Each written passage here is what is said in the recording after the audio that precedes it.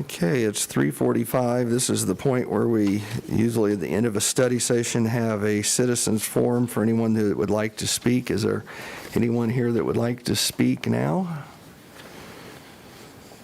Okay, if not, we will be back here at 4 o'clock for the regular city commission meeting. Wow, that was quick. Is that an indication of how fast we're going to get out of here today? I hope so.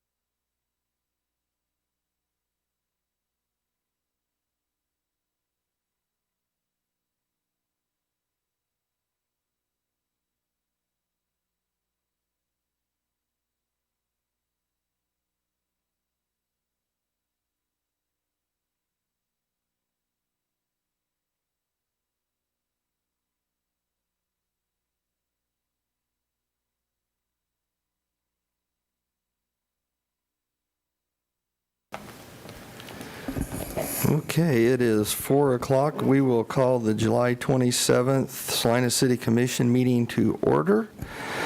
I would ask staff for confirmation that the Kansas Open Meeting Act required notice has been properly provided. Yes. Thank you. With that, we will have roll call.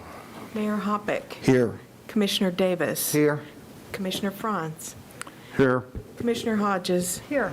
Commissioner Ryan. Here. Okay.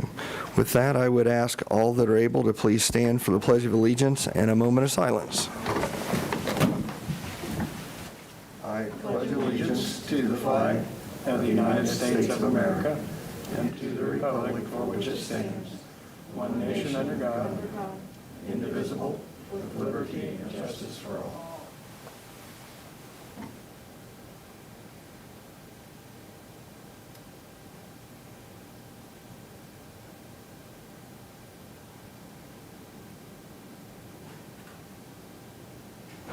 Thank you.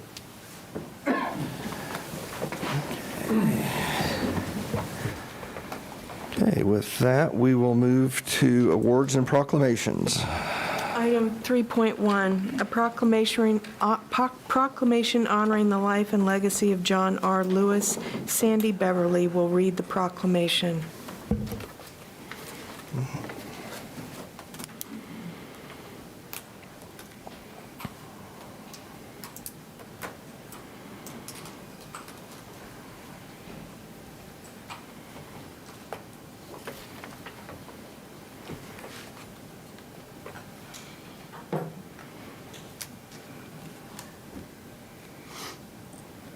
Good afternoon. Whereas each and every one of us involved in the constant battle for civil rights and justice for all owes a huge debt of gratitude to the late John Lewis. Yes, even here in Salina, Kansas, we are in debt for the life of this humble man. Whereas he was often called one of the most courageous persons the civil rights movement ever produced, John Lewis dedicated his life to protecting human rights, securing civil liberties, and building what he calls the beloved community in America. By 1963, Lewis was dubbed one of the big six leaders of the civil rights movement. And at the age of 23, he was an architect and a keynote speaker at the historic March on Washington in August 1963. Along with Hosea Williams, John Lewis led over 600 peaceful, orderly protesters across the Edmund Pettus Bridge in Selma, Alabama on March 7, 1965. They intended to march from Selma to Montgomery to demonstrate the need for voting rights in the state. Despite more than 40 arrests, physical attacks, and serious injuries, John Lewis remained a devoted advocate of nonviolent philosophy. John Lewis went on to become a United States Congressman, and he served as U.S. Representative of Georgia's 5th Congressional District since 1986. Lewis was a member of the influential House Budget Committee and House Ways and Means Committee, where he served on the subcommittee on health until his death. Congressman Lewis served as a senior chief deputy Democratic whip and sat in a direct line of succession to the number 2 Democratic leadership position in the House. John Lewis is the recipient of many numerous awards, too many to list, but they included the prestigious Martin Luther King Jr. Nonviolent Peace Prize. He received the NAACP Spingarn Award Medal in 2002 and the NAACP Chairman's Award in 2020. And whereas if we know anything about our dear friend John Lewis, he wanted us to continue the battle for full participation in a democracy that he began long ago with other civil rights icons. Icons such as C.W. Vivian, Dr. C.T. Vivian, Elijah Cummings, and they were both civil rights warriors that we recently lost. On November 3rd, we can and must honor our beloved John Lewis, Dr. Vivian, and Elijah Cummings by casting our ballot and ensuring that our vote is counted up and down the ballot. Whereas it is recognized that John Lewis was a national treasure and a civil rights hero for the ages, we are deeply saddened by his passing, but profoundly grateful for his immense contributions to justice. He used every waking moment of his 80 years to push this country toward more representative democracy and left behind a remarkable model. It is up to us to pick up his mantle and carry on, and we urge the entire community. Sex and disability are in the streets seeking justice. We urge all that can to speak louder, stay a little longer, and to honor the best warrior for democracy that our nation has ever known. Whereas on July 17th, 2020, we lost the earthly presence of John Lewis, he leaves behind a roadmap of a life lived for justice, righteousness, grace, and true forgiveness. We're challenged to live up to the words of encouragement from John Lewis himself when he said, "Do not get lost in the sea of despair. Be hopeful. Remain optimistic." Our struggle is not the struggle of a day, a week, a month, or a year. It is the struggle of a lifetime. Never ever be afraid to make some noise and get in good trouble, necessary trouble.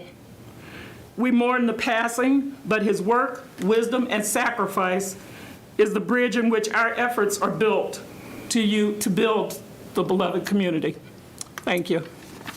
And are there any special events or anything scheduled in Salina to celebrate John's life? Not at this time. Not at this time? Okay. We just wanted to do this in recognition of the fact that right now the nation and the world is mourning the passing of this man. Yes. Okay. And I have a copy of the proclamation here for you. Sign.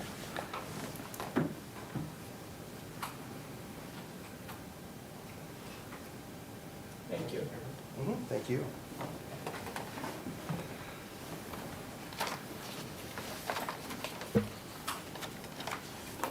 Okay.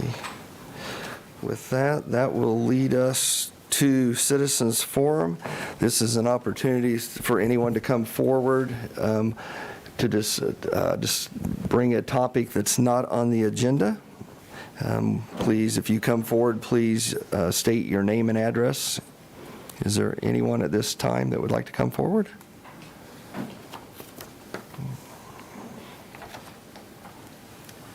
Joan Ratzlaff, Salina. I've mentioned this before, but I want to say it again, maybe in a little different way, that we have an ethics policy. In 2017, it was updated to include training, annual training for all board members, citizen volunteers, and so on. And as far as I'm aware, that has not occurred universally. Not every board member that has been selected to serve has received that training. And I think it's very important that everyone who serves, all of us, have a good understanding of that ethics policy, what it means, how to carry it out. I don't think that anyone who has not had that training should serve. Serving as on a citizen board is a voluntary matter, but seems to me that the policy says that every member shall receive that training. So I'm asking you as a governing body to assure that that happens.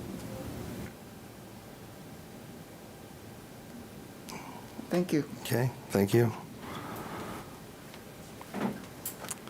We will look into that.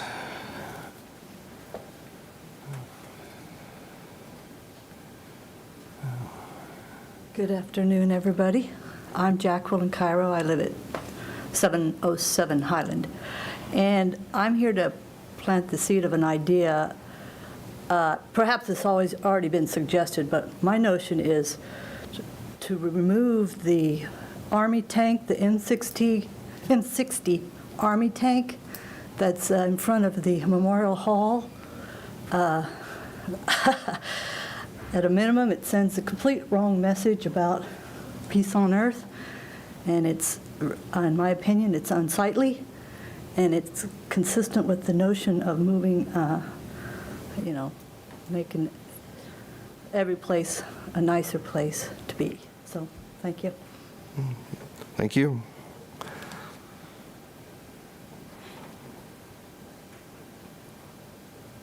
Okay, anyone else? If not, we will move to the consent agenda. Item 6.1, approve the minutes of July 20th, 2020. Okay, we just have the one item. Do I have a, are there, Move we approve the minutes of July 20th, 2020. Second. we have a motion and a second to approve the minutes of the July 2020 meeting. All those in favor? Aye. Opposed? That passes 5-0. That as we move into administration, I'd like to ask my fellow commissioners, I think it would maybe make sense to move 7.5 to follow 7.3 and move 7.4 down. If I have consensus among the commission on that. Fine with me. Since those have something to do with each other. So, okay, we will then move 7.5 to follow 7.3. So, okay, with that, we will move into administration. Item 7.1, second reading, ordinance number 20-11024, amending Chapter 35 of the City Code by adding a new Article 14 to Chapter 35, establishing standards for the construction, maintenance, and modification of small cell wireless facilities in the public right-of-way and repealing Section 42-70 of the Salina Code. Commissioners, this is a second reading, but there's two modifications that I want to call to your attention. They were both discussed when you heard it on first reading, and staff indicated that these modifications will be made. But the first is the definition of the small cell facility deployment is modified to clarify that it includes other wireless support structures and not just utility poles. And then the other modification was to reduce the number of photo simulations that have to be submitted with an application from 3 to 1. And there was a red line version of that attached to your staff report, so you could see those two changes called out. Do we have any questions for staff? I guess I have one question, and maybe I wasn't paying close enough attention last week, but I didn't recall the reduction of photo simulations as being one of the things that we talked about, and it very well may have been, but it seems like I understand that U.S. Cellular doesn't want to do 3 photo simulations, but I think that given the fact that we could have these going up in neighborhoods all over, I think it would probably help all of us, including people whose neighborhoods, whose businesses may be affected, to see how that's going to impact their environs.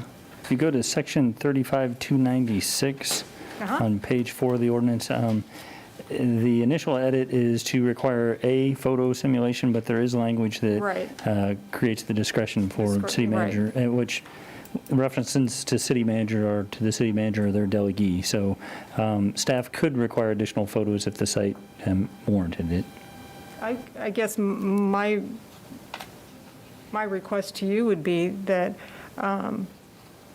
that we do make those requests of someone who, a company that wants to install wireless equipment in our community. I mean, I understand that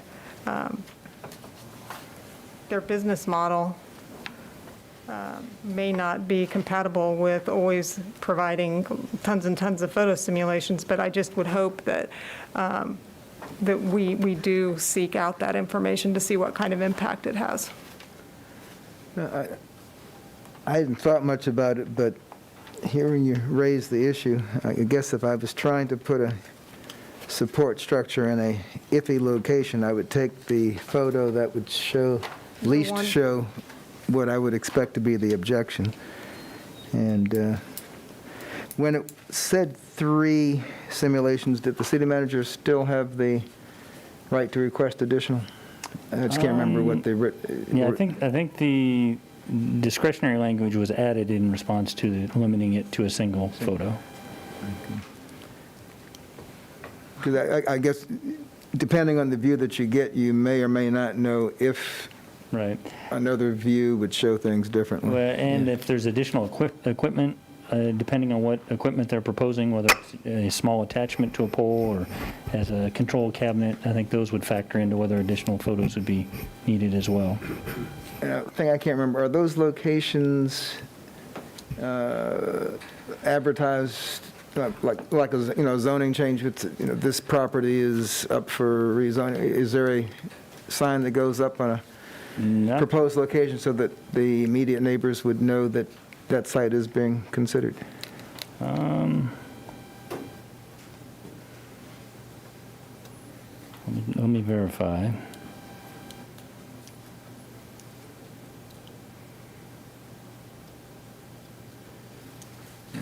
I don't believe so. Part of the discussion last week was at the state and federal level, they've taken away quite a bit of authority on the part of cities and granted quite a bit of discretion to franchise phone. If I might weigh in, my recollection of the discussion is that because of the timetables imposed by the state and FCC, is we simply do not have the time to run them through the same kind of notice and preparation that we do for like a zoning application, and that this is largely going to be driven by staff review. There just isn't the time frame available. That's as I remember it. Right, and not so much to have our usual formal hearing process, but Right. if, a little stick goes up, proposed poll, if a neighbor saw a reason that that location was not good, that we might not be aware of, they'd have maybe 72 hours to call the city manager. I guess that would be my follow-up question. I mean, how does that process going to work? I don't mean to put you on the spot, but let's say I'm US Cellular and I'm like, I really want to put a cell tower on this residential corner. What happens? What happens next? I mean, because I understand with the time constraints that the property owners might not be notified, although I just think that sounds terrible, because I'd be certainly surprised if I saw a cabinet or something go up in my front yard and not have any, or in the right-of-way, I know, not the front yard, the right-of-way, without having any notice, so. Right, in part, that was the reason for placement on property lines, but understandably so, that's still an issue. In all honesty, I think the support staff that could have better answered your questions were here for first reading. We had Right. an attorney from Clark-Mize and Linville involved, as well as the zoning administrator. So if you have additional questions, I would suggest you postpone and we'll reschedule.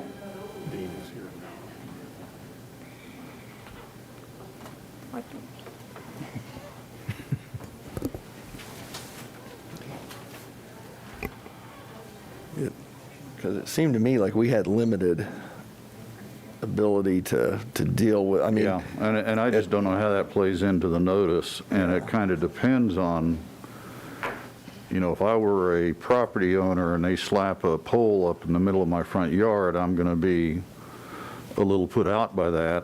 If it goes on an existing pole, that's something different. Right. And depending on where it's placed, if it's placed to the side of the property line or on a corner, maybe not so much, but I'd like to presume that the cellular companies would like to maintain a positive public image and would not place these where they were offensive. But that's a lot of trust to extend from now until the end of time, And it's also a question of the limits of our authority, but Mr. Andrews here, he may be able to better answer your question about the notice process.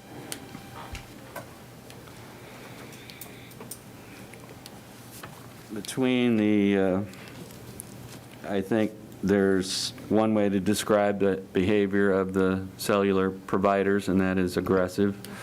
And the other thing that they're quite effective at is lobbying the Federal Communications Commission and the legislatures of the various states. So between the legislation that has been passed by the Kansas legislature and the FCC decisions, our local discretion is very limited, and we're basically limited to things that are objective criteria and not things that are subjective.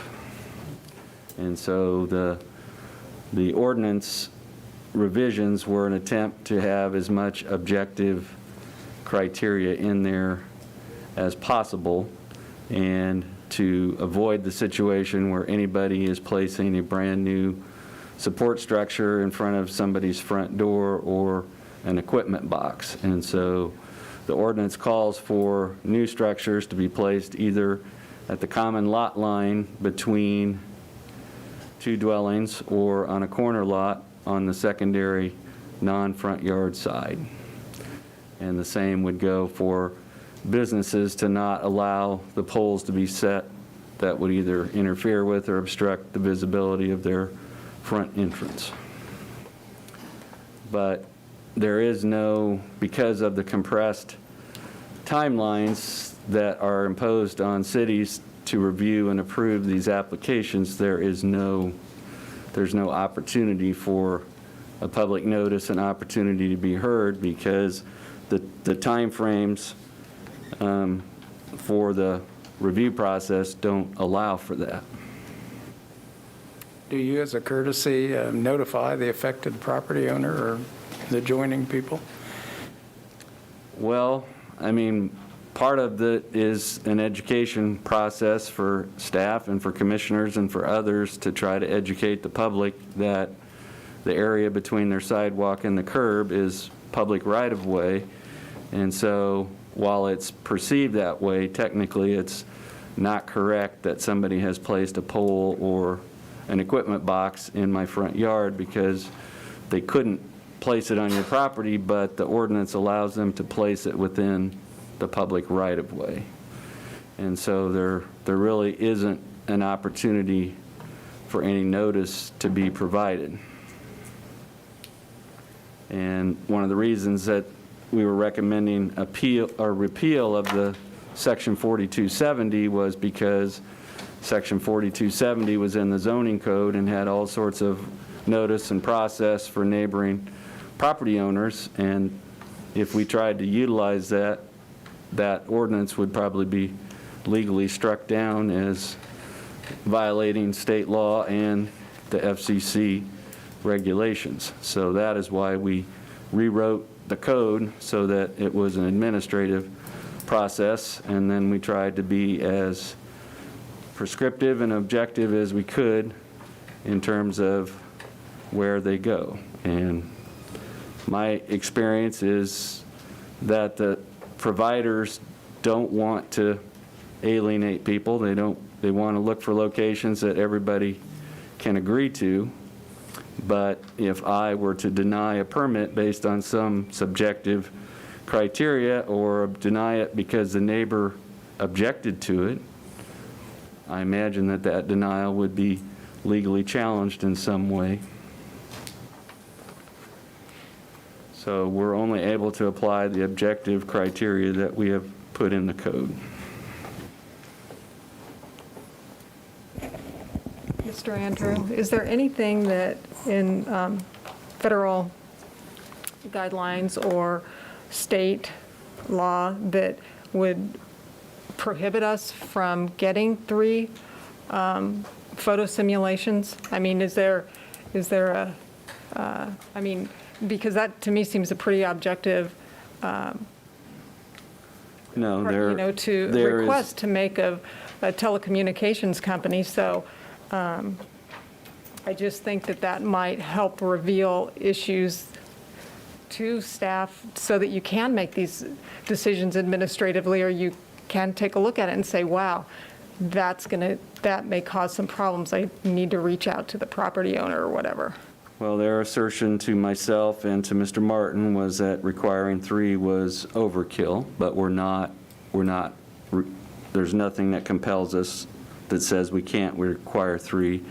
And my point to them was, in some situations, given what's around it, not receiving 3 might require staff to have to go out and view it ourselves and take our own photographs, which defeats the purpose. And so I was very clear with, so the compromise, which you are free to agree or disagree with, was that there would be a single one submitted, and then If we felt we need additional ones to determine what was around it or to determine compliance, that we could request that.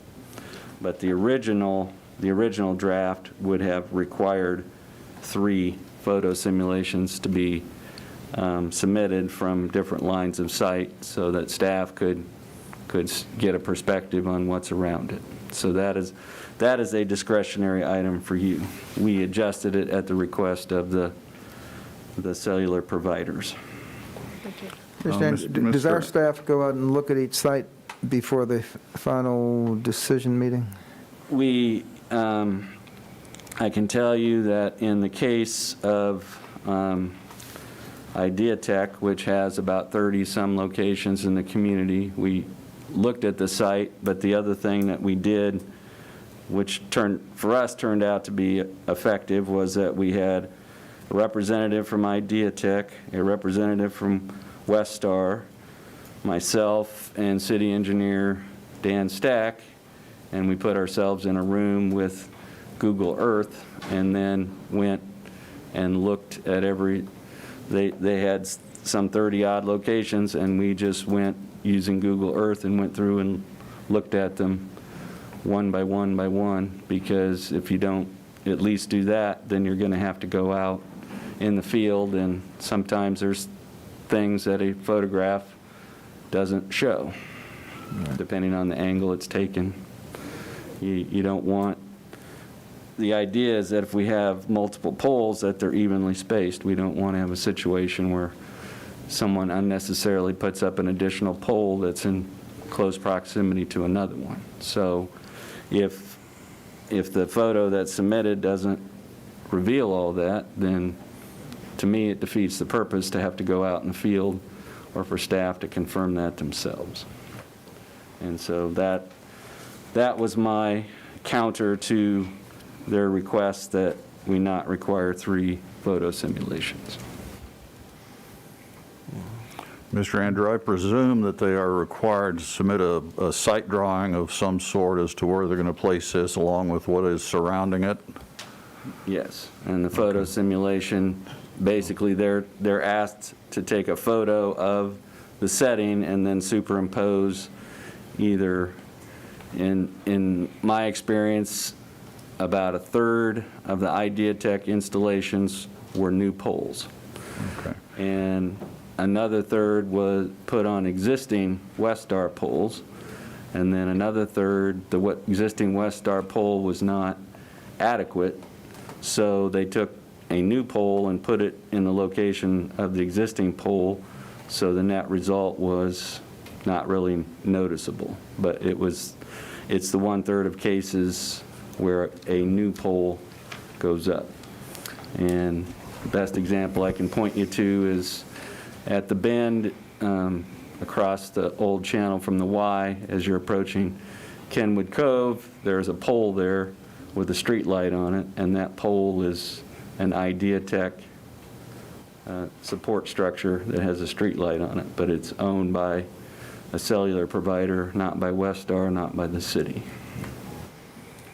I guess my point is, if they have a site drawing, and we can look at that either through our overhead photos or through Google Earth, does that suffice as a replacement or as a supplement to knowing when to require additional photos if we only require 1? Yeah, if we get one and we go down through our criteria and our locational preferences and the reviewer can't tell from that one photo, I would prefer to ask them to provide us with additional views as opposed to sending staff out to do it themselves. Just out of curiosity, how often are the Google Earth photos redone? I want to say our current photos, the city was driven in 2017. And the reason I'm asking is if it's like every 3 years, then new poles could be missed. The good news is on the city's aerial photography that we just did, we just reflew the city in the spring of 2020, and so all of the aerial photos that we have now available to us are 2020 photos, and that's extremely helpful, because the previous ones were 2017, and some places, the 2017 photos show an empty field, and in 2020, it's got 25 houses on it, so it's helpful to get those updated.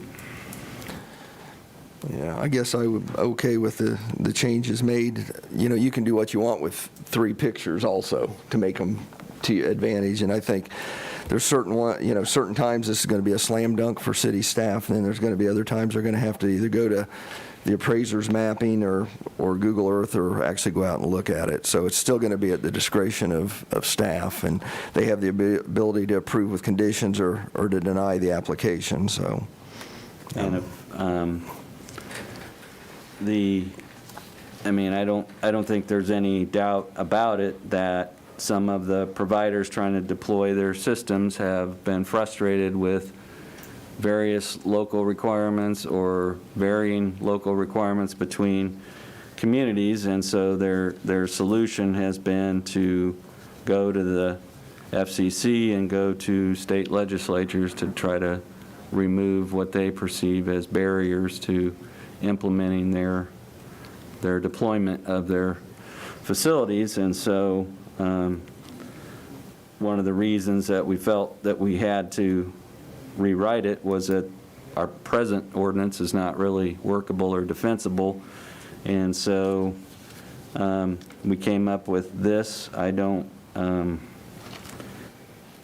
agree it's not been completely balanced in my experience. I've never had a ordinance that's been so scrutinized and come back with so many comments from so many people in the wireless industry, but that's one of the reasons why it's taken to this point into the year, because every time Mr. Martin and I thought we had a final version, there was another comment that came in, and I can't promise that there won't be some objection to what is before you on second reading, but it has been reviewed and scrutinized by all the providers and their legal teams and their others, and we have had pre-application meetings with U.S. Cellular, and I was encouraged by what they were proposing, that there weren't, they seemed to be very conscientious about impacts that their facilities were having on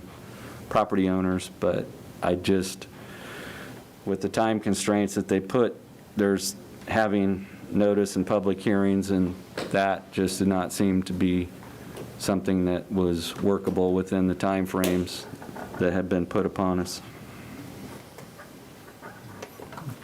Staff feels comfortable that you're adequately protected in what you are allowed to do with this? Yeah, they're still not happy with our height limitation, but we did not budge on that. The cellular providers wanted to have a 50-foot height limit for new poles, and we said that we simply weren't going to support anything that tall in existing neighborhoods, and other communities have not. Some communities have adopted the 50-foot limit, but every single facility that I've reviewed, not a single one of them is over 34 feet in height, and I don't think it's justified to give them the ability to have a 50-foot pole by right, so the ordinance limits it to 35 feet and 40 feet in circumstances where there's taller poles around. Just to be clear, our process and our discretion have been limited by state and federal mandates. So to say that staff is satisfied, we're convinced that this is compliant with the playing field that we're playing on, and we can implement it as proposed, but it has, as Mr. Andrews described, limited discretion and authority. On the basis, and I think we mentioned it when we talked about it in first reading, they've made the argument that this is essentially an essential service that needs implementation, and local deviations deter them from being able to implement. And that seems to have been persuasive at the state and federal level. Yeah, the other thing, and you on your next week's agenda have a request coming forward from U.S. Cellular for a master license agreement, but one of the things that we pointed out there was that IdeaTech, which was the first company to come to Salina, the city commission negotiated a franchise agreement with IdeaTech, and we collect franchise fees from them, but the state legislature passed a bill that prohibited cities from requiring franchise agreements with cellular providers. So that tool was taken away from communities as well. So there's just a lot happening at the state and federal level that has constrained our abilities. What we can do locally, we can still require permits. I'm just saying that we have very little discretion, that if I were to review a permit and it met most of the objective criteria and I said, I'm going to deny it because I don't think the people living there will like it, I'm not sure that decision would be upheld. So, no, I can't say that staff is completely thrilled with this, because we are constrained about what we can do, but if we're going to get requests in, we have to have something objective to review them against, and we have done our best efforts, and we've reviewed what other communities have done, and almost every community's had to rewrite their codes to make them somewhat less restrictive and to take the public comment and notification aspect out of it. Any other questions for staff? If not, is there any public comment? Okay, with that, I'll bring it back to the commission. Mayor Hoppick, I'm going to take a stab at this because I'm going with option number 2, approve ordinance number 20-11024 on second reading with the following amendment to section 35-296B under photo simulations. And the wording is as follows: for additions to existing infrastructure, the applicant shall submit a photo simulation from a reasonable line-of-sight location near the proposed small cell facility site. The photo simulation must be taken from the viewpoint of nearby pedestrian and vehicular traffic. For new installations of infrastructure, the applicant shall submit photo simulations from at least 3 reasonable line-of-sight locations near the proposed small cell facility site. The photo simulations must be taken from the viewpoint of nearby pedestrian and vehicular traffic. The angle of photo simulation separation must be at least 90 degrees or greater and provide a full profile depiction. For both additions to existing infrastructure and new installation of infrastructure, the city manager may request additional photo simulations from other line-of-sight locations if the city manager determines that additional information about the conditions in the vicinity of the proposed small cell facility site is needed in order to evaluate an application. Second. Okay, we got a motion and a second to approve ordinance number 20-11024 on second reading. I have one question for Mr. Andrew. Will this change have to be approved by the cellular, by the state, or by anyone? No. This is just ours. Explained to Commissioner Hodges, that language there is completely discretionary. Discretionary, okay. You, it's up to you to describe what is your minimum submittal requirements. They were not contending that they thought that violated any federal or state provision. They thought it was overkill on staff's part to request 3 photos, and there's cases where it may not be overkill, so I'm completely comfortable with that amendment. Okay, we have a motion, a second to approve ordinance number 20-11024 with amendments. We because of the amendments, can we still do this second reading, correct? Correct. Okay, so we will do roll call. Mayor Hoppick, Aye. Commissioner Davis, Aye. Commissioner France, Aye. Commissioner Hodges, Aye. Commissioner Ryan. Nay. Okay, that passes 4-1. Okay, that, Ask Commissioner Hodges to share her language with the city clerk so that we can get that properly incorporated before we do publication, so. I will. I'll give her my notes, but I may have to refer to the video. I Okay. just basically incorporated both, but thank you. That's the reason I did That's the not reason try why. to repeat it. I got the Thank gist you. of it, and from staff's Yeah. perspective, that works perfectly well for us, but we just want to make sure that was a lot of verbiage so that we get it recorded on second reading correctly, so thank you. Okay, that will lead us to 7.2. Item 7.2, authorize publication of the notice of budget hearing for the 2021 budget, which sets August 10th as the date of the public hearing on the 2021 budget and establishes the maximum limits of the 2021 budget. Good afternoon, Mayor and Commissioners. Tara Sauber, Deputy Finance Director. Ms. Pack is out of the office today, so I will provide the background for this item. Kansas state statutes require that a formal public hearing on the proposed budget be held and that a public notice be published at least 10 days prior to such hearing date. The notice of budget hearing will include the date, time, and location for the hearings, as well as establish the maximum limits of the 2021 budget and the maximum amount of property tax to be levied. The 2021 proposed budget establishes the maximum mill levy at 30.697 mills. This mill levy will allocate the following amounts. General fund, $10,737,173. Bond and interest fund, $3,062,827, for a total of $13.8 million. Next steps in adopting the 2021 budget include August 10th, public hearing and first reading of ordinance to adopt the 2021 budget.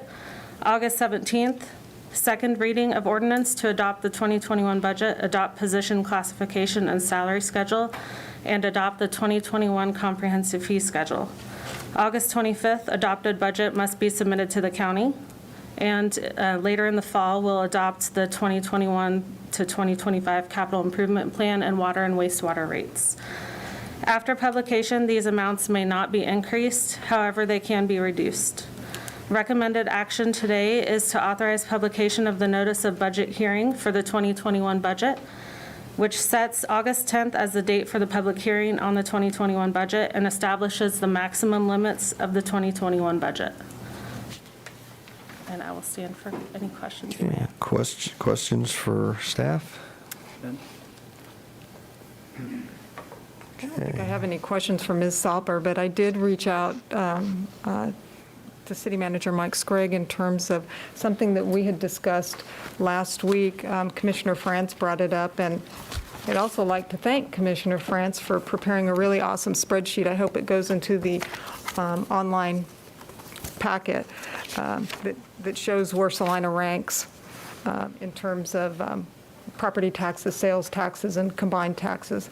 But at any rate, Commissioner France had brought up an interesting idea about reducing our health insurance fund balance to $2 million, which is the target balance, since we're sitting at about $3 million now.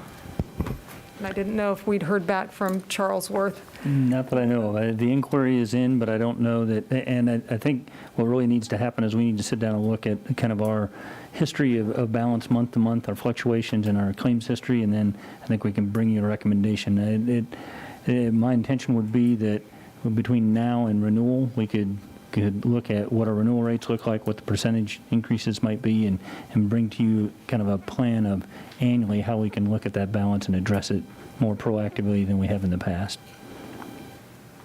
So you wouldn't anticipate that occurring before we adopt the budget and have the public hearing?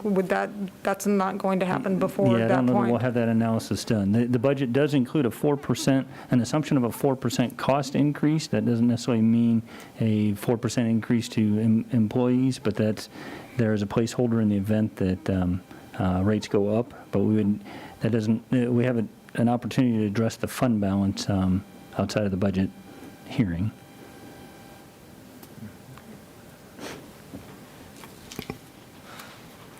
Any other questions or comments for staff?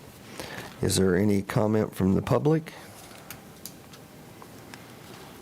Okay, if not, I'll bring it back to the commission. Mayor Hoppick, I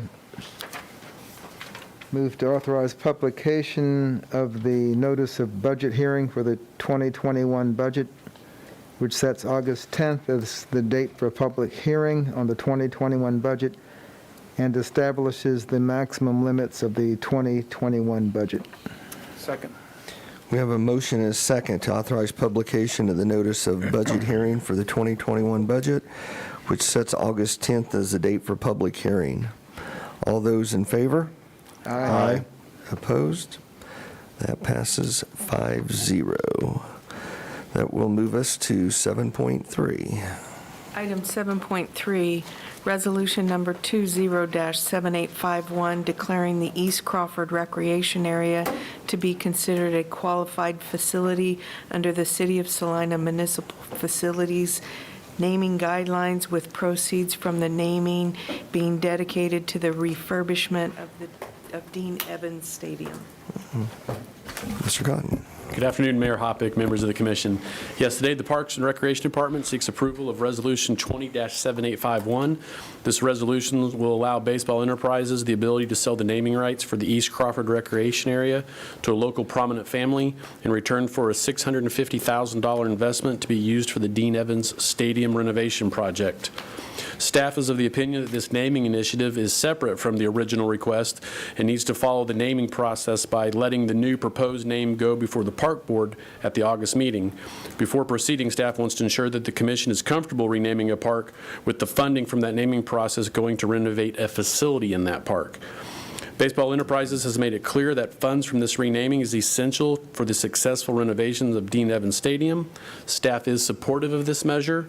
Kenny Hancock and Byron Tomlinson are present and can answer any questions the commission may have. Any questions from the commission? I don't know if it's a question or a concern. So the naming right is for just one stadium.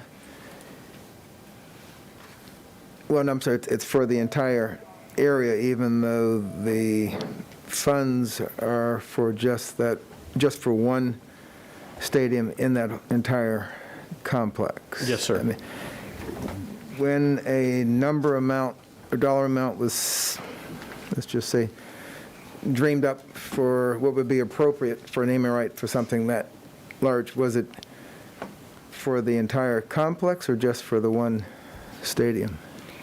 Originally, when we came before you for Resolution 19-733, which was passed on August 26th, 2019, was declared all areas of the East Crawford Recreation Area eligible to be named. The original intent was, I believe, was for them to find multiple donors to do everything. However, as of March 25th, when the project was put on hold by a 5-0 vote by the commission, they came back on June 1st, and the commission voted 5-0 to approve a new approach, which was to do just Dean Evans Stadium. So that's where I believe the new figure came from, simply for Dean Evans, because the focus is now from not doing the entire area to just one facility within the park. We made that decision, and I'm asking more because I can't remember. Were the naming rights for the entire area considered part of that decision? Or was it that discussion just to limit the scope of financing that we could entertain at this point? There was discussion at that time that Baseball Enterprises asked to reserve their ability to rename East Crawford Recreation Area as part of that revised project. I don't know that there was ever a dollar amount discussed at that time. It was, they felt that it was important in their fundraising efforts, and they've since been able to report back to us the $650,000 figure is what they were able to raise as a donation, and they probably need to speak to this more than I, but in direct connection to the renaming of East Crawford Recreation Area. So at the point that June 1st meeting that Mr. Cotton was referring to, you considered kind of an altered approach in terms of the COVID financial challenges that we had, and Baseball Enterprises solely paying for Dean Evans. But at that time, they did ask for the ability to seek donations to rename East Crawford Recreation as part of that Dean Evans effort. Okay, because USD, and I don't know if, probably going too far ahead with the next issue, but Well, they definitely interrelate. right, well, a significant portion of that money is coming from another public entity. And I guess it just seems,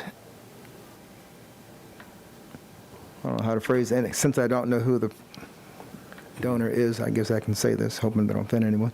I would think for the entire complex, I'd look for more money. In part, our naming policy tries to break it into steps to avoid the awkwardness that you just described. And so that first step is to name declare a facility eligible for naming. And that's what I probably should have asked first. This action is just to say that that name is available for renaming. What indicates it has the nothing to do with commission's- who, how much. I mean, the amount is immaterial in our decision to decide if it's eligible. Correct. Now, staff has done a couple things. You've already taken action to identify it as eligible for renaming, but recognizing that the alteration in terms of the scope of the project and the fundraising effort is a change. That's why we've brought this resolution back to you.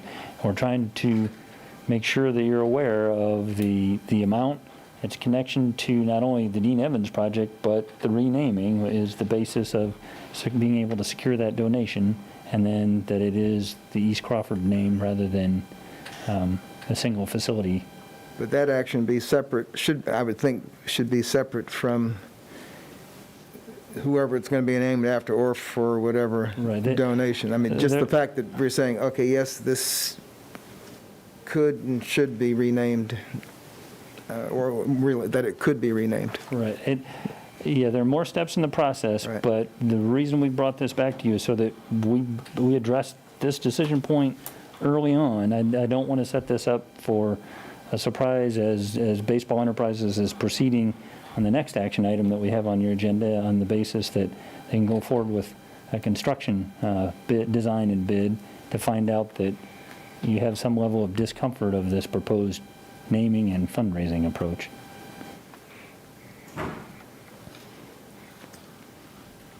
I have one more, but go ahead.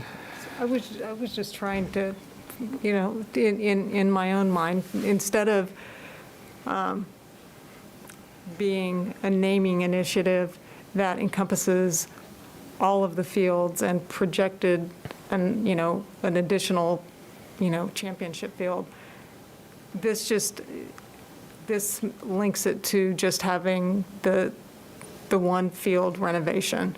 So that's the reason that it's coming back to us, correct? Because we're not talking about the entire complex, which I tried to add all that up in terms of what all of the East Crawford Recreation Area costs were going to be. But so that's I guess where and you all know your fundraising far better than I would, and also I could never come up with $650,000. So that's awesome, but I do echo Commissioner Davis's, I don't know if I'd say concern, but at least observation that, this is like the biggest naming right that we have for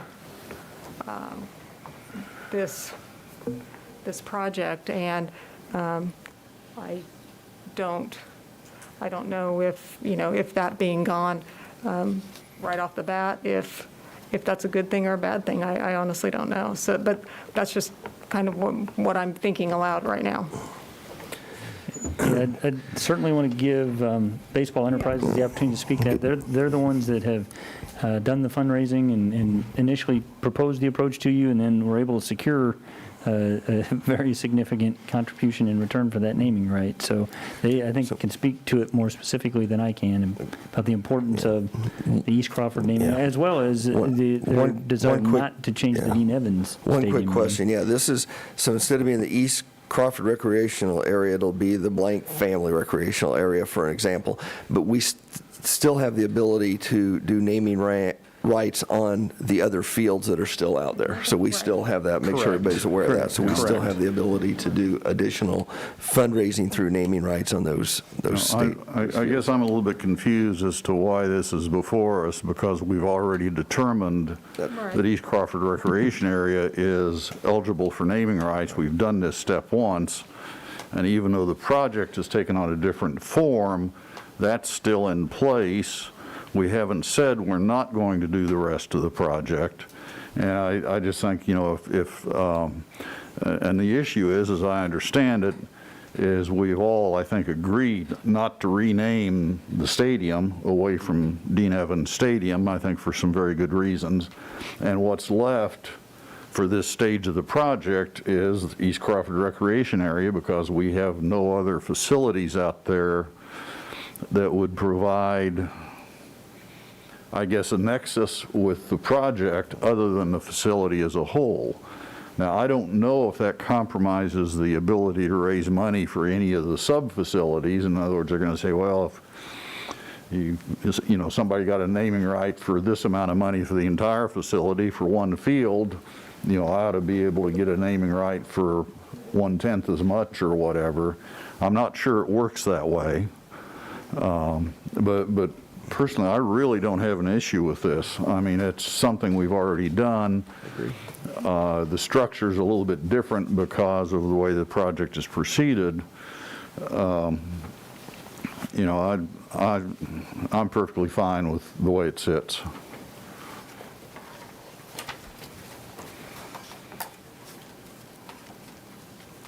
Any questions for staff? Would Baseball Enterprise like to say a few words? The only thing that I would like to clarify is in kind of the overall history of the East Crawford Recreational Complex, when it was first established, there was no names for any of the stadiums up there. And the concept when we first fundraised for Dean Evans, which is the first stadium that was named, was, and the commission then, as we came to them, we told them we wanted to do a partnership with the city, and we wanted to name a premier diamond Dean Evans Stadium. Now, at that time, James Matson Stadium was there, but was not named James Matson, and there were 4 other diamonds just to the south that were there. And they were just East Crawford 1, East Crawford 2, East Crawford 3, East Crawford 4, which they still are today. And so the concept was, as Dean Evans would start a tendency to honor Salinans for their philanthropy, not just for baseball, but for youth, and or with doing a very notable service to the community. So James Matson was as you recall, a participant in Legion Baseball and died tragically from cancer and was honored with that naming. Roger Wilbur, which is right next to Dean Evans, was on the original Salina Baseball Board, also died of cancer, very instrumental in baseball in Salina, and was named. So we are trying to continue that overall philosophy. And when we first had our $8 million project, which got sidetracked with the virus, we were probably going to name the other 2 diamonds or 3 diamonds that were going to be turfed and the recreation center, all with Salina families that had been not just instrumental in baseball, but instrumental in youth and have a history. And we talked with you earlier when we approved your initial ones that we would steer away from corporations or, you know, try to stay away from products that the public might feel don't incorporate city naming. And so we've stuck with, as our pledge to you, a family. and we've secured a Salina family that would like to donate. And with that future plan, that's why I think naming this recreational complex does fit in with the plan. It's what we have to name right now, because Dean Evans Stadium renaming is not an option. We don't wish it to be an option. We want to start with renovation, and we hope in the future that we can continue our original project. And this naming of the recreational complex will actually be a motivation for us to help you in the future with fundraising, develop the whole complex, because we think you'll see the value of the turf, and we think you'll see extra revenue from being able to rent the diamond at Dean Evans, and we know it'll be in demand.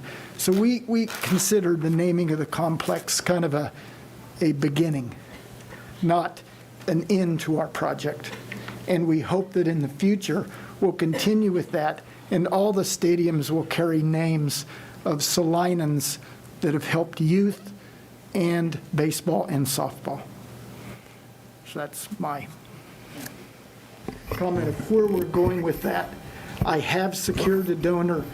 One of the reasons why we didn't want to publicize the name, of course, is protection, in case there was any feeling that this shouldn't be the case. And if so, we'll respect your decision and move on. But it will hurt our fundraising considerably. And to that point, near the next item that we have to consider, the agreement to proceed with the project is predicated on this donation, correct? It's certainly, as you know the amount, that's why we wanted to publicize the amount. And what we're planning on doing is putting in about $1.8 million in Dean Evans. So that's the portion, that has a portion, a fairly large portion. Just have one question. If the coronavirus had not happened and we were flush with cash and the project was moving on, yes, would there have been enough donations from the private side to complete your $4 million half? No question. Okay. Unequivocally for certain. Thank you.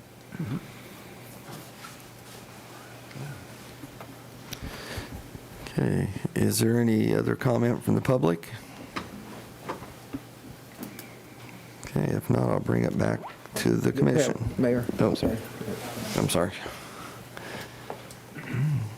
I'm Jacqueline Cairo, again, Salina, Kansas. As far as this renaming ideas, I'm late in the game. I just didn't expect to comment on this, but I will say that if any part, and by the way, I love baseball.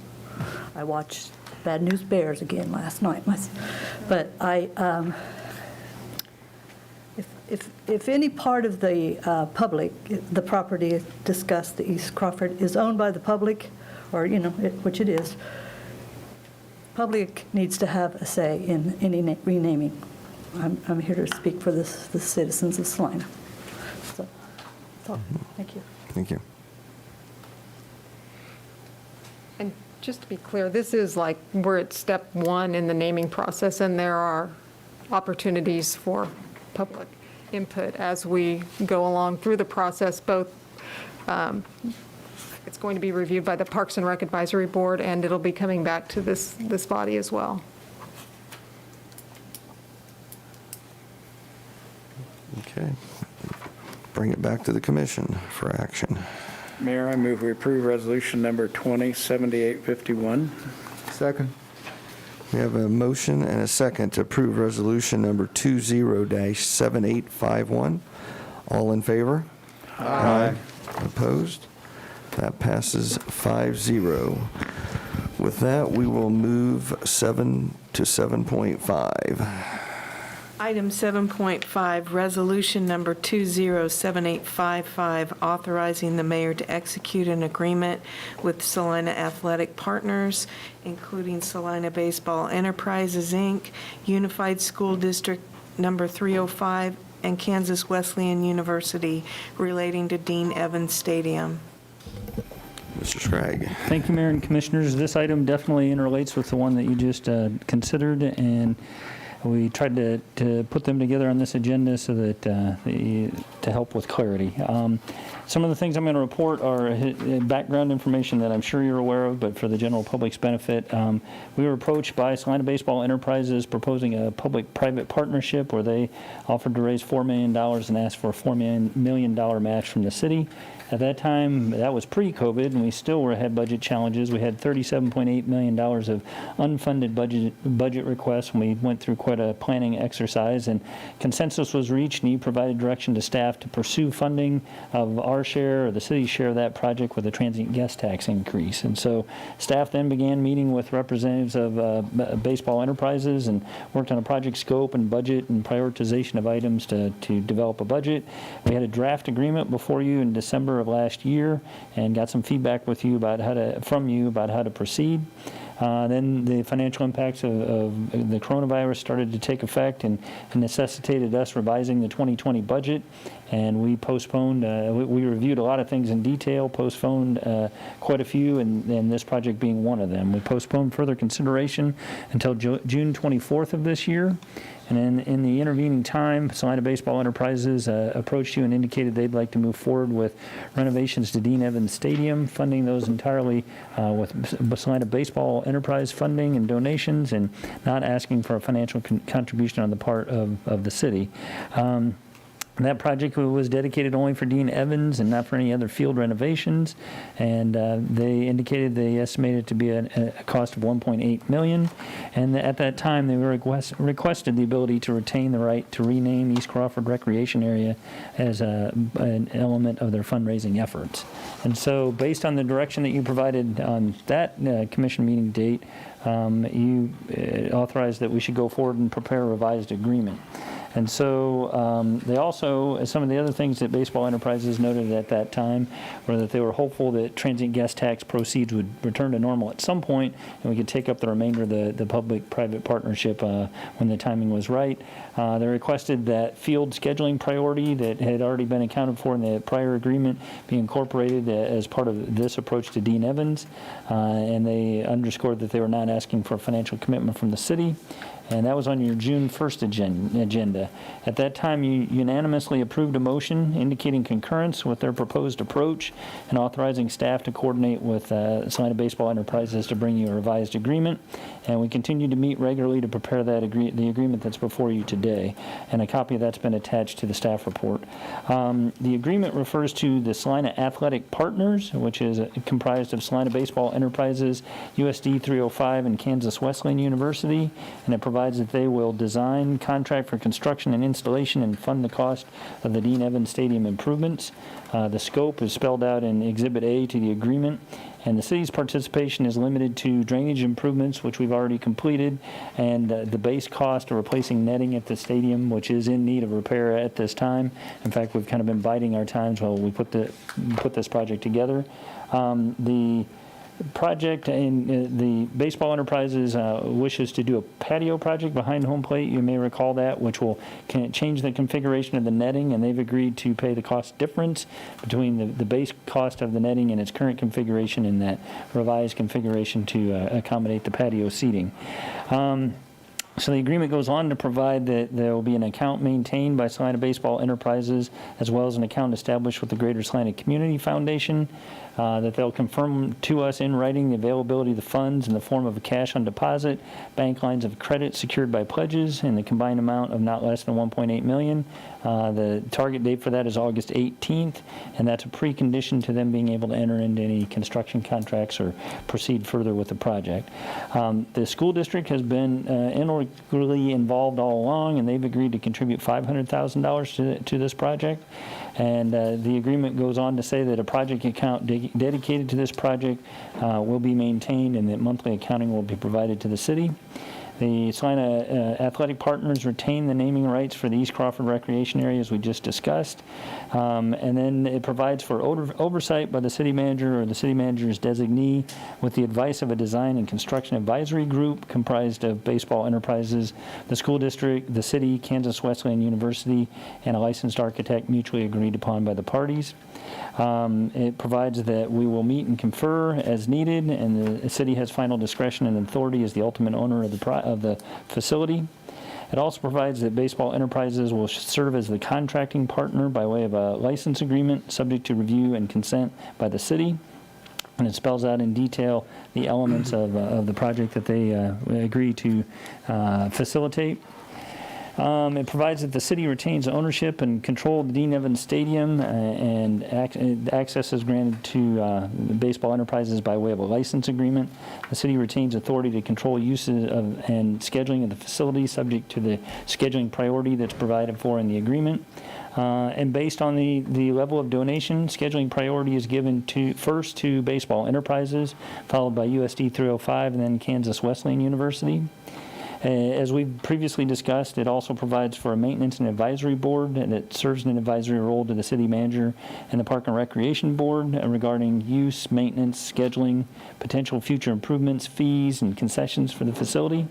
Its membership is made up of a representative of Baseball Enterprises, the school district, Kansas Wesleyan, city manager's office, city parks and recreation department, and the Park and Rec Advisory Board. And then that body recommends a representative from baseball at large and softball at large as well. Funding the maintenance and replacements is something that's been an identified concern that we've talked about at length, not just for this project, but for many parks projects, recognizing we have a significant amount of deferred maintenance. So you previously had discussions about what's been referred to as an escrow fund or a sinking fund, and setting that up. We did put an excerpt from prior minutes and conversation on that topic, just as a refresher for you in the staff report. And the agreement contains several very specific provisions to address maintenance and replacement of the turf. With respect to that, it provides that there will be rules relating to proper use of the fields, and that there will be multiple replacement turf panels for selective partial replacement of turf in high wear areas. That's something that Baseball Enterprises has proposed from the outset, recognizing there's certain areas of the turf that will get more wear and tear, and so that'll extend the useful life of the field and the turf, and that's part of the budget. It also provides for user fees that are consistent with those charged by other communities for comparable facilities, and we talked about this at great length and agreed that fees will be charged by the game, on a basis by the game, by the hour for practices and use, and there'd be additional fees for use of lights at the facility.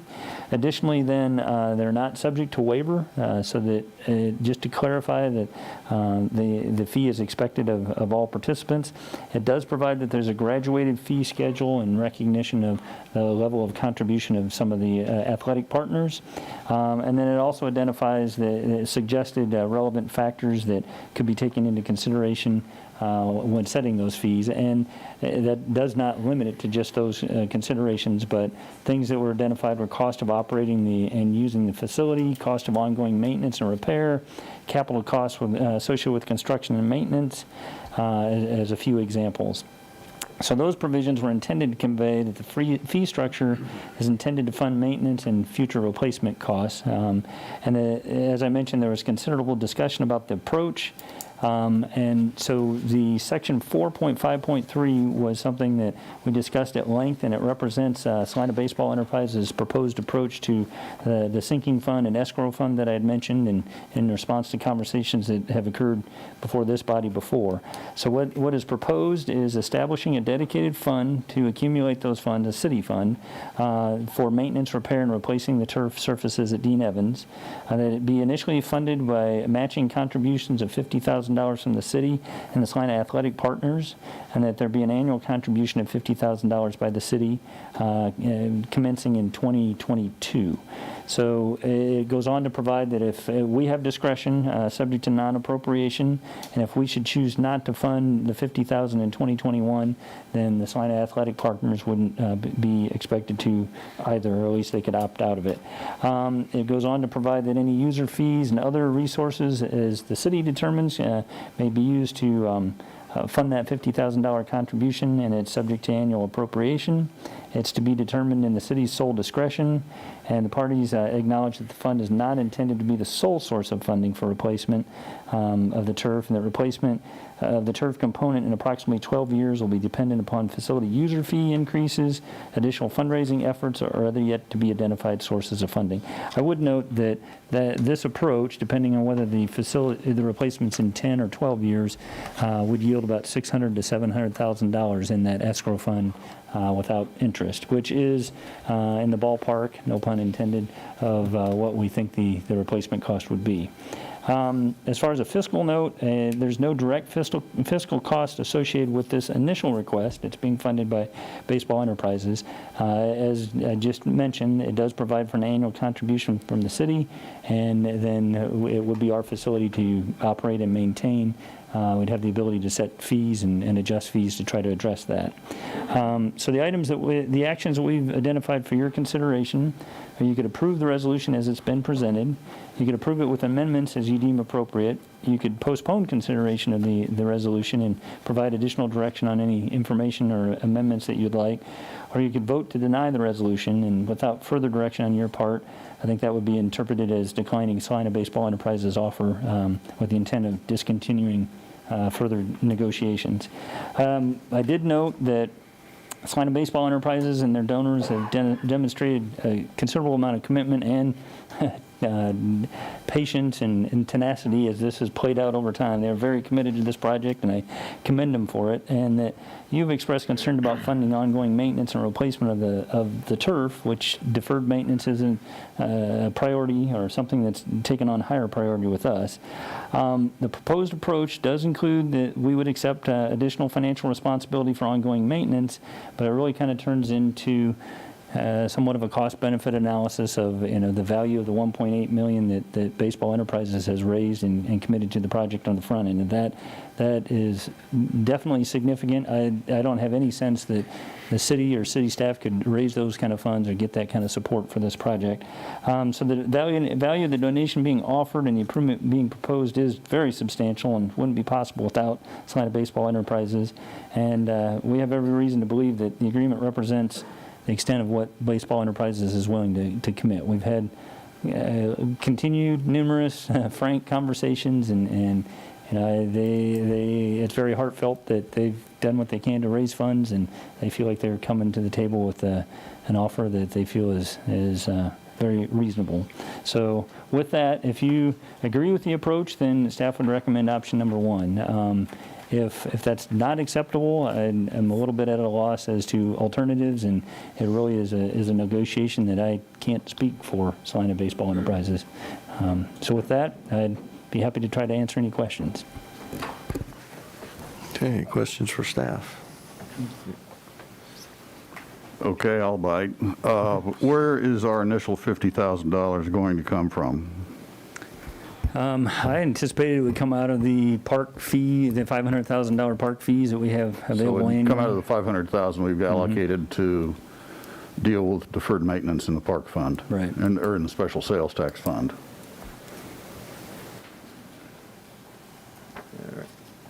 Just two questions. One is more baseball related. Does the system of graduated fees apply just to Dean Evans, or does that same graduated fee schedule apply to the entire complex? I'll try to take that one first. The opportunity to set new fees kind of comes out. I think your mic went off, Mike. Sorry, I thought I turned it on. I must have turned it off. I think the opportunity to reset fees comes from Salina Baseball Enterprises' donations they've raised so far and the creation of this advisory group. So I think we'll most likely look at all of our fees, and if we change those fees, then we would try to recognize that graduated fee schedule in return for the donations. Okay, and can this agreement go all the way to, or can it be completed without 7.3, the naming rights? And we're trying to Gone run- through its natural life Yes, no, process? they, in Baseball Enterprises' interest of confirming the donation, we need to run these together. So this would be, we'd enter into this agreement, and part of, then we'd have to run the naming process as well. And then as they come back and confirm the availability of funds, it would be a function of the naming process being successful and that $650,000 being available. And if the naming, I'm not suggesting this happen, but if the naming process was not successful, what happens to this agreement?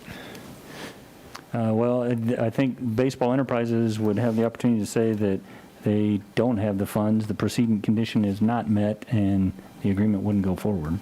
All right, so they would have no penalty, there'd be no penalty on Not their on part? Baseball Enterprises' part. Okay. The project could be unsuccessful. Okay. And I've got just a couple questions, and then they might even be for Mr. Cotton. Do we have a sense of what user fees are typically generated each year from the field rental? it is a good question. We've talked about that a number of times, but I don't know it off the top of my head. Chris, do you happen to know? Or maybe Mr. Shealy?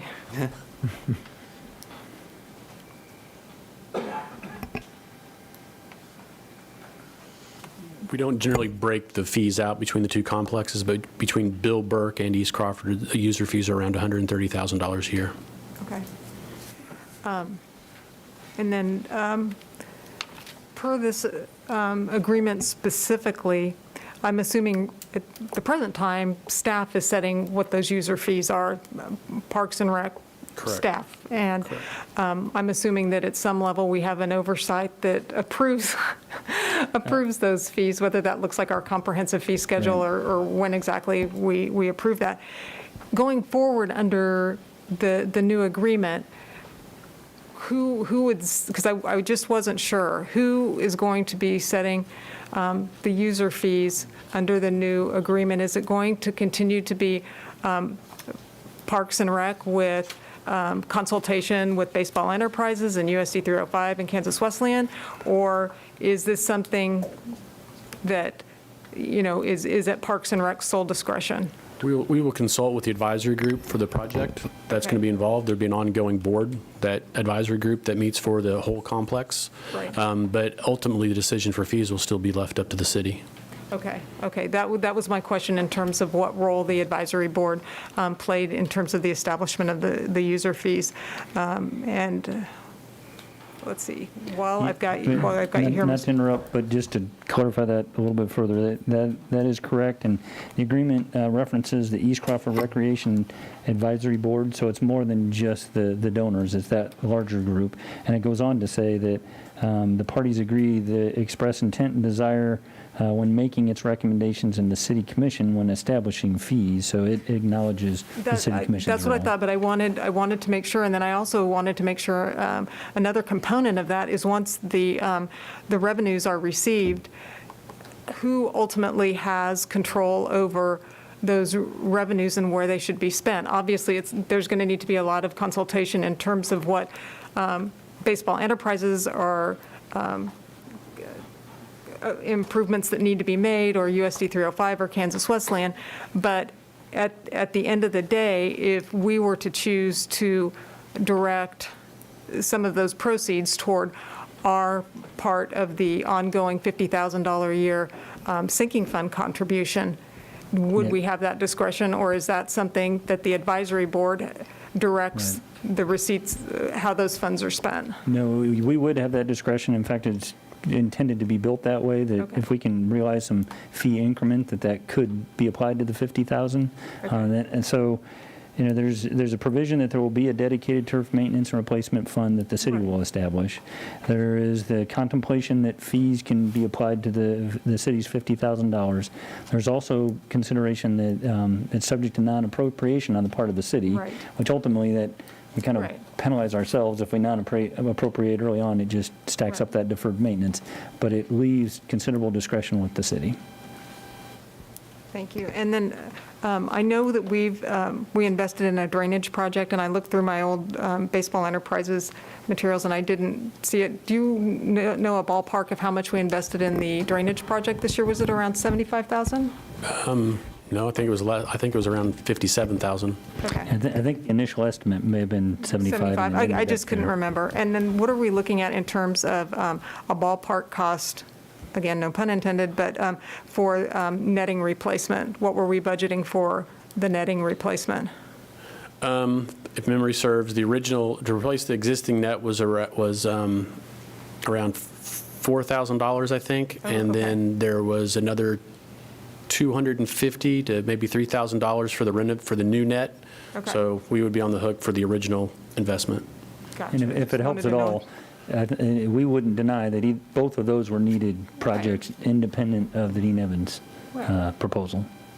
Thank you. That's all I've got. So if something happens with the initial $50,000 contribution from each party, and for whatever reason that does not happen, is the city still then responsible for the $50,000 annual contribution in the following years? I'll look to the author of that language. I believe so. I mean, it starts with the presumption that each of us will put in the 50,000. Right. It provides for an annual contribution, and then it just follows up that if the city fails to appropriate the funds for that initial 50,000, Salina Athletic Partners shall be relieved of their obligation of the 50,000. I think the presumption is the annual contribution would continue. However, it's still subject to annual appropriation on the part of the city. Okay. Yes, Commissioner, that was the thought, as you might imagine. The two that are timed virtually at the same time were what the arrangement anticipated, that understandably that Baseball Enterprises wanted to be assured that the city would be making that initial contribution simultaneous with the expectation that they would make the initial contribution. If the city didn't, they are relieved of that responsibility. But it did anticipate that the agreement would otherwise go forward. Okay. I do have, I guess, a suggestion to throw out with respect to 4.5.3 sub-item C. I would like for the reading of that to change to say an annual contribution of not to exceed $25,000 by the city, payable from transient guest tax proceeds, to match 1-for-1 with fee revenues from use of the facilities and private contributions commencing on or before December 31st, 2022, and each year thereafter. That simply makes a formal tie between the fee revenues and the funds that are committed, and makes it clear that that is a part of the city contribution, along with whatever might come from private entities, private individuals to contribute to replacement of the turf when it expires. I'm sorry, Commissioner France, could you tell me where that section was again? It's section 4.5.3 on page 9. Thank you. And subsection C. Great, thank you. Simply spells out a little more detail on the $50,000 contribution annually that we will make. And I'm simply expanding that to include, we can do that, but match the fee Repeat revenues that again, or private repeat contributions. how you had that broken down, if you would, Commissioner Franz. Pardon? Repeat how you had that broken down. I'm saying that it's an annual contribution of not to exceed $25,000 by the City Commission, payable from transient guest tax, to be matched 1-for-1 or to match 1-for-1 with fee revenues from use of the facilities and private contributions commencing on or before December 31, 2022. The idea is to preserve the sales tax proceeds so we can continue to allocate the full $500,000 to our parks maintenance catch up, and to make it clear that the 50,000 includes the fee revenues and any private contributions that might come in for that.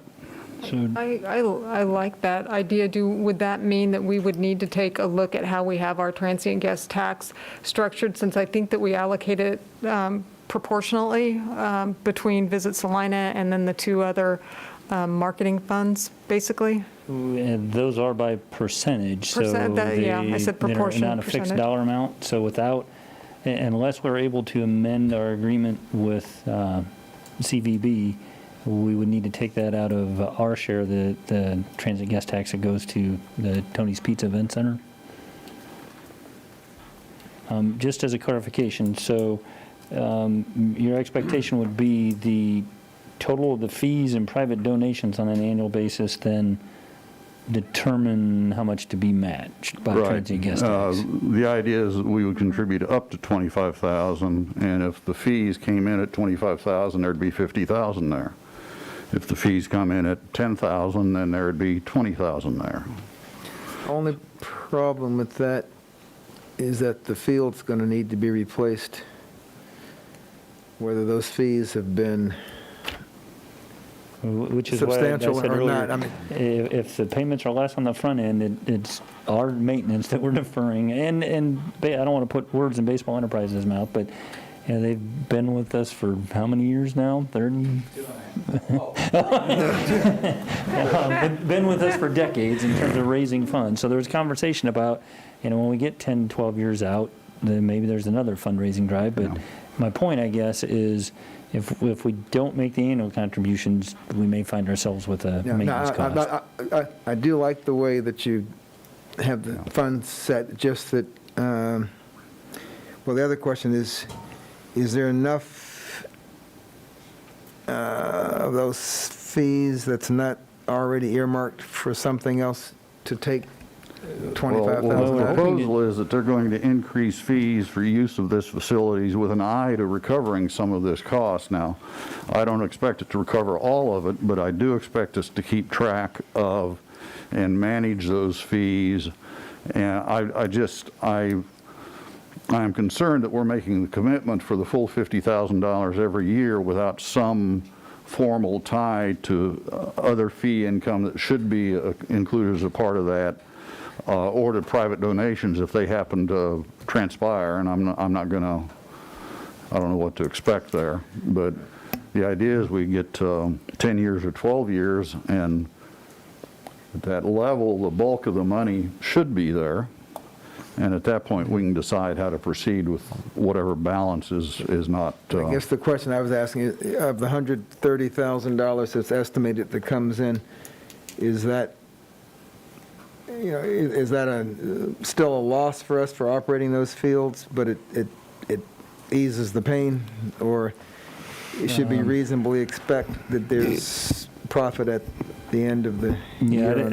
I don't know that it breaks even or it's profitable, but recognizing that, the thinking was that if there's new increment to be generated, we'd capture that and direct it to this. So that would get earmarked to come off the top? Mm-hmm. I guess this would be a question for either Mr. Cotton or Baseball Enterprises. Will you have a mechanism in place that when fees get increased, that you would know what those dollars are that would go into basically a fund that could then be transferred at the end of the year? Well, as we run it now, all the fees for the use of all of our athletic complexes goes to the general fund. So we can set that mechanism up any way that we needed to track that, but it doesn't dollar for dollar come back to operate those facilities. We operate the facilities as part of the park system, and part of that is the economic impact we have when people come to town. So we don't recover all of our expenses running the complexes. $130,000 is a good sum of money, but it doesn't recover the cost of running either one of those facilities. So, but in answer to your question, probably the easiest way would be to identify the baseline that we have on the current fee structure, and then see what we get in the way of it, because it's not just a function of that rental fee, it may be a function of increased rentals as well. So we could establish a baseline, and as long as we exceed that baseline by 25,000. I mean, that's the only way you're going to be able to do it, based on Either that or Commissioner it's Francis. an increment of every single rental, which is going to be a lot harder to account for. And if we increase fees too much, just to be clear, if we increase fees too much, we'll lose that business. I mean, we won't from some of the local groups, but people coming from outside to rent our facilities, so we need to be cognizant of that as well. Well, it's my understanding, this may not be correct, but it's my understanding that the bulk of the use on Dean Evans, which is the facility we're talking about, I think, upgrading at this point, is college ball, Wesleyan, high school ball, Legion ball. In other words, they are, and because of the nature of the contributions, those individuals have scheduling priorities, and that they pay fees for using the facility. And I thought the concept was that those fees for those individuals would be increased to some degree to cover the maintenance and replacement of the turf at the time that needs to happen. Yeah, still recognizing the graduated rate schedule. Yes, yes. Yeah. And I guess just maybe a follow-up question to Commissioner Francis' question is, I get the correlation between USD 305 and they're having a seat at the table and preferential scheduling, et cetera, et cetera. And I understand Baseball Enterprises is there to represent the Legion and the baseball programs there. I get that. So where does Kansas Wesleyan come in? Because they're in that priority group, and so are they providing financial commitment that, because I guess I'm revealing something about myself, but I'm a very money-oriented person, and I didn't want to interrupt you when you were talking about naming something for a family, but if Cirillas came in here and they said, I'll give you $1 million for it, I'd be sold, okay? So that's where I'm at. And it's kind of like, so what is Wesleyan doing, Kansas Wesleyan doing to buy their seat at the table? I can't answer that. I can answer it, but I've invited Steve to give you that answer, since I would prefer Wesleyan answer. Sure. Steve Wilson, I'm the Director of Athletics at Kansas Wesleyan. We do have $125,000 marked for the baseball project, and all in on baseball and softball, $250,000. So in gender equity, $125,000 to baseball. Well, thank you very much. I appreciate knowing that, and thank you for your contribution. Thank you. Just in case it comes up, I'm anticipating another question. Sacred Heart is verbally committed to donating to the project. The amount hasn't been set yet, but they have verbally committed. At the last time I was here, we weren't sure, and so I did want to give you that knowledge also. I have a couple questions. Yes. When we're looking at the turf, I know we've talked about, there's high usage areas, pitcher's mounds, batting boxes. In the original cost, there's additional turf that's being purchased to help replace those over that first 10 to 12-year period. Is that correct? Construction guy can answer that. Kenny Hancock, 1831 Hillcrest Lane. Yes, that's correct. We will be requesting for first base, second base, and third base 3 replacement panels that, in addition to the first laying of the turf. But at the batter's box, the catcher's area, and pitcher's mound, we'll be getting 6 replacement panels. Yeah, depending on how well they wear, depending on use, how well we maintain them. The 6 it's estimated from the turf manufacturers that the 6 replacement panels will get us through to the entire turf replacement, and that's what our goal is, so that we don't have to buy any others. They're a fairly small additional cost if we would have to, but I'm trying to get us so that the point is we'll pay for everything up front. We'll have them there stored somewhere, and we can just replace them. They will be Velcroed in. They're not quite as easy as it sounds to undo them and put them in, but it's fairly straightforward to do it. One other question. We're talking about the full replacement cost at the end of that 10 to 12 years being significantly less. Could you address that? Yeah, we originally had in our estimates that a replacement cost would be about 60% of the initial cost of the turf. And the initial cost right now that we have budgeted for Dean Evans is about $975,000, let's call it $1 million. Recent conversations, and actually Byron and I met today with 2 potential turf suppliers, the same ones that we haven't changed, the turf suppliers that we've approved. We just have ongoing conversations with them for the last couple of years. 50% is actually the number that they say that it's been coming in at. So it headed downwards in the right direction for us. So we're anticipating $500,000 to replace it. Of course, let's escalate the price 10 years hence, and it might be $600,000, but that actually accounts for some inflation some 10 years down the road as well. Thank you. Plus in 10 years, who knows? Yeah, who knows? You know. That's correct, yeah. Yeah, I guess my comments are, we're fortunate, and again, maybe this is a problem Salina has, is every time we do a large project, we have private donors that are significantly stepping forward, and we have a $1.8 million project here that there's $0 being asked to the city. And I think we kind of lose sight of that, and into 10 years, I think as a city, we should have some cost, because right now we'll have basically no skin in the game. So I have mixed emotions over Commissioner Franz's request. I agree. I don't agree with your last comments, Mayor, that I think that the $50,000 is not too big a ask of the city, and to make a point of saying that this is a partnership. It's been a partnership all along, and I think the baseball entities have done remarkable things about pulling the whole community together to back this. So that $50,000 in Part C doesn't bother me.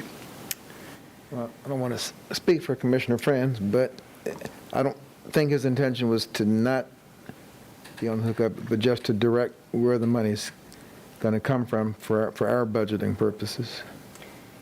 That's correct. I'm not disputing that we need to contribute something. I just want something down to show how the allocation is going to occur when we do contribute it. But based on your $50,000, the city isn't, well, I guess unless we're taking transient guest tax, but we're taking that away from the TPEC then. So, and then the other $25,000 is private funds / fees. Or fees. Still no contribution from us. But the initial presentation said there would be fees charged to help with this. And I agree. Okay. But I don't know to what level that is. I guess that's, so. Well, something I keep coming back to, too, though, in defense of Commissioner Francis' suggestion is I'm just not really excited about taking it away from that $500,000 a year that we have allocated out of the sales tax to try to address some of the other $6 million worth of deferred maintenance throughout our park system. So I guess that's why, Well, I mean, if that makes sense. Given that, the guest tax is allocated to TPAC, and we also have other funds allocated to TPAC that may end up coming out of the sales tax, I'm not going to stand on whether it comes from transient guest or sales tax. I just want it clear that we'll kick in one for one up to whatever it is, and then as we get down the road, we see how that's working, maybe we can change that. I just think there ought to be some mechanism for tying fees and private contributions and city contributions together on some sort of match. I just don't like the idea of saying we're going to give $50,000 every year no matter what. And not knowing what's coming from the fee structure. Yeah, and then the fees disappear into operations, and that's not the intent as we set out on this. Any ideas, Mr. Scragg? I'm sorry, let me turn my microphone on. If you're looking for language, one of the things I've been drafting here is reversing the reference to the matching funds to put it at the end of the thought. So what I have is an annual contribution of $50,000 by the city commencing on or before December 31st, 22, and each year thereafter, to be funded with user fees and private donations and city funds in an amount matching user fees and donations not exceeding $25,000 per year. Meaning the match is not exceeding $25,000 a year. I think that says the same thing in essence. Yeah. Guess I'd have to look to Mr. Cotton to see if that seems doable.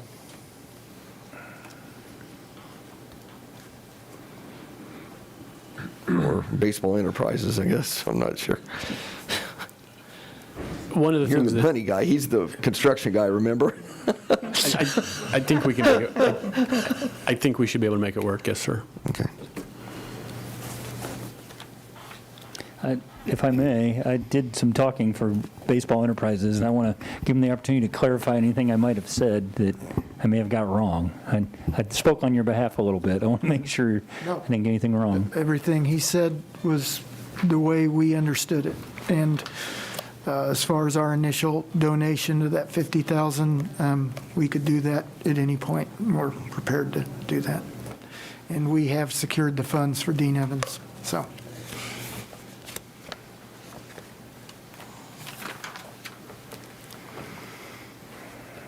Mayor, if I may, while everyone's thinking, I do have one, I think, non-substantive point of just clarification. With your action just prior to this matter on the naming rights, you may have noticed that in section 2.1.3 that addresses naming rights, it refers to your prior action, the previous resolution, number 197733, the I original. don't think we can hear you. Can you move up to the microphone? I'm sorry. I'm sorry. Yeah. The current language of the agreement in 2.1.3 refers to the resolution you enacted when you were addressing the naming rights for the, under the original plan. If we may, I anticipated that if you approve the resolution in your action, just immediately preceding this one, we would substitute today's date and the new resolution number as the basis for going forward on naming rights. So that's just a language change that follows the action you just took. If that makes sense.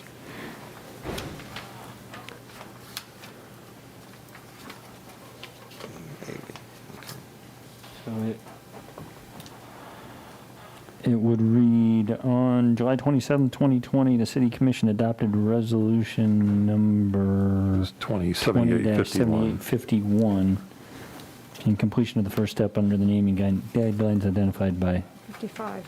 identifying ECRA. It's on page 3 of the agreement, section 2.1.3.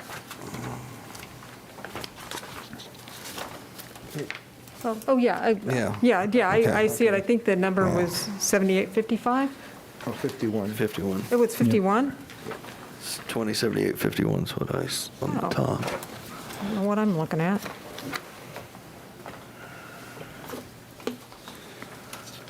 Okay. Do we have any public comment on this issue?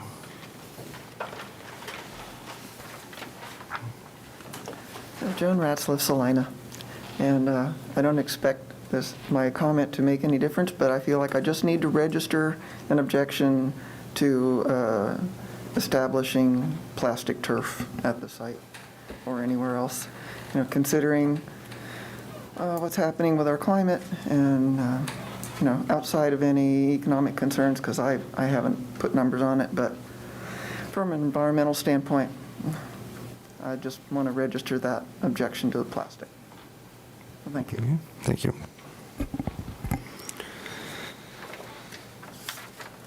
Any other comments? Okay, I'll bring it back to the commission.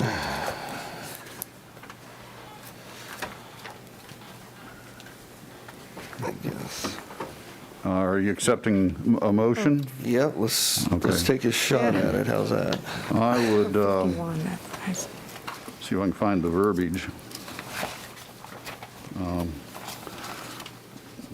I would move that we approve resolution number 207855 with an amendment to change the 4.5.3 subsection C in the way suggested by City Manager Scragg. I'm not going to try to repeat it all. Yeah. Second? Do you want to read your corrected or your amendment so we know exactly how that's verb? Section 4.5.3 subsection C would read, an annual contribution of $50,000 by the city commencing on or before December 31st, 2022, and each year thereafter, to be funded with user fees and private donations and city funds in amount matching user fees and private donations and not exceeding $25,000 per year.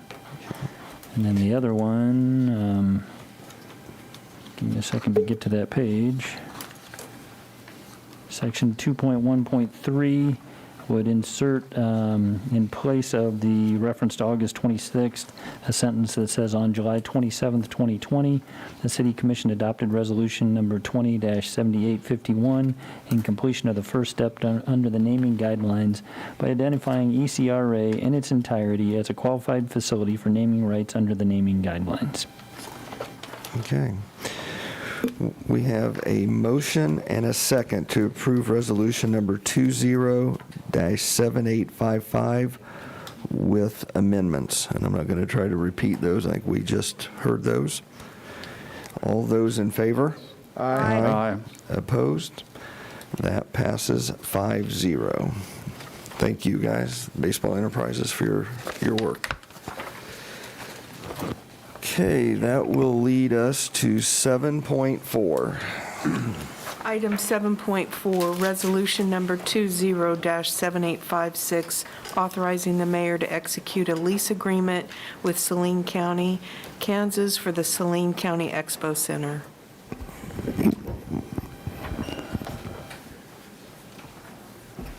Okay, Mr. Scragg. Thank you, Mayor and Commissioners. If you'd asked me to guess, I never would have guessed these two agreements would be on the same agenda. I wouldn't have guessed what date either one of these would have hit our agenda. Again, I'm going to give you a little bit of background for the benefit of the public and the listeners at home, things that I'm sure you already know. But the ownership of Oakdale and Kenwood Park has been confusing or a little counterintuitive for not even decades, centuries, I guess you could say.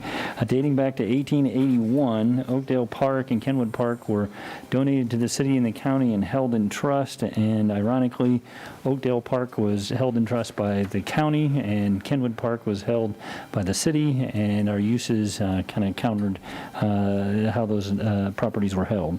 So since 1922, the city occupied and maintained and physically improved Oakdale Park. And over a number of years, the city and the county have had discussions with regard to long-term permanent ownership and leasing of both of those parks.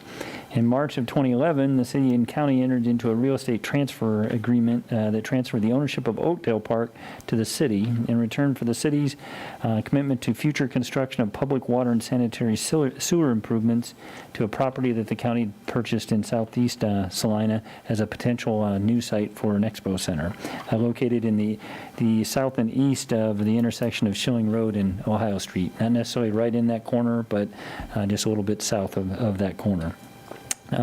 So the city's obligation in that agreement was to either, at the request of Saline County and in conjunction with development of that site that they purchased, to install the public improvements, or we could do it at the city's discretion. Our normal course of development caused us to install water and sewer main extensions in that location, so our requirements have been satisfied by our own initiation. As part of that real estate transfer agreement, there are other provisions related to Kenwood Park, specifically that Kenwood Park would no no longer be subject to a provision that we previously had about the possibility of a development of a hotel, a convention hotel attached to the Tony's Pizza Event Center, which could then shorten the term of that lease, which was understandably a concern to the county. It also indicated that the county could extend their lease from 2019 for 4 one-year additional terms on the basis of conducting a county fair in the upcoming year. So that could have extended the lease to 2023. The county indicated they didn't want to let that clock run out. They wanted to have conversations about renewing the lease well in advance of 2023, which is what precipitated the conversations that we've been having for quite some time now. So the county indicated a desire to extend that lease rather than relocate, and there's been a lot of discussion on the part of joint meetings and collaboration with city staff, the involvement of consultants to develop possible master plans for the property. As you may recall, the county asked us, what our expectations were in terms of their improvement of the facility, and we brought in HDR, and they prepared a plan, and then the county prepared a plan. We've looked at both of those, and then we kind of focused on a more cost-effective, value-engineered approach to maintenance and improvements. And one thing of note is the county did not pay lease payments previously, and they're not asked to pay lease payments as part of this agreement either. Instead, the agreement specifically calls out that the city, and this is a quote, the city's willingness to enter into a lease term of 30 years at the request of the county was substantially induced by the county's commitment to complete the maintenance and improvement items and to be solely responsible for maintaining and repairing the Expo Center facilities in accordance with the standards and covenants set forth in this lease agreement throughout the entire lease term. So they have full responsibility for operation and maintenance of the facility as the tenant.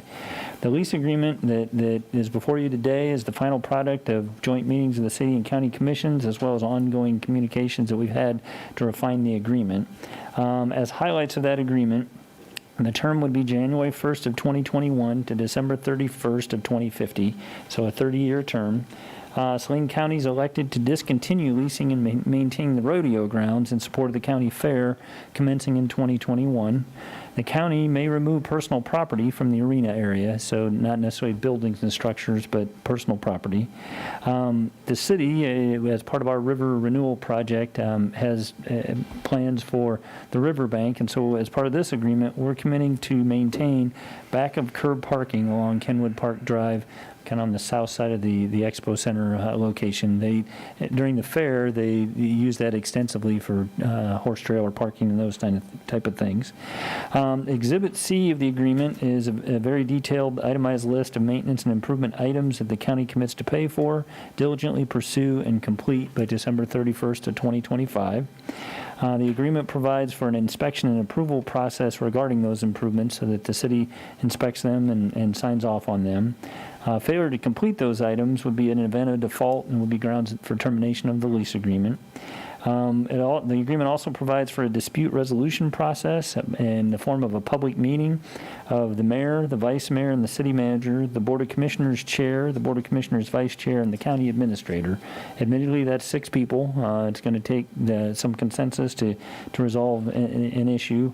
The agreement goes on to provide that the county may make additional exterior improvements, add buildings, or demolish buildings at their expense and subject to review and approval by the city, with one notation there.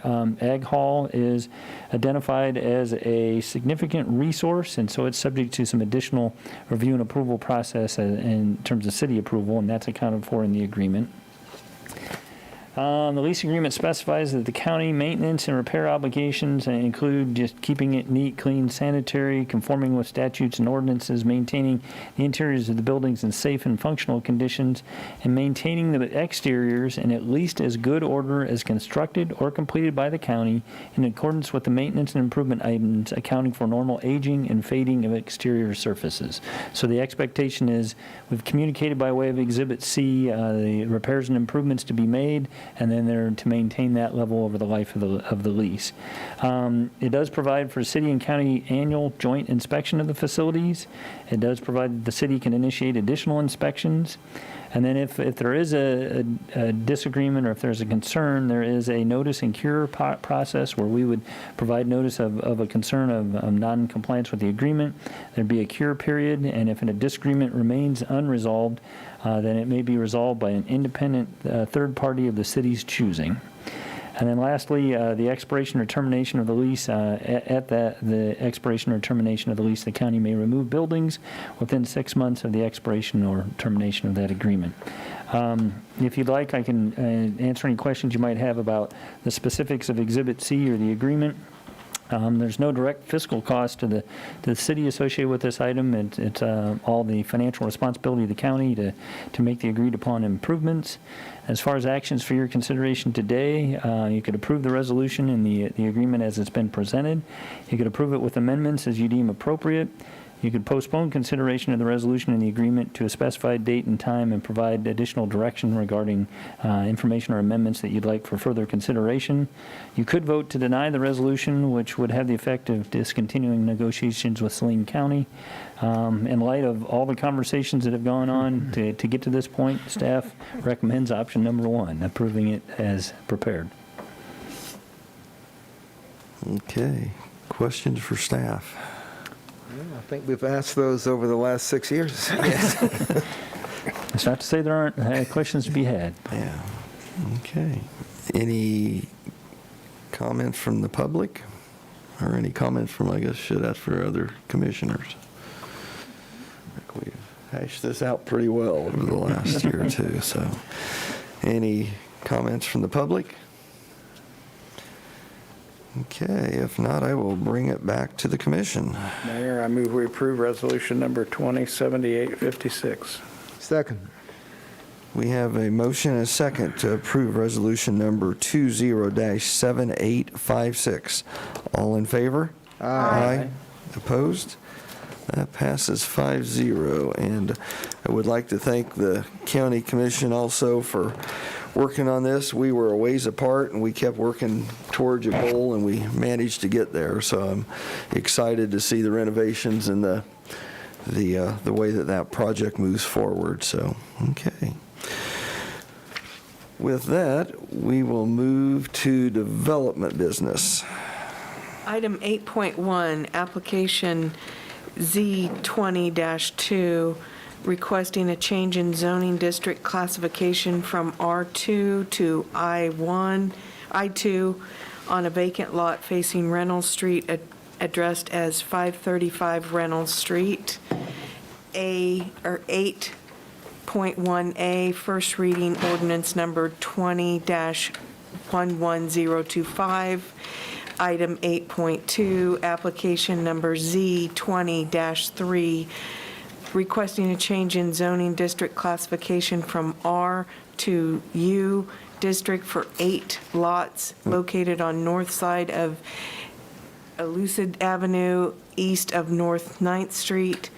Item 8.2A, first reading ordinance number 20-11026. Item 8.3, consider recommendations from the Salina City Planning Commission to amend the future land use map designated of the former Lowell Elementary School site to urban residential and to rezone the school site from R1 to PDD, which is R2. Item 8.3A, first reading, ordinance number 20-11027. Item 8.3B, first reading, ordinance number 20-11030. Okay, these three items. do those all at once. Yeah, these but three we're items. gonna take them one at a time. Are going to be handled separately, obviously. We will address item 8.1, which is ordinance 20-11025, application filed by Joe Hill Trust. Mr. Andrew? Thank you, Mayor and Commissioners. You have on your development business agenda tonight 3 recommendations that came forward from the Planning Commission's July 7th meeting that was held at the Tony's Pizza Event Center. And the first is an application filed by Mr. Joe Hill, and he is requesting the rezoning of a vacant lot was rezoned to R2 in 2019, and he's requesting that it revert back to its previous zoning, which is I2. Mr. Hill purchased this property back in 2014. It was formerly the site of a mobile home park, and that mobile home park was cleaned off the site before Mr. Hill purchased it. And Mr. Hill and his family own Bob's Pawn Shop, which is located in this location right here. And because of his aging parents and association with the business, he desired to create what I would call a live-work arrangement, just not within the same building. And so he filed an application in 2019 to change the zoning designation of 6 lots along the west side of Reynolds here. And he did so at my urging because I believed, based on his preliminary plans, that he might need 150 feet of frontage along Reynolds to accommodate his plans. And the Planning Commission recommended approval of that change. You concurred with that recommendation, and on March 11th, 2019, approved an ordinance that rezoned 6 lots here along the west side of Reynolds. A building permit for new single-family attached dwellings was issued in 2019. With our nice 2020 aerial photos, we can now see the building as it is there, and you can see that I was wrong and that this south 25 feet was not needed to make his house fit on the lot. Mr. Hill is having some complications with the county appraiser's office about the status of this lot and this building that's located on a portion of it. So he has filed this application to essentially, he'd like to undo the change that was made in 2019 as to this lot. And so this request is to have this particular lot right here revert back to I2, which is what this is all zoned I2 here. And so he just wants to move the line 25 feet to the north as far as the I2 goes. Planning Commission conducted a public hearing on this request at their July 7 meeting. There were no members of the public who appeared and spoke at the hearing, and the Planning Commission unanimously recommended that the property be changed from R2 back to its original I2. And the findings that they cited are located on page 7 of your report. So this comes to you with a recommendation to approve the change to I2. And at this evening's meeting, you can concur with their findings and recommendation and approve the ordinance number 20-11025 on first reading this evening. This would require 3 affirmative votes. If you disagree with the recommendation of the Planning Commission to rezone this lot, you could return it back to the Planning Commission with your reasons for disagreeing. You could postpone consideration of this request to a future meeting date to allow the applicant or staff to provide you with additional information, or you could overturn the recommendation of the Planning Commission and vote to deny the attached ordinance 20-11025. So with that, I'd be open to any questions that the commission might have. Just one, does Mr. Hill own clear down to owns that building to the south also, correct? He built that building, he owns right to this line. Okay. And so it's a strange plat where the lots that are platted are only 25 feet wide. So there's a whole bunch of lots all the way down to here, but he built this building here, and this is Bob's Pawn Shop, and then he built this so he could live side by side with his parents. That building to the south is I2? Yes. Yes, okay. I think, Dustin, you had that boundary there that you had put up there. So this is the part that is R2. Right. Okay. Any questions? Okay, any comments from the public? Is anybody from the, I don't see anybody here from the Hill family to comment? I do not believe Mr. Hill is present. Okay, with that, I will bring it back to the commission. Mayor, I had moved that we concur with the findings and recommendation of the Planning Commission approving on the attached ordinance number 211025, rezoning the lot 12 to I-2, and that be approved on first reading. Second. We have a motion and a second to concur with the findings and recommendation of the Planning Commission. The attached ordinance being number 20-11025, rezoning lot 12 to I-2. All those in favor? Aye. Opposed? That passes 5-0. Okay, Mr. Andrew, we've already read these, so I guess we'll move into 8.2. Yes. Application Z20-3 filed by St. Francis Ministries. Thank you, Mayor and Commissioners. This is a rezoning request that was also filed and heard by the Planning Commission at their July 7th public hearing.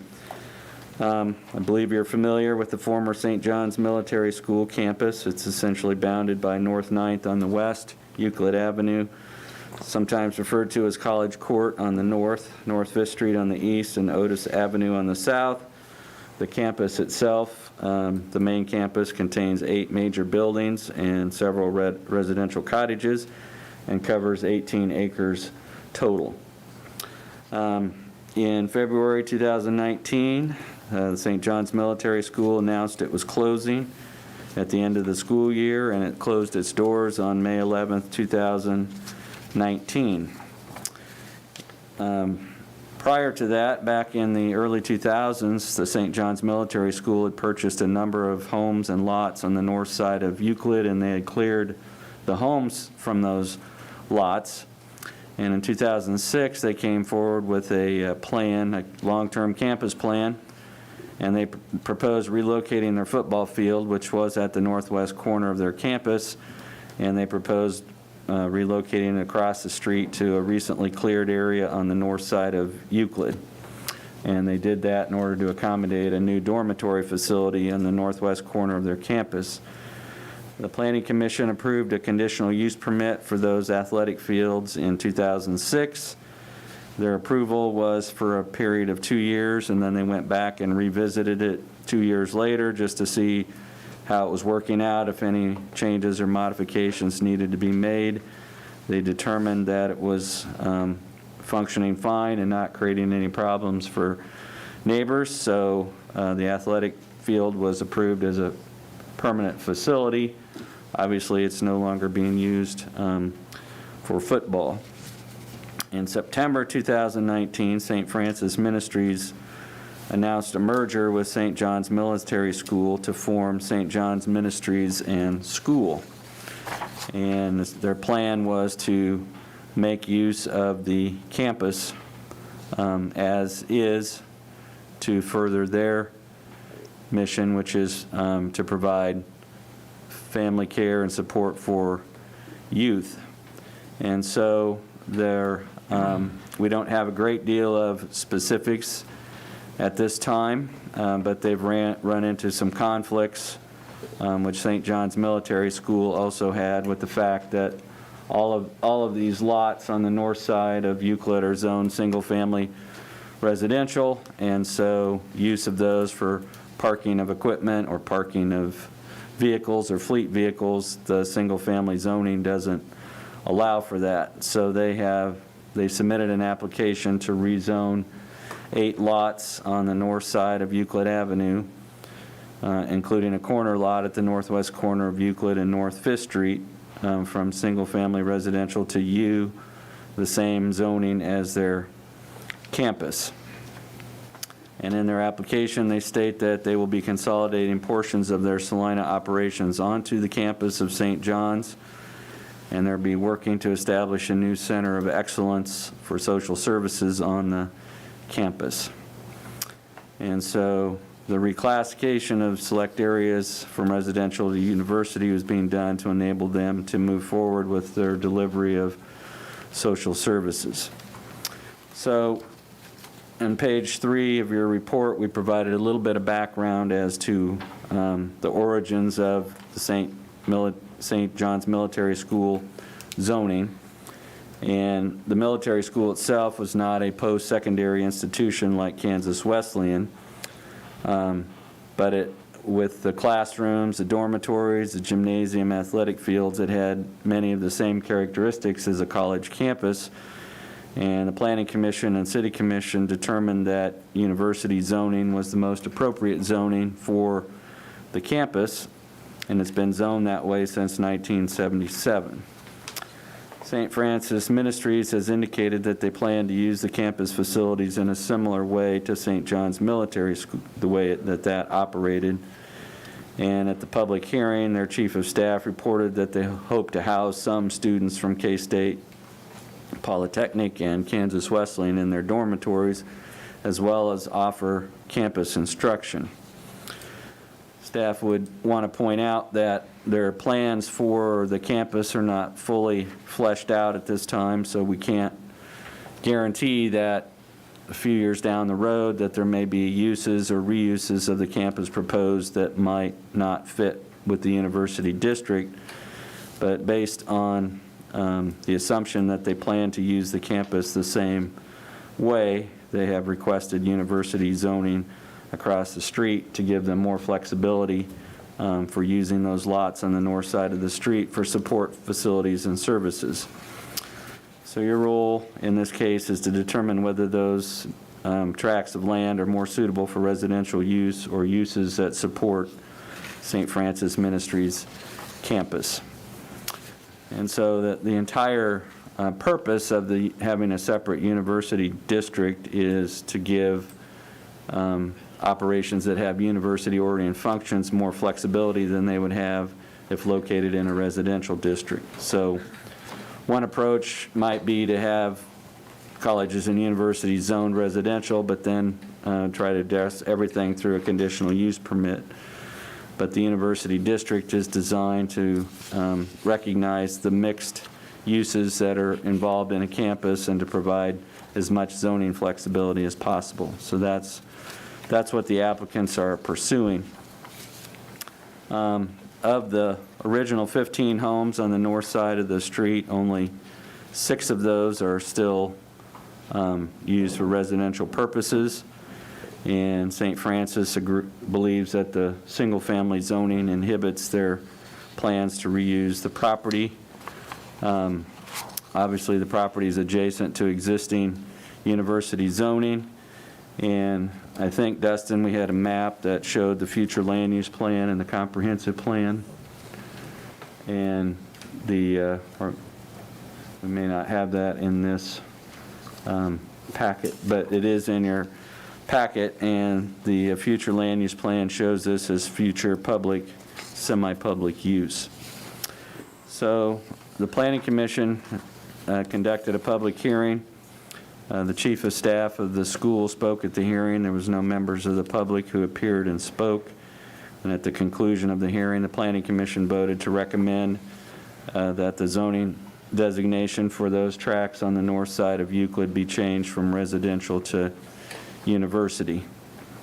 And so your alternatives this evening would be to concur with the findings and recommendations of the Planning Commission and approve ordinance 20-11026, rezoning the 3 tracts to university on first reading.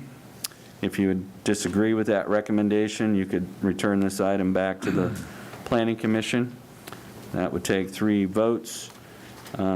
You could postpone consideration of this to a future meeting date to allow the applicant or staff to provide additional information, or you could overturn the recommendation the Planning Commission made and deny the application. So if you approve that on first reading this evening, second reading would be scheduled for your next meeting on August 3rd. So with that, I'd be open to any questions you have about the application. Just got one question. Are those 6, looks like 6 property, are those currently owned by And I'll call it St. Francis/St. John's, or are those still inhabited, or what's the Actually, it was status? titled to all the property is still in the name of St. John's Military School. They indicated that of the 6 homes that are still on the block, one of the homes of the 6 is owned by St. John's Military School. The other are owned individually. Dustin, I think you had a map that showed how the ownership was broken out on that with the red line plat. Yeah, it So had- if we could rotate that, maybe that would, So when that says person house, that's owned by an individual? yes. I'm okay. sorry, it's not more detailed, but that's the map that they gave me, and they didn't know all the they don't currently particulars of own the those. individuals, but Okay. they don't. These are owned by separate individuals. The school owns this, the school owns, this is incorrect. They actually own 5 through 10. They own this house, and then there's a house here, and then this lot is vacant. Does the allowed use of parking require any kind of surfacing for the parking of the vehicles? It does, but we received complaints about the parking of vehicles here, and so they applied for a permit to improve the parking lot, and we denied the permit to improve the parking lot because the zoning, our zoning that was in place didn't allow a parking lot to serve the campus. So that was one of their reasons for applying to change the zoning, so they could construct a proper parking lot here for buses and fleet vehicles. What is there today would not meet our standards for a parking lot. So if that was done adjacent to an occupied house, you then have buffers that are, If they were to construct, get it what we would call a zoning certificate to construct a parking lot there, they would have to provide screening along the lot line and as well as a buffer. So we would work with them to install the proper access, proper surfacing, and then the appropriate buffers for the parking lot. But if they're, I think we need to get over to the corner, Dustin. So this is the property in question where they would like to establish a lot. And if they do so, they would have to have a buffer and some sort of screening between the lot and this residence there. But we've denied their application for a zoning certificate because the single-family residential zoning would not allow them to have a parking area there. so there'd be parking on both sides of those existing houses? No, they're wanting to establish a parking lot right here. Right, but to the west of that lot, there are 2 houses sitting there? They're not proposing to build any kind of parking lot or anything here. They're So proposing. just on that, okay. They have an application to build a parking lot here, which we're not able to approve because the property's not zoned appropriately. Is that a house or a business on the other side of that street, to the east? Yeah. I think it's a combination, but it was primarily a residence.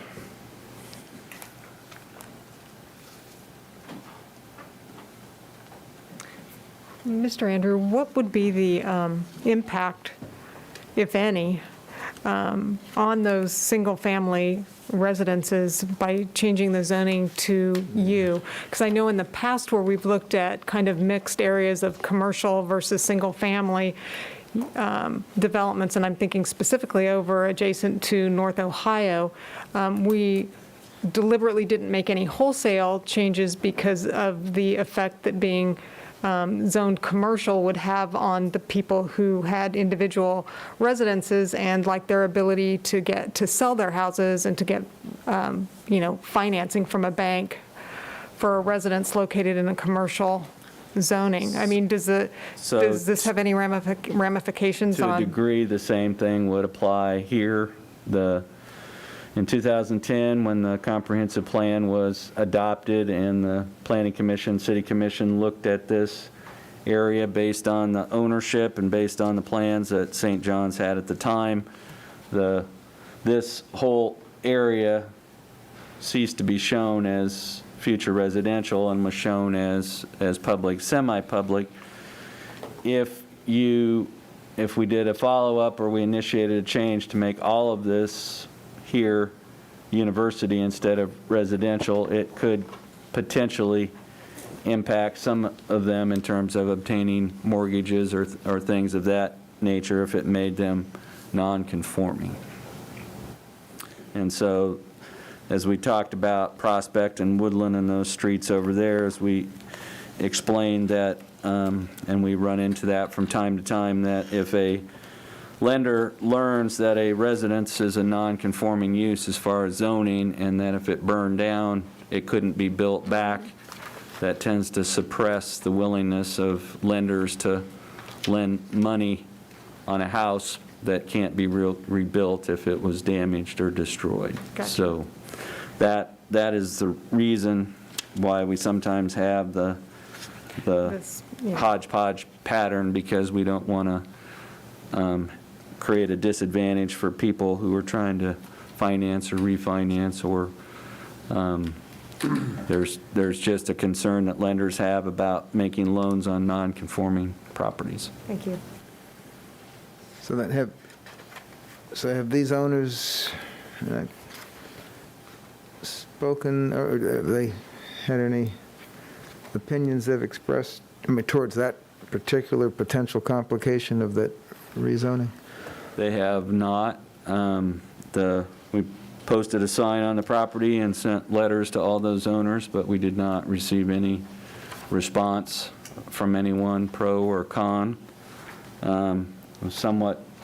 This owner of this residence here complained about all the vehicles being parked here, and that generated a notice and a violation notice to the campus that kind of started this all, but that individual, although notified, did not provide any input at the hearing or ahead of the hearing as to how they felt about the zoning change. So, And to be clear, all the houses are still maintaining their current zoning. They're not included in the rezoning of those three separate areas. That's why we're correct. pursuing And the three separate areas. That's Right, why it looks right. like this, because it is the properties that St. John's Military School purchased and then cleared the houses off of. And so it's only those lots that are vacant and have no improvements on them.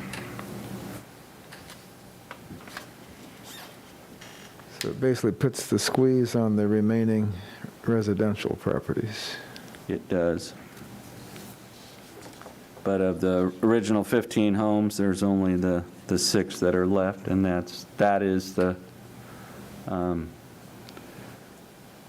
really your role, is to see how you think the area is trending, and if you think that if you believe it's a residential area that's more suitable for residential use than for uses associated with the campus, then that would indicate that the request should not be approved. If you see the property as being more closely related to supporting the campus, then that would be a reason to support the application. Well, the bigger the campus gets, it becomes a self-fulfilling prophecy. If those 6 houses are still being lived in, it's in an area of town where I would imagine that those people have lived in those houses for decades. They're probably family homes. Now, why they didn't respond to the notices, I can't answer, but it doesn't give them much protection. I guess I'm still trying to figure out what that is to the east, but from an aerial view, on that northeast corner of that intersection there, it's just, I don't know if anyone is familiar with that That's a intersection. larger home that's been used for some commercial stuff. It's maybe been used.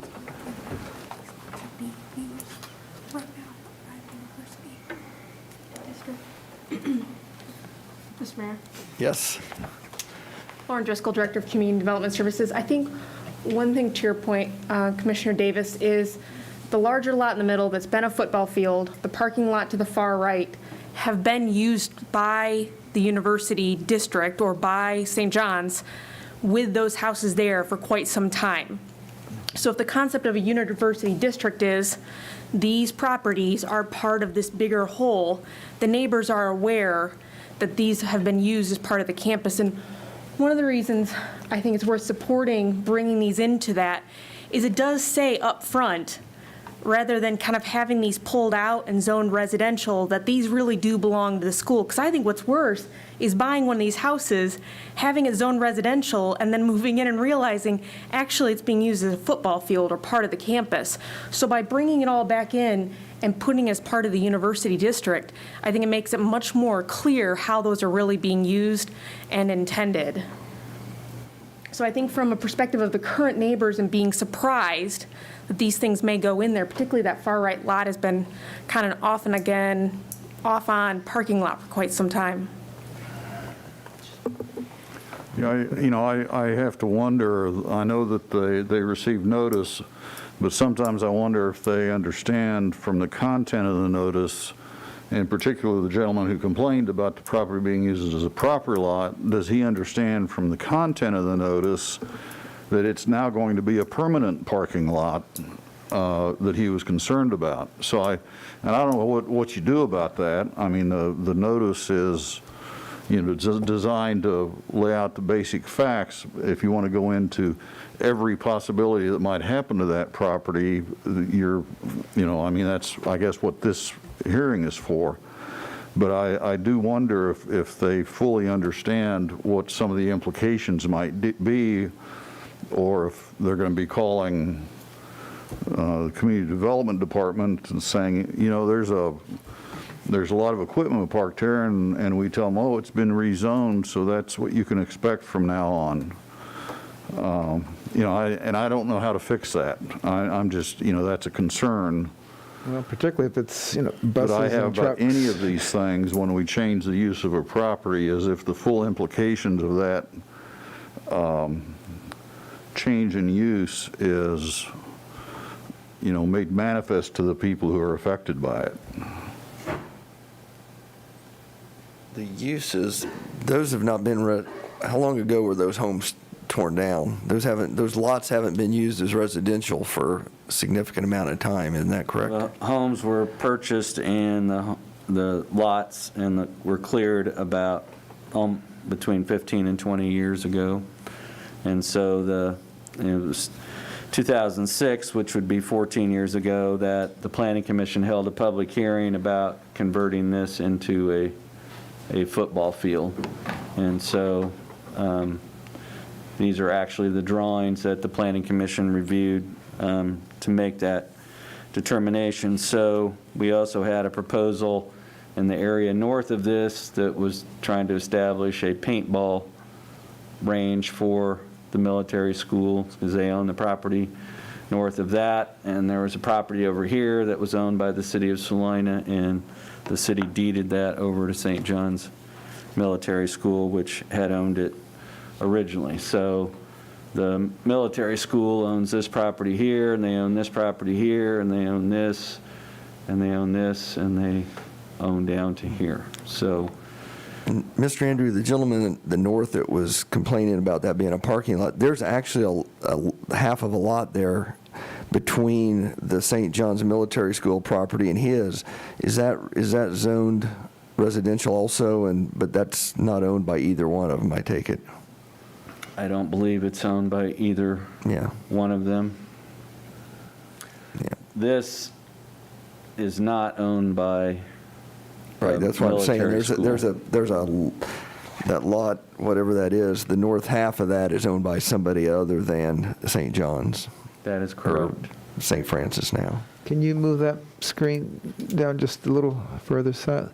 So St. John's only owns the south They half. own this portion here. They own the south 158 feet of that lot. So a parking lot would be put in that one corner lot then? Yes. And this parking lot could hold buses and trucks or whatever they want it to put on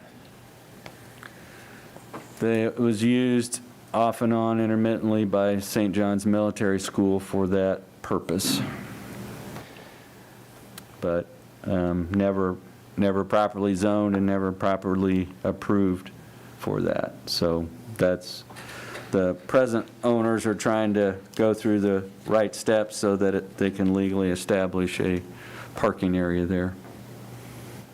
And by doing this, then they're required to put in the buffers and so on and so forth to protect that property from the residential properties to the west. Yeah, I guess I'm You know, still just, I think that's a flag-shaped lot to the north. I think that joins that driveway. Does he join? I can't tell. I could. It's Oh, I see Mr. what you're Dan saying. So- Pestinger that owns that property. I believe he owns the flag-shaped lot. So he owns the north half of that lot then. Okay. Couldn't tell if there was a boundary line there or not.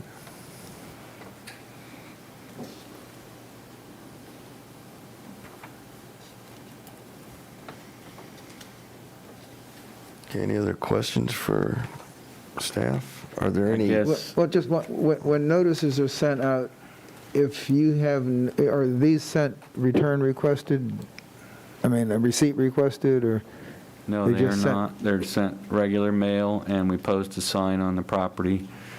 And, I mean, in response to that, all I can say is that we do the same type of notice for every case, and in some cases, we get a whole lot of public response, and in some cases, we get no public response. So there But has been a the sign on that- outreach is the same. So there's been a sign on the corner lot.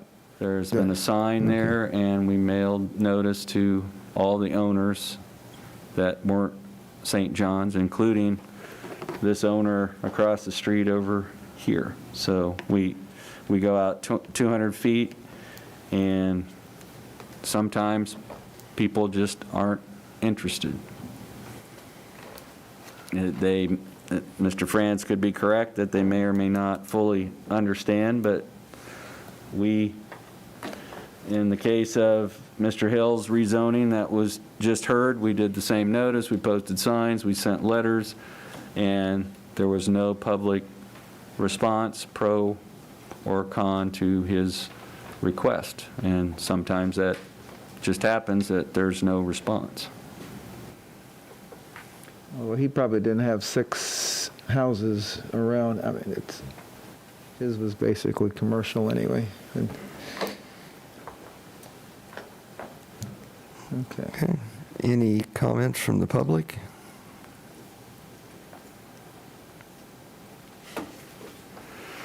Okay, if not, I'll bring it back to the commission. Mayor Hoppick, I'm sorry, are you ready for a motion, or were there other Yes, questions or yes, comments? yeah, I'm sorry, ready. I didn't mean to jump in there. I move that we approve on first reading ordinance number 20-11026. Second. We have a motion and a second to concur with the findings and recommendations of the Planning Commission, approving ordinance number 20-11026, rezoning 3 tracks to U University. All those in favor? Aye. Opposed? Nay. That passes 4-1. Okay. Do we want to take a break before we move into the next one, or? Please. Okay, I thought that. We will take about a 7-8 minute break. We'll be back in here 6:45.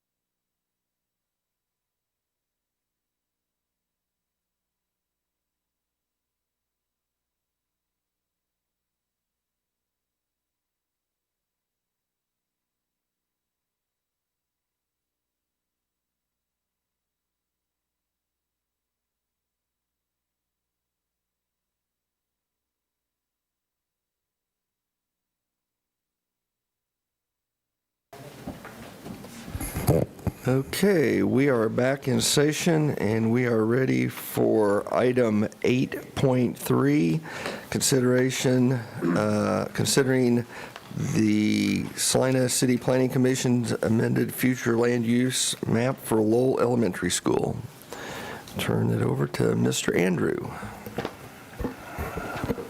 Thank you, Mayor and Commissioners. You can give us feedback on whether you like the three-ring binder idea, but what we had was a situation where we didn't have a staple or anything that would fit around it, so we decided that that's what we did for the Planning Commission, is just put all the information in a binder for you, so you could flip back and forth as you need.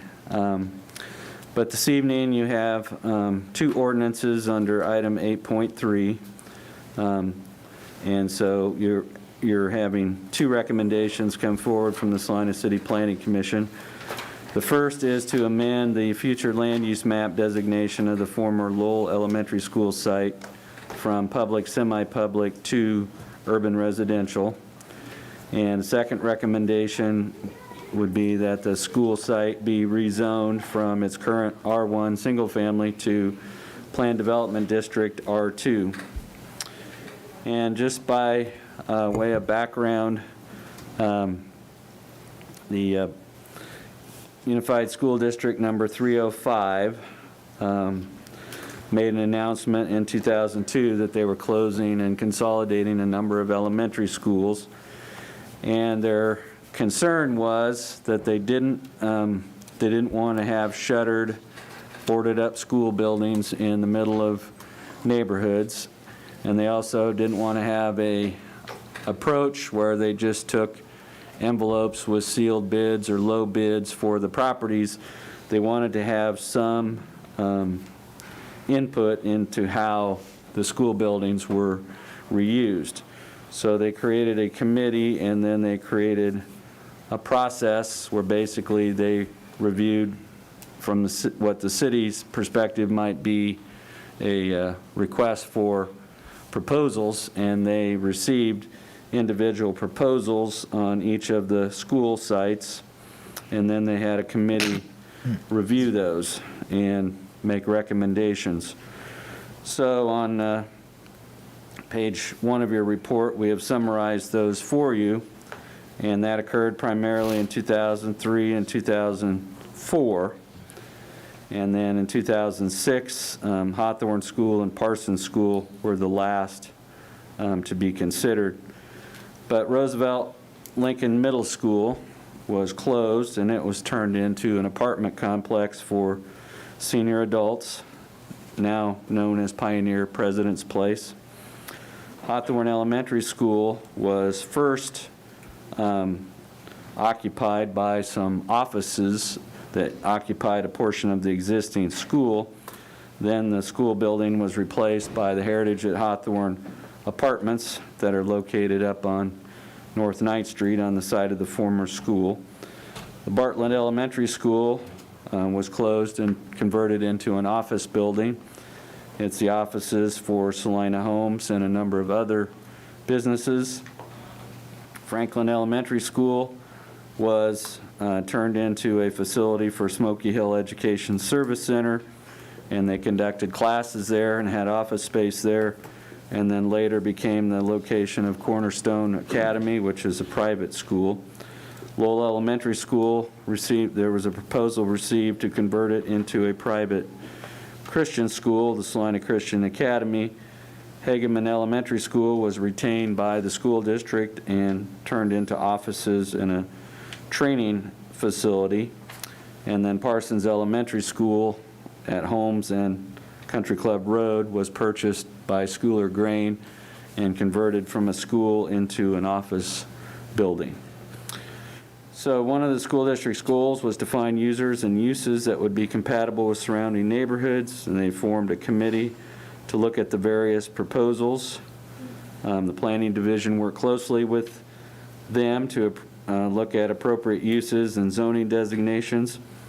And so a number of those conversions of the schools involved some sort of zoning change, and we've summarized those for you. The Roosevelt Lincoln Middle School was approved as a planned development district, R2.5.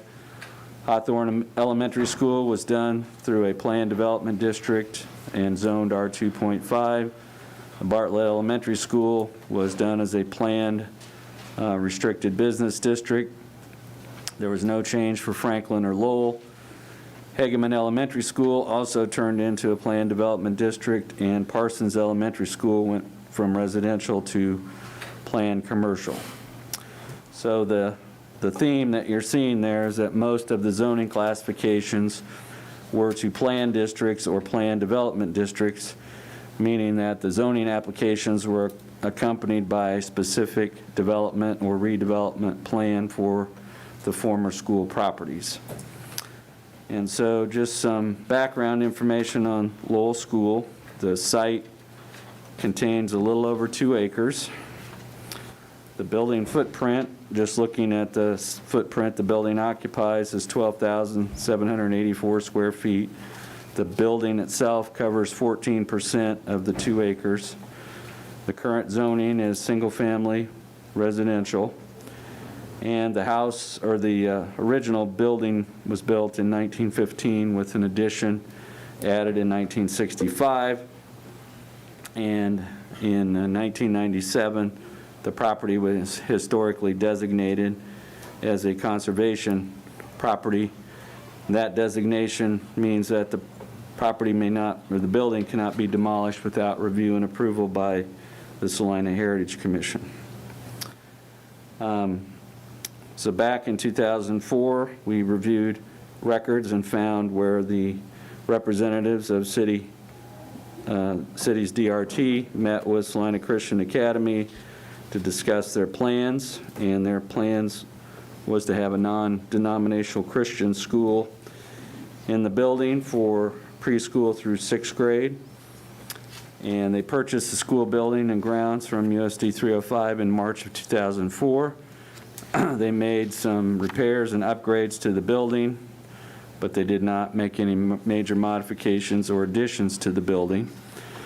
The Christian Academy closed its doors on June 4th, 2019 at the end of the school year, and the property was put on the market.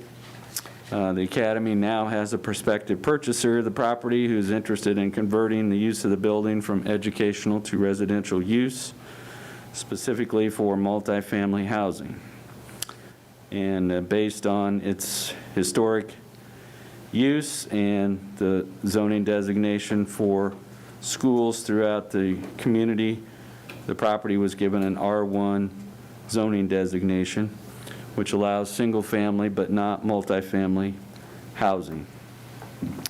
So in January of this year, an application was filed to rezone the building and grounds from R1 to R3, and the Planning Commission conducted a hearing on that on February 18th this year.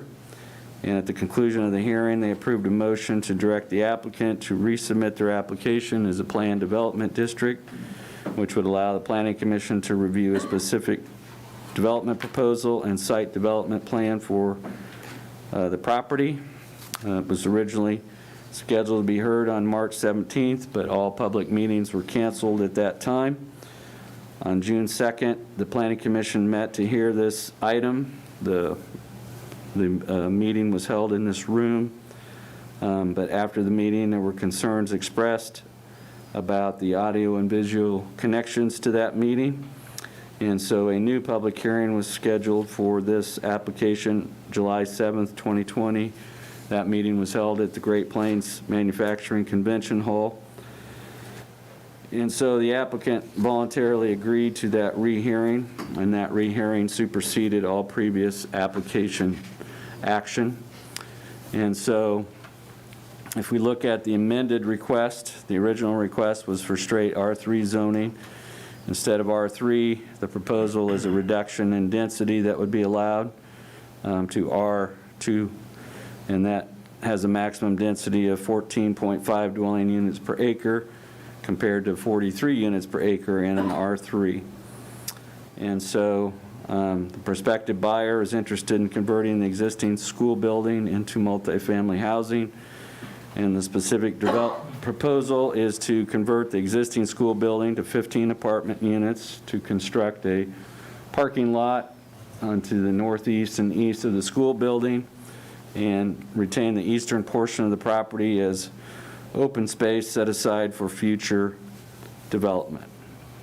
One thing we would note that's in your packet is a historic preservation consultant had been retained and did what's known as a preliminary site investigation questionnaire for Lowell School and submitted that to the State Historic Preservation Office.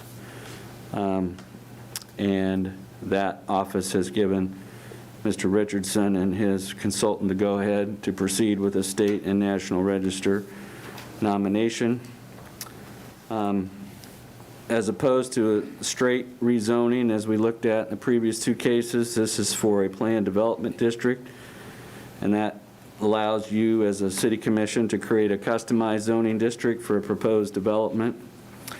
And the submittal and development by the developer and approval by the Planning Commission and City Commission represents a firm commitment that actual development will follow the approved site development plan. So staff sometimes refers to a planned development district as what you see is what you get zoning, whereas in a straight zoning application, there's not necessarily a specific development plan that goes along with the zoning. And so it's a two-step process. We're at the preliminary stage, and a public hearing and recommendation by the Planning Commission is required. Approval by this body is also required. And if the request should be approved, then the applicant would have to come back with a detailed plan for Phase 2 if that development occurs in the future. So what's before you this evening is a request for approval of a preliminary development plan for Phase 1, which is a proposed 15-unit apartment project in the existing school building. No exterior changes to the school building are being proposed except for some minor repair and tuck pointing of the existing brick. So we've done our best to summarize in detail the various zoning ordinance requirements in the R1 compared to the R2 district. And among the factors you are to consider in your deliberations is the suitability of the site for development under the existing zoning. And this property zone R1, which is a fairly restrictive zoning classification that limits the adaptive reuse or redevelopment options for the school building and grounds. Under the current zoning, the only options would be another school, a church or group daycare center through a conditional use permit, or removal of the school building and redevelopment of the site for single-family homes or as a public park. One thing we noted again is that this is a designated heritage conservation property that's protected from demolition without review and approval by the Salina Heritage Commission. As we noted, this property was one of the schools selected for closure. The school district worked with the city to find a suitable buyer, and the identified buyer was Salina Christian Academy. Unfortunately, that reuse plan for the building was not successful long-term, and the Academy is attempting to market the existing building to a new owner and user, and their belief is that the R1 zoning limits potential reuses of the property. There has been some request from some surrounding properties owners and neighbors that this property be retained for public use as a playground or park. And we would note that this property is currently privately owned property. In order for it to be converted, all or a portion, to a park site, there would need to be either a public or not-for-profit entity to own and manage the park. The Salina Parks and Recreation Department has not expressed an interest in owning and managing a neighborhood park in this location. In the park plan, Sunset Park is identified as the neighborhood park serving this neighborhood, and it's about 1/2 mile from Lowell School. So So when the initial application was submitted, staff's initial concern was that the R3 zoning was open-ended and it would not allow the Planning Commission or City Commission to limit redevelopment to the existing school building. And so by modifying the application to a planned development district, that now allows you to review a specific redevelopment plan for the school site. There's been a lot of discussion about the character of the surrounding neighborhood. It is predominantly single-family residential, both owner-occupied and rental properties. The property is situated between two main arterial streets, South 9th and Santa Fe. And Republic Avenue serves as the main east-west street. The fire station number 2 is just to the southeast of this site, 1 block to the south. The surrounding neighborhood consists of owner-occupied and rental and single-family homes with a small scattering of duplexes. There's no R3 zoning in the vicinity, and that was one of staff's concerns about creating a standalone R3 district. There's a mix of R1 and R2 zoning in the vicinity. And by modifying the request to R2, the applicant is requesting a zoning classification and density that's more compatible with the surrounding area than the original R3 request. So except for one lot, the entire west side of Santa Fe between Republic and Beloit is zoned R2. So there would be, this could be viewed as an extension of that existing R2 zoned area. So in their review of this, the Planning Commission was charged with determining whether the requested planned development district zoning and the redevelopment plan would be compatible with the character of the surrounding neighborhood, the zoning and uses of nearby properties, and whether conversion of the school building would harm living conditions, value, or use of neighboring properties. The public utilities and services are a non-issue because this site has all the utilities and services needed. It's a fully developed, fully served area of the city. It's obviously in close proximity to Fire Station number 2, which brings us to streets and traffic. Republic Avenue is a collector street. Highland Avenue and Beloit are residential streets. The most recent traffic counts show Republic Avenue carrying 3,100 vehicles a day between Santa Fe and South 9th Street, and Highland carries about 600 vehicles per day north of Republic. We don't have any recorded traffic counts other than those two numbers. If we use the Institute of Transportation Engineers trip generation rates, they indicate that a single-family dwelling typically generates about 10 vehicle trips per dwelling unit per day. A low-rise apartment complex would generate about 7.3 vehicle trips per day per dwelling unit. And elementary schools have a wide variation, but their trips are either generated by student or by 1,000 square feet. So we have just provided for you some typical trip generation numbers based on assuming 100 students in the school and assuming single-family homes and assuming multifamily apartments. And because apartments have a lower trip generation rate than single-family homes, the trip generation from 15 apartments would actually be lower than trips generated if this were occupied by 14 new homes. I think, Mr. Hurst, if you could go back to the diagram for the intersection. There's a proposal to utilize an existing curb cut on Republic for the access into the parking lot. This curb cut is 72 feet east of the intersection, and the south leg of the intersection is another 75 feet over from that. The other thing you'll find on page 11 of your report is a table that shows the variable street widths and street classification of the different streets.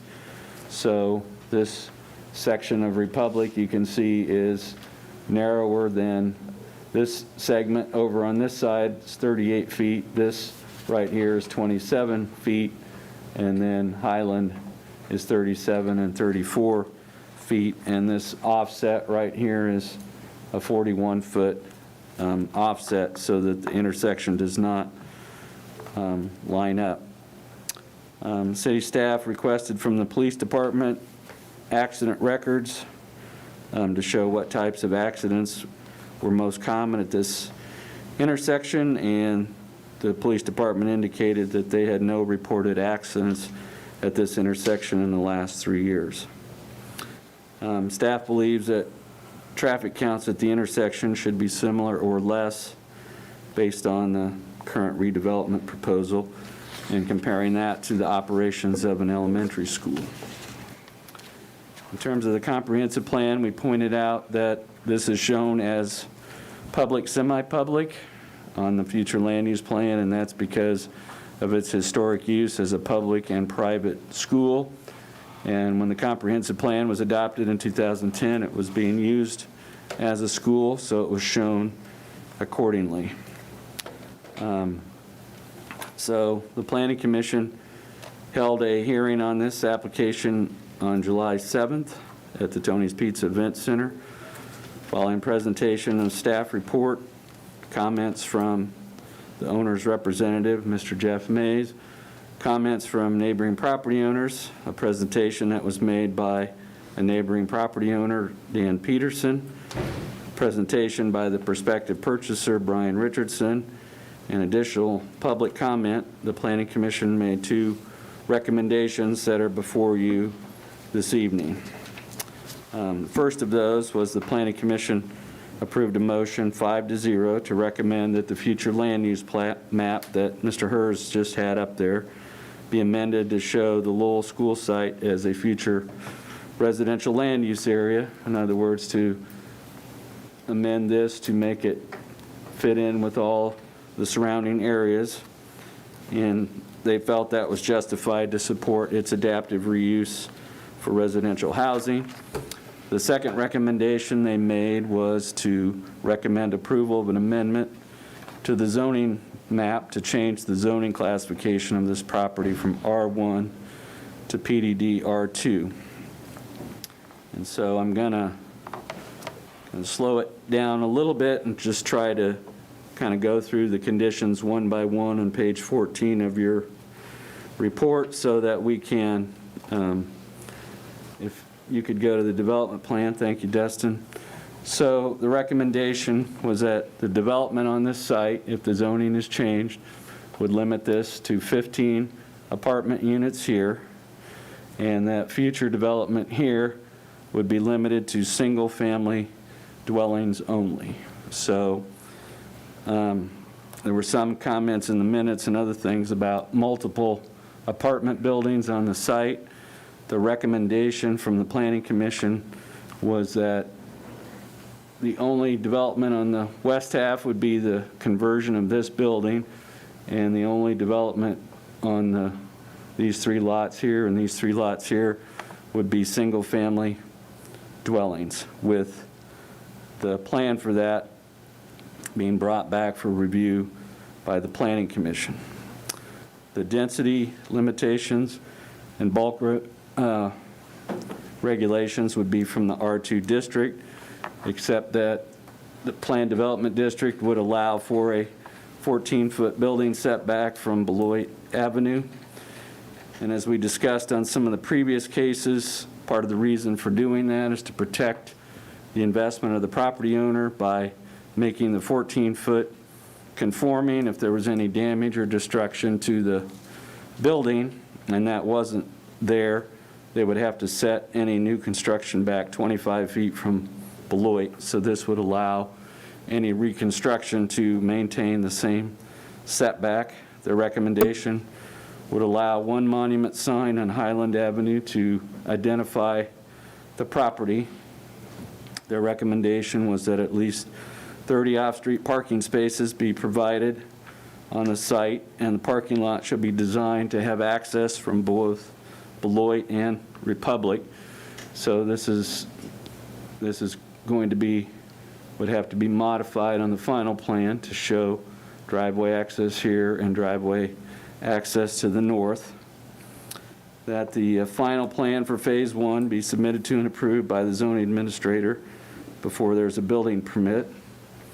That the plan for Phase 1 would have to conform with the elements set out in the Plan Development District Ordinance. That they come back for final development approval for whatever occurs here.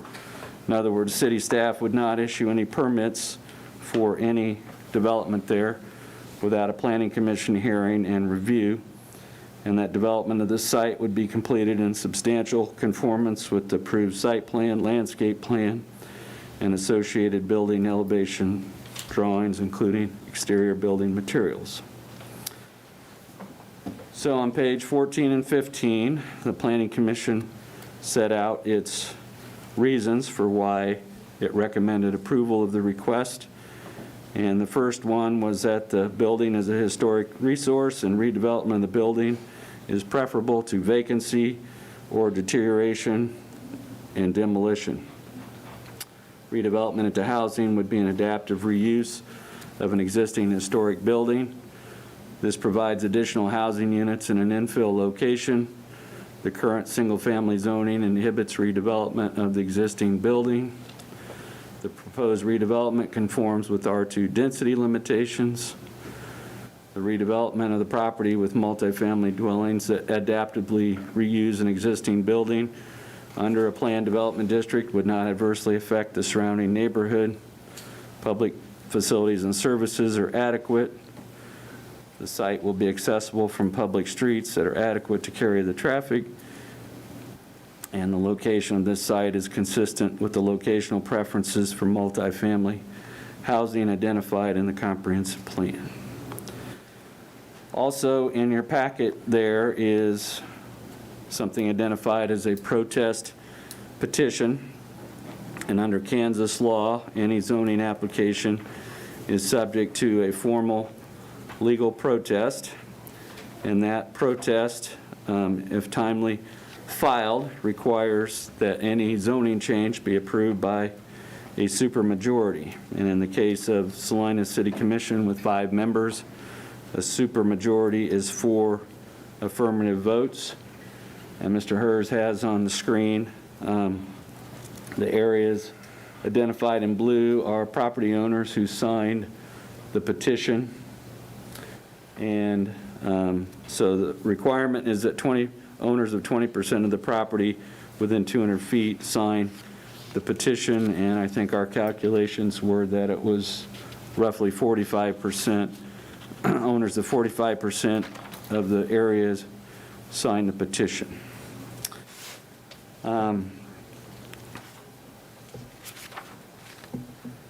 So the first item of business is to consider changes to the land use plan.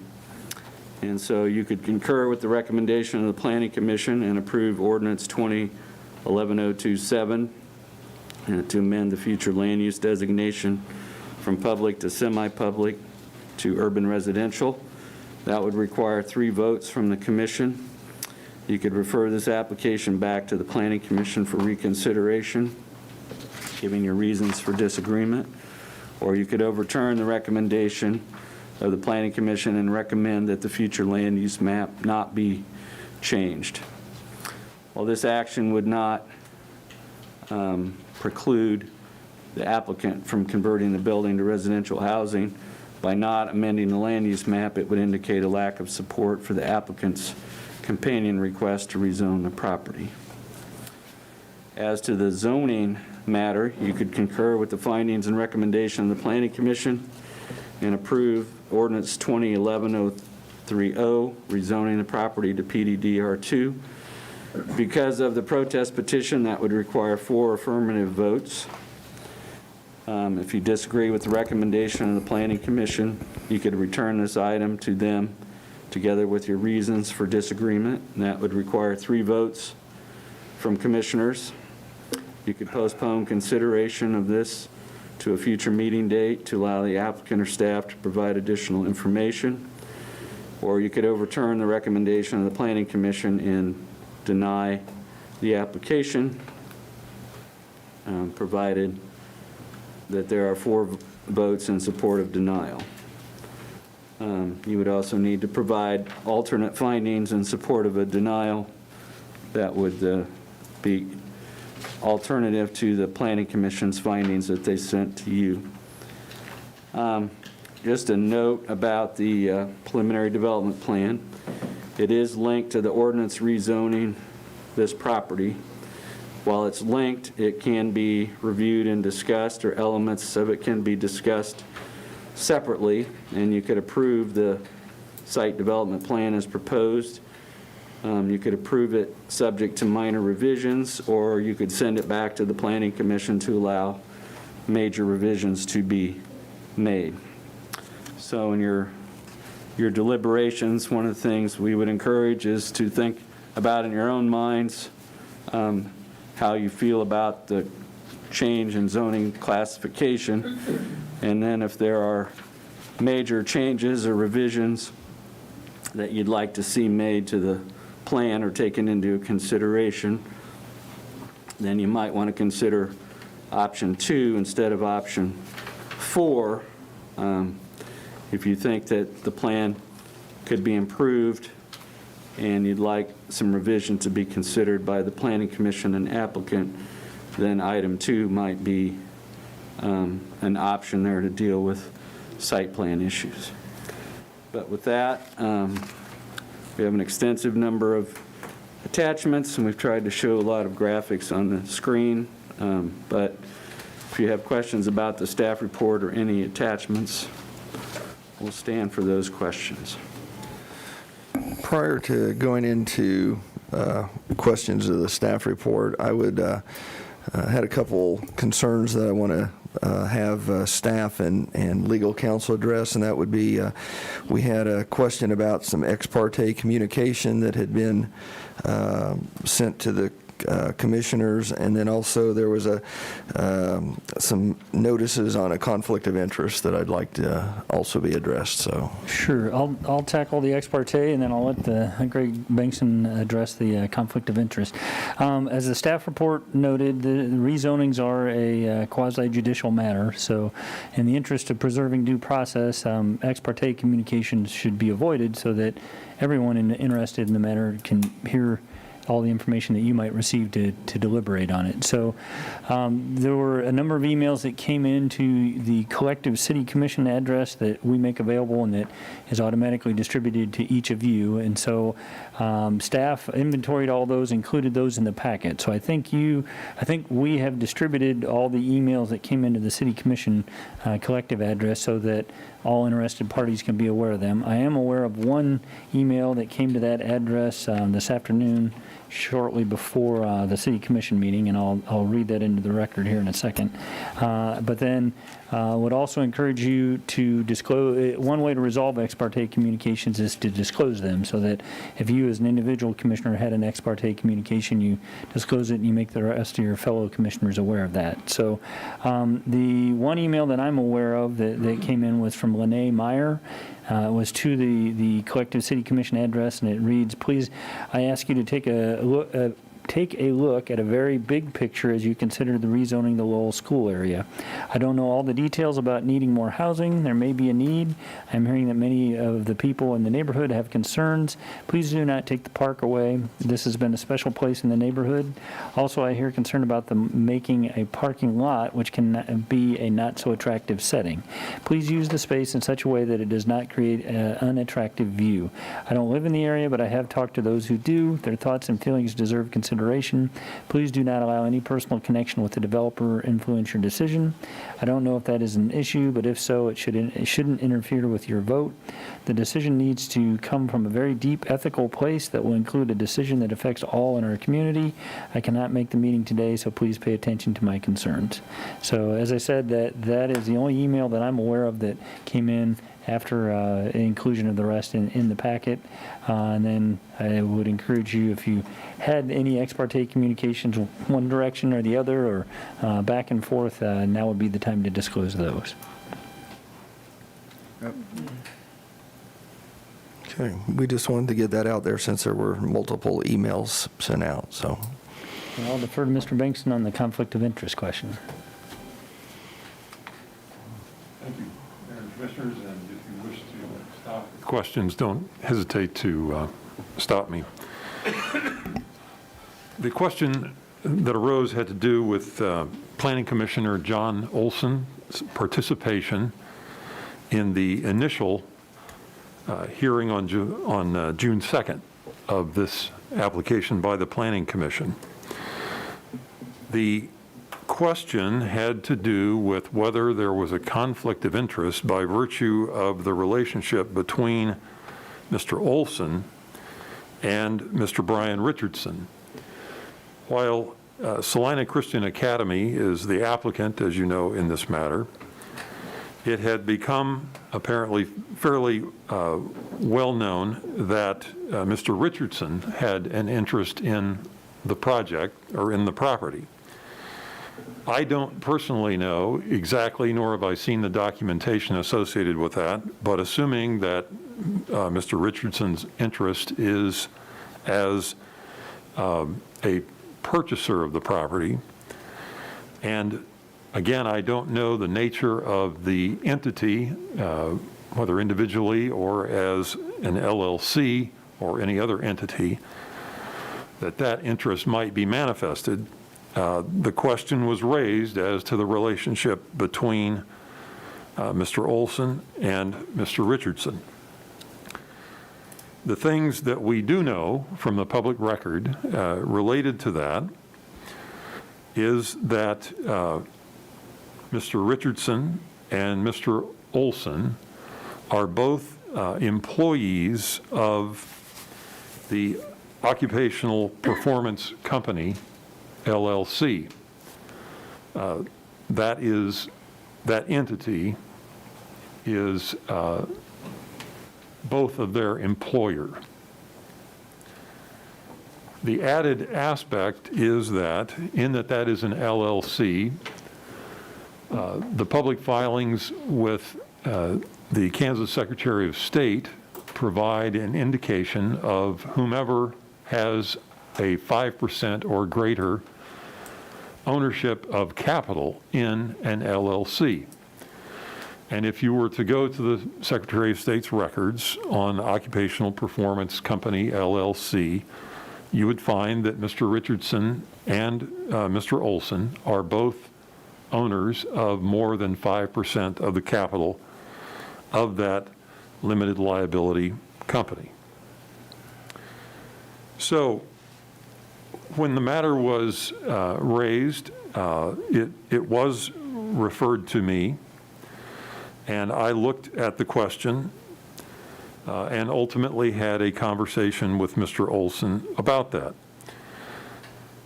We ordinarily, of course, as we're told by the Attorney General, to first look to the question of whether there is a substantial interest, whether in this case, a member of the Planning Commission had, and Mr. Olson specifically, had a substantial interest in the party that had reason or was an interested party in this application. That would be Mr. Richardson's interest, whether that be individually or in an entity in which he had the controlling interest. Well, as you all are, I'm sure, aware, that substantial interest test has more to do with the relationship between the individual and the interested party. Mr. Olson, in talking with him, confirmed that he has no interest in Mr. Richardson's entity, which is the basis of Mr. Richardson's interest in this application. Does that make sense? So there was not the matter of a statutory substantial interest at work. The next level of analysis goes to the question of whether there is a common law under Kansas case law, a common law conflict of interest. And to get to the point, I won't elaborate on that too much, but in talking with Mr. Olson, I pointed out to him that there is unique language in the Planning Commission bylaws.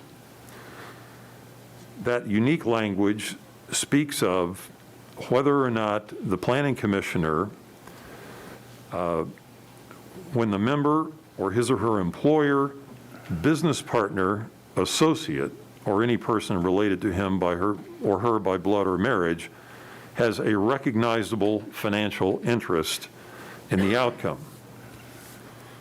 Regardless of the nature of the entity, we know that Mr. Richardson has a recognizable financial interest in the outcome.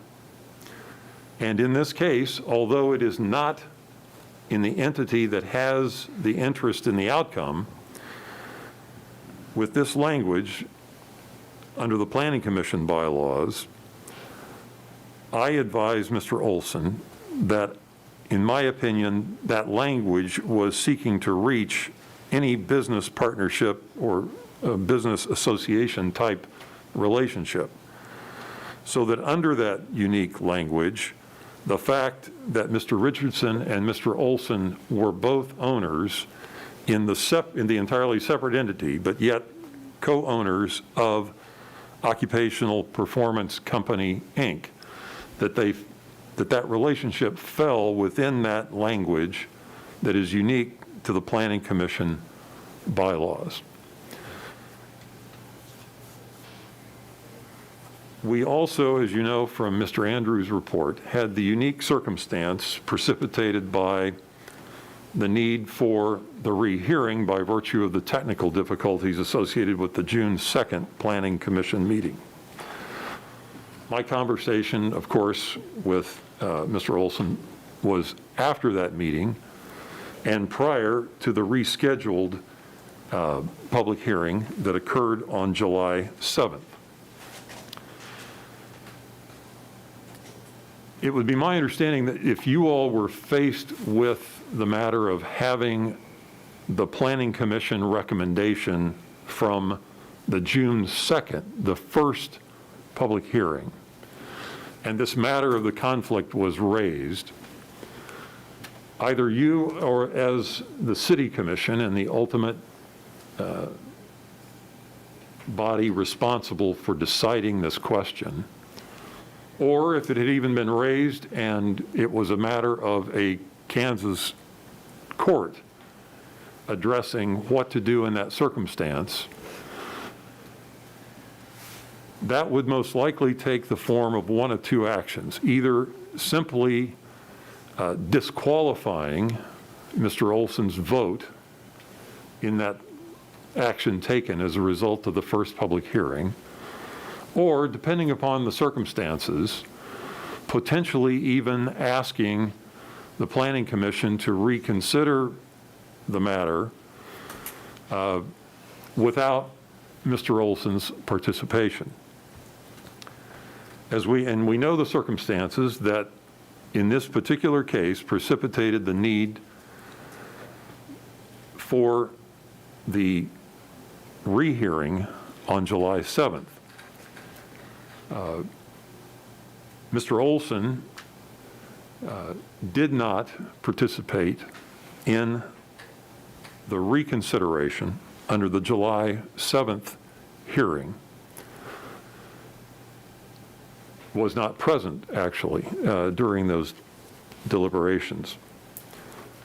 By virtue of that, it would be my understanding that what has transpired, despite all of the inconvenience associated with the need for the rehearing, it did present the opportunity for the Planning Commission to rehear the matter and provide you with their recommendation without Mr. Olson's participation. With that, it would seem that you now have before you the responsibility, as you normally do, to consider the application on its merits and with the benefit of the recommendation in which Mr. Olson did not participate. And if that all makes sense, that was the way it transpired. I've got a few follow-up questions, if that's all right, on this particular That's sort of matter. First of all, I just would like to know if council and city manager Scrigg watched the June 2nd meeting where Commissioner Olson participated. I did. Okay. I watched it last night, and I think it's fair to characterize it as Commissioner Olson led that conversation. Commissioner Olson made both of the motions in the affirmative for this development.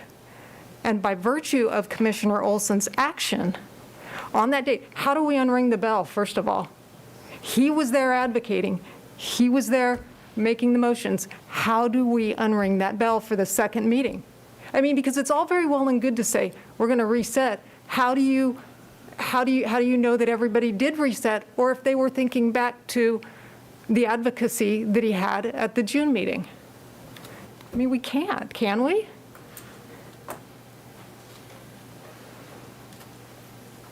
There's a lot there that I, of course, don't know. I don't know that any of us know, other than the planning commissioners possibly, that were in that role in those two meetings. I certainly understand that. My point was, whether this be what would have been the discretion of the city commission, or even if it were before a Kansas court, the way I would understand a court, your point, I think I can understand why under these circumstances the court would not have said, well, we'll just not count his vote and take the rest of, whatever impact that had. I could see how this would be a case where a court would potentially say, no, we need to go back and it needs to be reheard without Mr. Olson's participation. I don't know that there's any more that can be done than that. Something that wasn't clear to me was the reason for his non-participation made clear at the subsequent meeting. Because in the case of a court case, I'm assuming that you'd have some judicial guidelines saying, okay, here are the instructions from the court. You have to totally not regard anything that the commissioner who participated in said, because he has a recognized conflict of interest. Were similar instructions given to the Planning Commission prior to the July meeting? No. Okay, and so there wasn't an acknowledgement of why Commissioner Olson was not present. It's just the fact on the ground was he was not present. Is that correct? I think they were advised he was recusing himself. Yes, there was. Instructions that you asked about were not provided. Yeah, Mr. Andrew can correct me, but as I recall, the description was given that he was not present on the basis of recusing. And I'm looking to Mr. Andrew to make sure my recollection is correct. Beginning of the item at the Planning Commission, I announced that Mr. Olson was recusing himself from that item and had chosen to recuse himself by not attending the meeting due to the fact that he had a recognized conflict of interest. That was reported to the Planning Commission. Okay. And I don't know if it helps, but with respect to unringing the bell, we had need to conduct another item for the Planning Commission to reconsider another item due to technical difficulties, and they ultimately did reach a different conclusion on that item. Just a couple more questions. I know that one of this board's point of emphasis was an increased emphasis on board orientation with a particular focus on reviewing our ethics policy with all commissioners. Obviously, there are some commissions where that is particularly important. The Planning Commission probably being the most important. When was the last time that there was a board orientation or a presentation and an explanation on our ethics policy given to the Planning Commission? Did Mr. Olson have the benefit of that or not?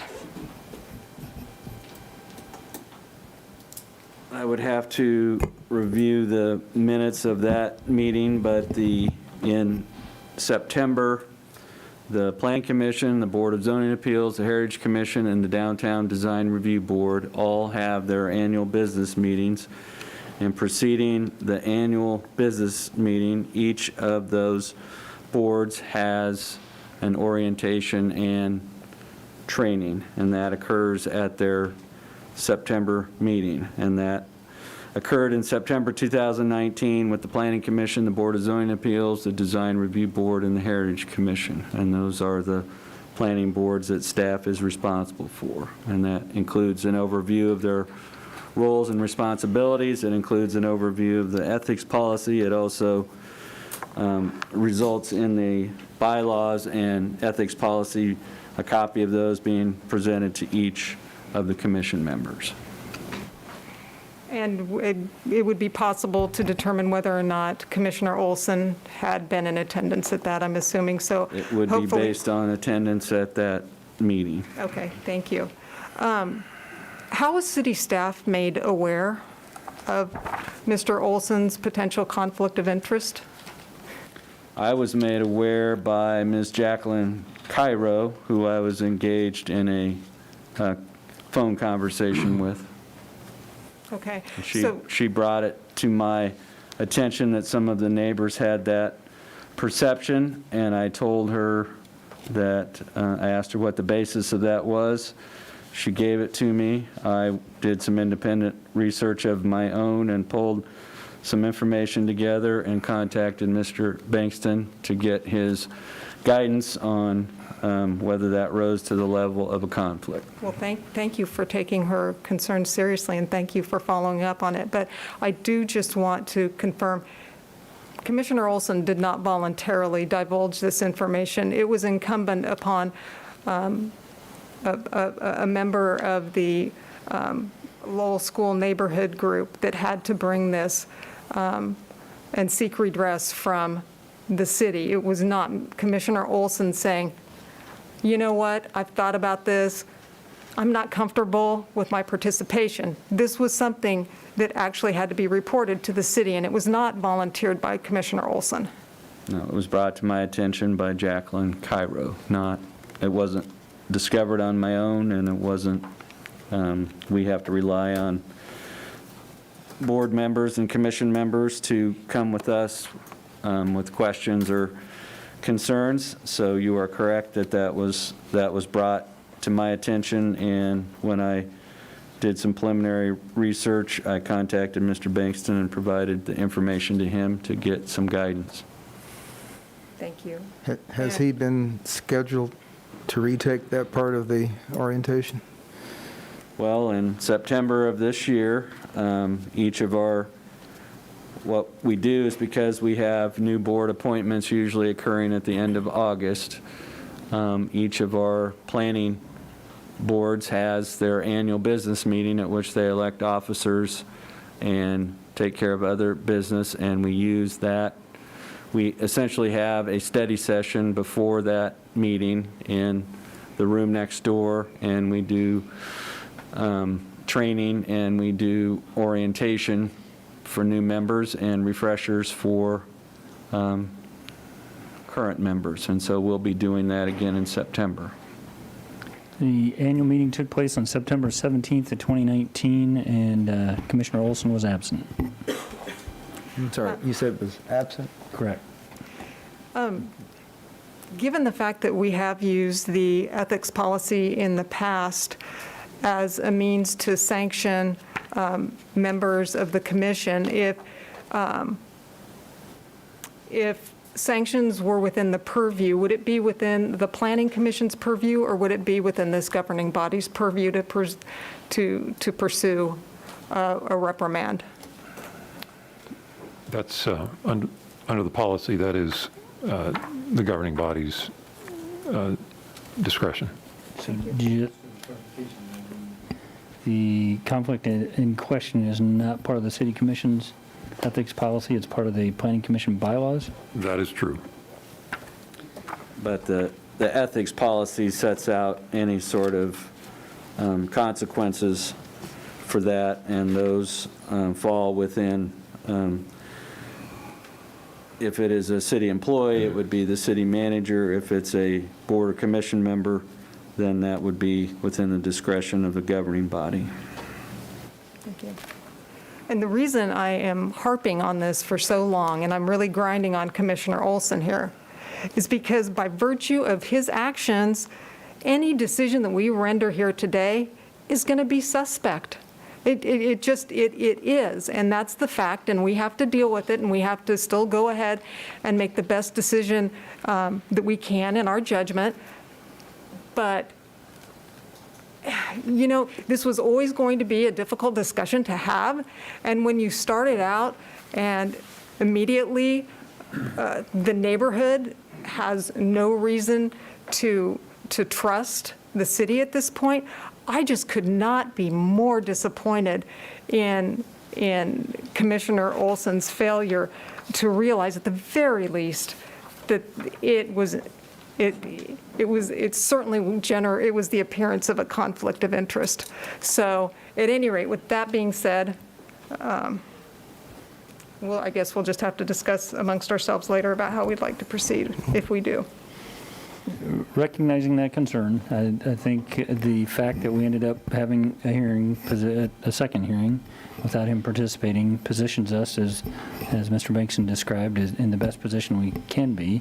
Additionally, then, you, as the governing body, are certainly an independent body. Staff has tried to provide you the full record of this matter so that you are fully informed and can make an independent and objective decision this evening. Thank you. If I might chime in for a minute, I would echo some of Commissioner Hodges' comments. I was very disappointed to see this occur, and I'm disappointed in the development group as well. I think that they both had a responsibility here, and Mr. Bankston, I really do not care if the same entity is involved or not. When you have a close business relationship with somebody and you're sitting on a board that is considering a request from that person, you know, it's not rocket science. It's pretty basic understanding of public policy that that's inappropriate. And so I'm kind of, you know, I am concerned about it. And as far as I'm concerned, my part in this is I'm going to try to disregard any recommendation from the Planning Commission and proceed on the basis of what we have in our packet and what we hear tonight. Because I just, you know, it's how do you unring the bell? That's a good question. Well, and, you know, when you try to forget what you've heard, at least you know, my tendency would be to go to the second meeting saying, well, if I hear anything different that'll change my mind, then I'll change my mind, but I did most of my thinking at the first meeting. So it's we're like in the, you know, the Perry Mason TV shows, if you'll indulge that comparison. You know, he'll say something that he knows is going to get thrown out, but the jury's heard it. And, you know, that was his intention all along. I did one question for I'm looking at the pictures of the school. Part of this school doesn't look terribly historic. It looks like it was added on many decades after the original building. Is like that part to the left, that picture that you just had up. There's the original 1915 school, and then there was a 1965 addition to the school. Right. Now, I'm assuming just the original you said 15 part is the historic part? I mean, it's not an official national The register, designation doesn't distinguish between parts, it just designates the entire building. So not even the new part could be torn down without the... Not even the new part. Heritage. There may be less concern about tearing down the new part, just as a portion of the St. John's Hospital was torn down, but that portion was still reviewed by the Heritage Commission before it was torn down. Right now, does it, having even the citywide historic designation, make it difficult to change the future use of that property? And that building's only going to be usable for obviously so many purposes.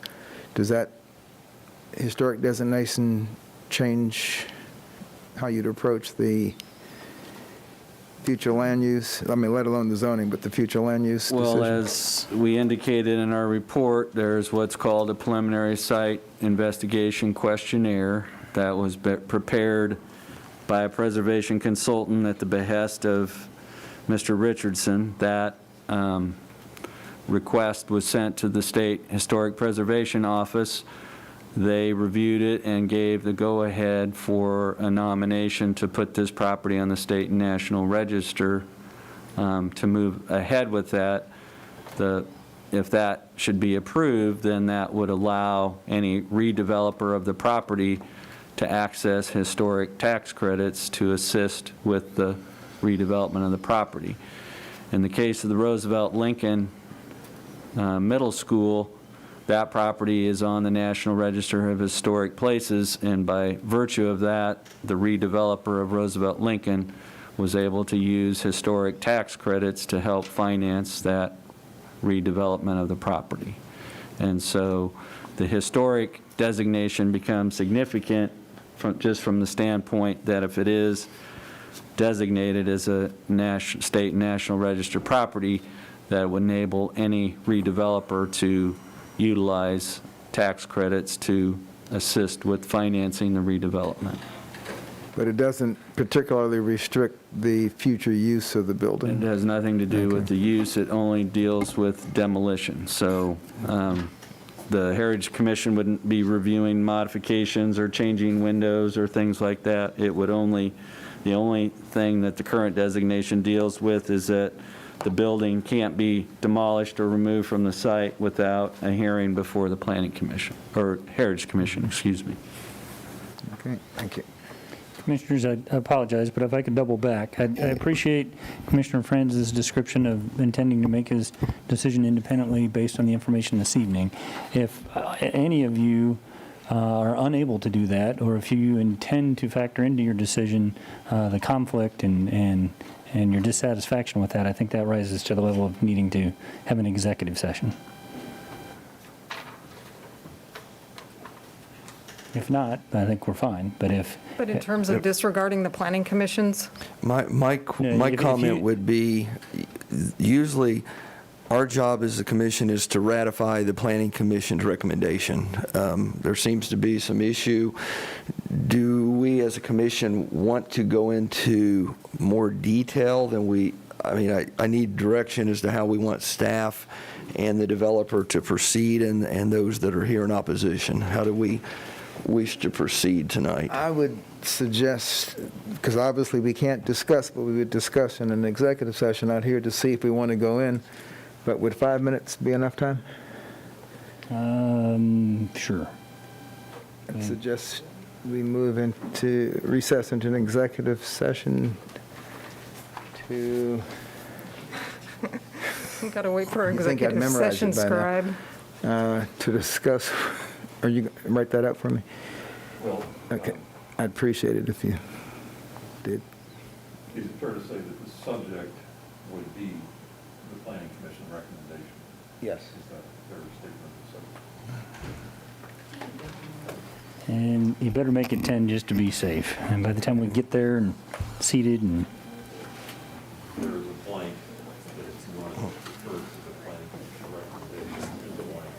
Okay. All right. I move the city commission recess into the executive session for 10 minutes to discuss the subject of legal considerations relating to the planning commission decision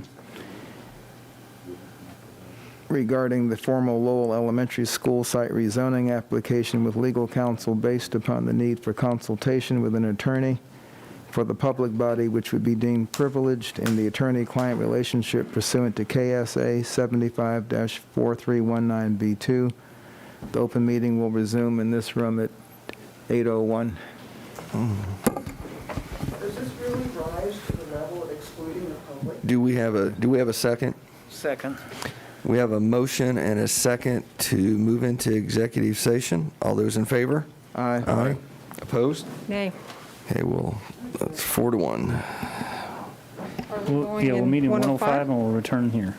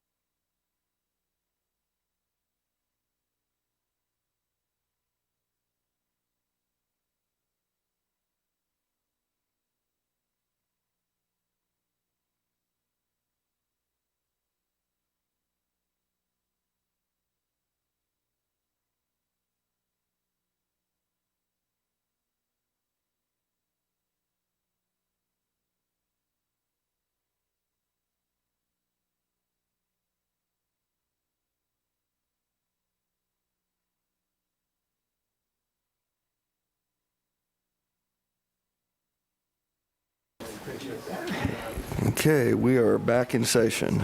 I will turn it over to Mr. Bingston. Thank you, Mayor and Commissioners, and as for the benefit of those that are here and those that might be watching, what you just saw transpire was a situation that we don't run into very often, but when we do, we have to proceed in a certain manner. Mr. Scragg was aware of potentially a legal consideration that possibly warranted advice from me as legal counsel to the governing body. It is not for Mr. Scragg nor me to try to anticipate what the governing body views as being privileged or not. I knew that the matter was subject to legal privilege, privileged communication, if that's the way the governing body wanted to maintain it. We've had the conversation that we needed to have, and in the course of that conversation, the governing body has advised me that it is with their permission that I can now relate publicly why it was that we went back into a closed executive session to have that privileged conversation. It boiled down to this. We understand, and you've heard concerns expressed by governing body members as to the potential impact of the conflict of interest in terms of the Planning Commission's consideration and ultimate recommendation on the matter. The legal point that we needed to make sure everyone understood is that as each member of the governing body considers the application, while the aspects of the conflict and any potential results or ramifications from Mr. Olson's participation in the first hearing in the minds of the governing body or any members of the governing body may have influenced that ultimate recommendation. While it is their prerogative to evaluate the Planning Commission's recommendation as they see fit, we do have to be also watchful that the Planning Commission recommendation is one of the factors that the governing body is to take into consideration as they ultimately decide this matter. One of a number of factors. The ultimate point was that we be sure that their consideration of the matter on the merits is just that, and that any effect that may or may not have been had on the Planning Commission's recommendation by the conflict of interest problem or concern not be overriding in terms of their consideration of the matter on the merits. That was the essence of our conversation, and so hopefully you understand why we had to go back, and that Mr. Scragg and I had a clear understanding of the governing body's thought on whether or not that was appropriate for public discussion. Okay, thank you, Mr. Bingston. Okay, I think Mr. Andrew, you were up here. Do we have any direct questions for Mr. Andrew on the blue sheet? See if there were any questions about the recommendations or findings of the Planning Commission as to the two matters, or if there's any drawings or anything that you would want to view again. But the two ordinances that are before you as relates to the future land use map and the zoning map, those ordinances are drafted so as to reflect the recommendation of the Planning Commission at their July 7 meeting. So the ordinance 2011-030 incorporates the conditions recommended by the Planning Commission and those findings as well. So just wanted to clarify that the two ordinances that are before you for consideration were prepared based on the July 7th recommendations of the Planning Commission. Are we having discussions and questions on these two issues separately, one after the other, or are we combining? I was assuming we were doing just the land use first and then come back with questions for the zoning. You can certainly do that. That's the order the actions would need to be taken. And the reason in. I asked that they're two very different issues for me. And Most of my questions were for the zoning, not the land use. Okay, so are we- I'm just Take them. asking, Okay. if we're doing them all together, then I'm not finished with questions, but if we're doing them separately, then. I guess we could do They the, plan to take public comment all at one time or between or each? between each, that's the question.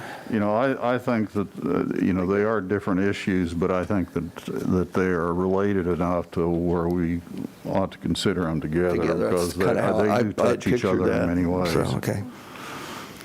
Okay. You know, I'm okay with considering them together anyway. We'll vote separately, obviously, but consider them. Okay, well then, I should ask more questions now then. Okay. All right. And the way I'm looking at this is, because I don't live in this area and I realize there are a lot of neighborhood concerns, so, I have to look at this as if Meadowlark Ridge School was in the same situation, how would I respond to it as a true neighbor? To what extent generally, I'm going to use the term city in generic sense, is the city obligated to change zoning to help someone sell a property that, because of its zoning designation, is difficult to sell? Is there any obligation for economic development, any obligation otherwise to, if the major reason for the change is to stimulate or allow a sale of the property, is that a bona fide You are reason? under no obligation whatsoever to change the zoning classification of the property. The justification that has been put forward is that the current residential single-family designation limits the potential reuses of the building and property. If you look at the list of the schools that were converted to other uses following their closure, only Franklin and Lowell, because they were essentially used for very similar purposes and units, didn't require some form of rezoning to support the change of use. So Is that done before they were sold or after? they were done, I'm not positive in every case, but it is, in my experience, it is not unusual at all for, and I actually recommend when I visit people to use what we call contingent contracts. So for example, there was a property owner that owned the southeast corner of 9th and Schilling, which is presently the location of a Lowe's home improvement store. That owner entered into a contract with some developers from Dallas, Texas, and the contract specified that the contract would not close unless the city granted all land use approvals that the purchaser was seeking. So it is fairly common for prospective purchasers to have a contract that's contingent on some zoning change being made. So if we use Bartlett School as an example, there was a proposal to purchase Bartlett School and turn it into an office building. Had the city declined to change the zoning classification of Bartlett School to allow it to be a business and professional office building, that contract would not have been executed because the zoning would have prohibited the conversion of Bartlett School to an office building. So the contract to purchase Bartlett School from the school district was contingent on the city agreeing to grant a zoning change. And I don't know any of the particulars in this case as far as contracts or contingencies or anything, but it is It is not unusual, but just because there's a contingency in the contract does not obligate you to change the zoning. It's just simply that the R1 single-family district is among the most limited zoning districts that we have, so the range of uses that you can put a closed school building to is very limited in an R1 district compared to other districts. So you cannot take this building and turn it into multifamily housing under the current zoning. So the planned development district R2 was viewed by staff as the best vehicle to go from R1 to something that could be, that there could be assurances that what was proposed is what would actually happen to the building. So with respect to your question about criteria in effect, by our ordinance, and it's covered in the staff report, but there are 5 criteria called out. The first of those being the character of the neighborhood and the uses and zoning of a nearby property. The second one is the suitability of the subject property for development with uses permitted under existing zoning. And so that kind of gets to Mr. Andrews' point about redevelopment under R1. All right. So that's a gut decision we have to make regarding the likelihood that the property would ever be used for anything under its current zoning. I mean, part of what you should look at is whether you think if this stays zoned R1, visualize in your minds what uses you see the building being able to put to if the zoning is not changed. Well, not so much the zoning, the property. I mean, the building can be knocked down if you get permission, but it's the property that gets zoned. Correct. You're not zoning the building, you are zoning the property. As far as the traffic counts for multifamily housing, how does that compare with what's calculated for a school that's being actively used? Well, the main problems with schools is that schools usually have a peak traffic associated with them, which associates with the opening and closing of school, and so there's a wide variation. But what we used was if you had an elementary school with 100 students, that would generate 130 vehicles a day, but depending on other factors, it could be as much as 300 some vehicles a day. But if you had an elementary school with 300 students, then you're talking about 390 vehicle trips per day, and that's going to be primarily around the opening and closing of school, and then the periods during midday are relatively quiet, whereas in a residential setting, there's still a lot of rush hour related traffic, but in a residential setting, you're not going to have the peak traffic flows like you do with the opening and closing of the school day. And I guess schools are quieter on weekends. So if I might, because what I have is very related to that. You said a school with 100 students. Do we know how many students Lowell had attending when it was open as a public school? The only figure that I could find was that in the latter years, the way the school district operated Franklin and Lowell is that they divided it between the grades, and the only number I could find was that combined Franklin and Lowell had 333 students and 25 faculty. Okay. But that's taking the two campuses when it was divided up by grade level. Yeah, just based on the number of classrooms, if there were 20 students per classroom at just Lowell now, that would calculate to somewhere between 200 and 250 students, teachers, staff at that location at that time. So that's probably pretty close. With respect to traffic counts, if it's helpful, the Kansas Department of Transportation published traffic counts in 2018, and they identified multiple blocks on Republic, but the block of Republic immediately west of Santa Fe, so the block in question, they reported as 3,115.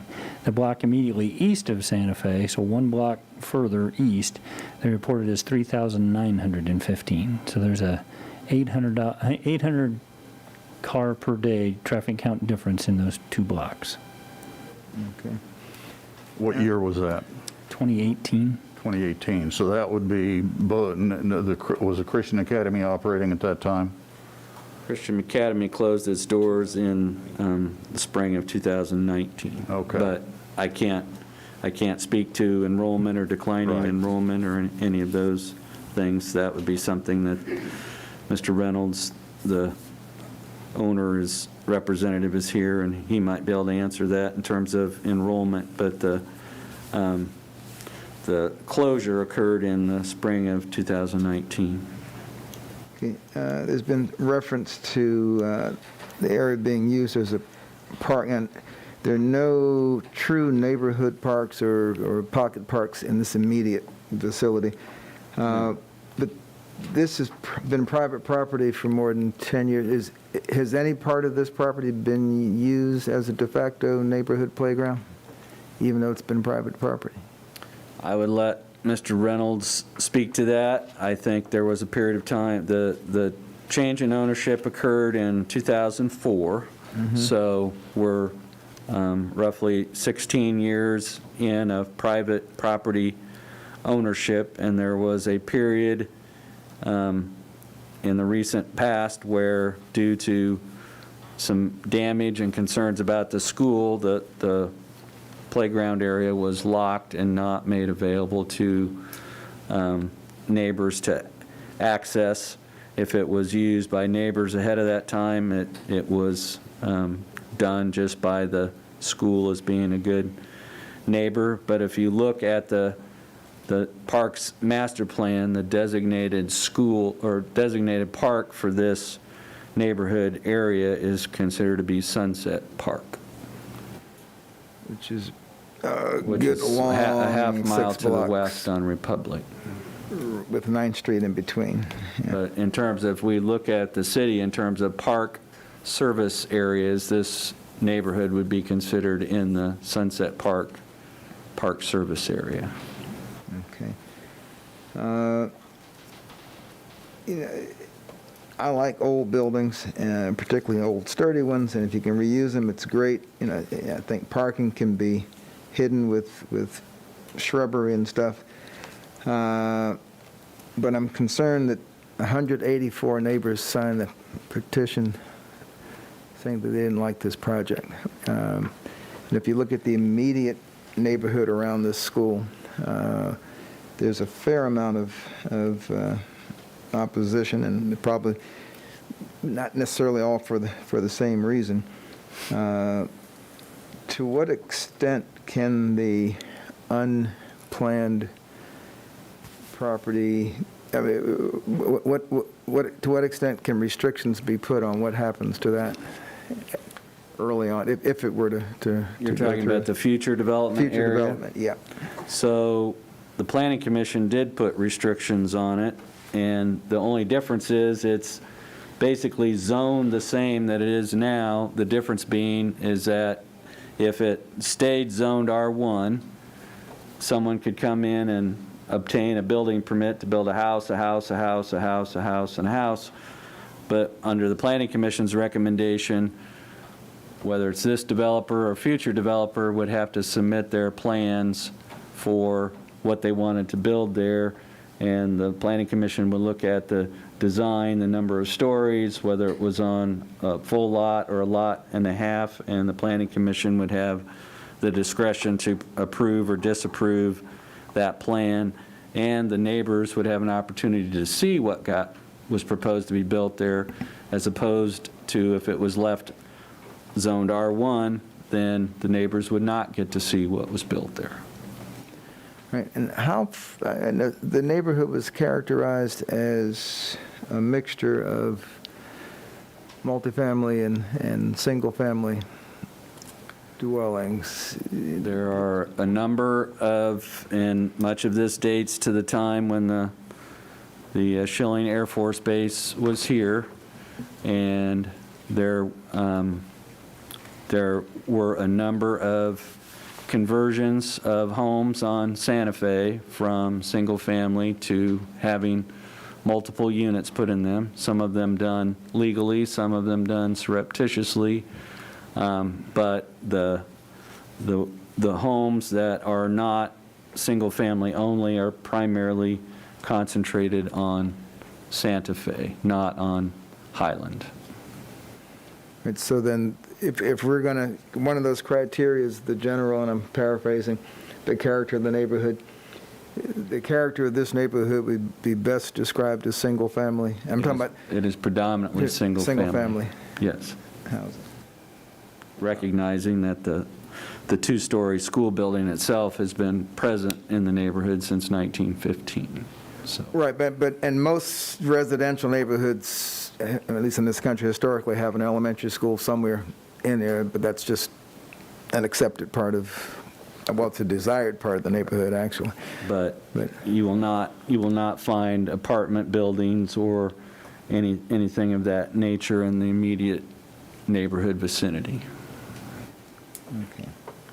I may have one more, but I'll yield the floor. I think I'm done now. Go ahead. I was going to follow up on one of Commissioner Davis's questions in terms of looking back at the Planning Commission's actions on the undeveloped area, Phase 2 or whatever you want to call it, that doesn't include the future development area indicated in green.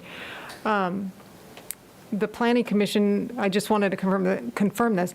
So they opted to do an R2 PDD or a PDD R2 as opposed to just a straight R1 zoning because it would then require a plan to be brought back that the Planning Commission, the City Commission, and the neighbors could all comment on? They were given two alternatives, which were discussed in detail at the meeting and discussed by the planning commissioners at great length.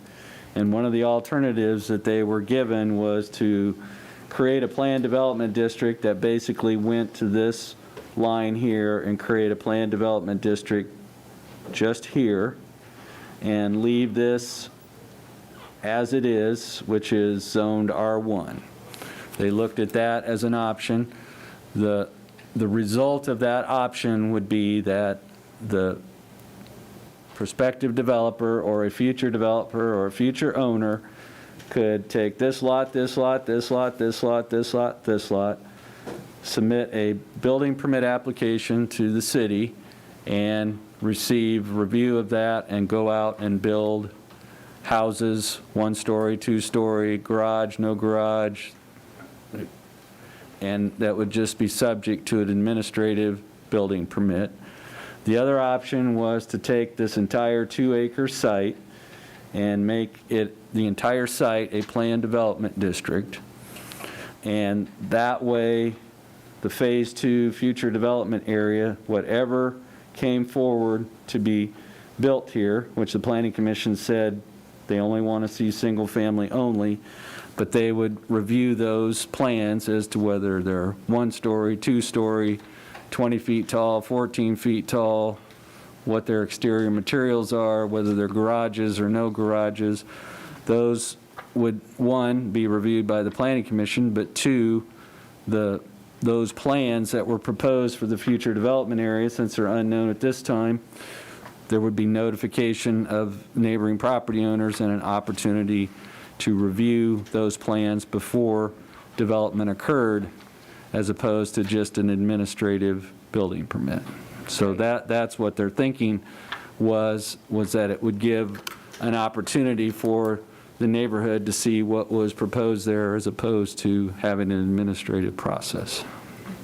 And so under every PDD, there has to be an underlying zoning, whether that's R2, R3, I mean, but there's not an R1 PDD, correct?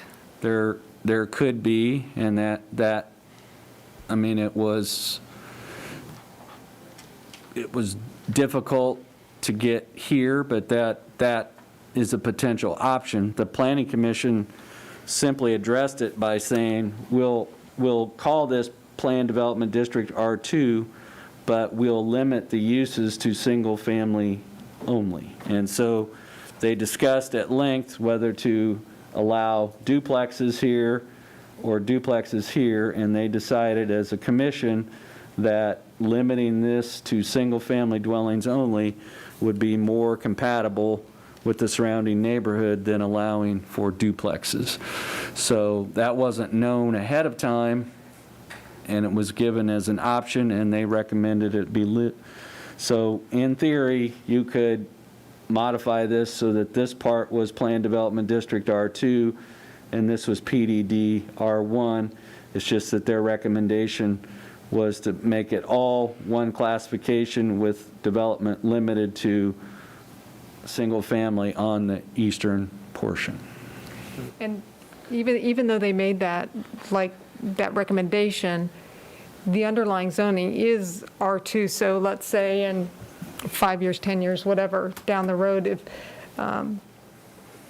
Mr. Richardson sells the property and it's a new developer or whatever, and they want to come in and do duplexes, you've got the underlying zoning there, even though the PDD recommendation You is do for not. single-family homes, or does that? No. That sticks? That sticks. Okay. The single-family dwelling limitation sticks. So Okay. if in 5 years somebody wants to build duplexes, notwithstanding that the map says PDD R2, the ordinance says single-family dwellings only. And so if somebody wants to build duplexes, they're coming right back here with a rezoning application to make it, to add two-family dwellings to the list of permitted uses, because as recommended by the Planning Commission, it's limited to single-family only. So wouldn't it be cleaner to just call it PDD R1 from the beginning? It could be, yes, that'd be within your discretion. It's just, we didn't know. We had an application for PDD R2, and no one knew till the Planning Commission deliberated how supportive they were of duplexes versus single-family, and they unanimously agreed that it should be limited to single-family only. But the application was for Planned Development District R2, but the ordinance could be modified to have these lots be Planned Development District R1 if you so desire. It's the same result, but I would agree that if somebody was looking at a zoning map and it said PDD R1, that would be more instructive than if they looked at the map and it said PDD R2. And then we tell them that even though it says R2, it really means single family only. So yes, that is an option to have it Planned Development District with mixed R2 and R1. On Republic, on the north side of Republic, will parking still be allowed on that north side of the narrow stretch of Republic, the on-street parking? There isn't really a reason to change that. From staff's perspective, a lot of the peak associated traffic with the school or the historic school use is going to be less. But the way the street is posted now is for parking on the north, no parking on the south, and there isn't a great reason to think that that would need to change. I wanted to confirm, because right now, those property owners are accustomed to being able to access on-street parking, and I just wanted to make sure that would continue for their use, and Many of their driveways are very short and very Right. tight, and it's actually difficult to get in some of them on the north side. right.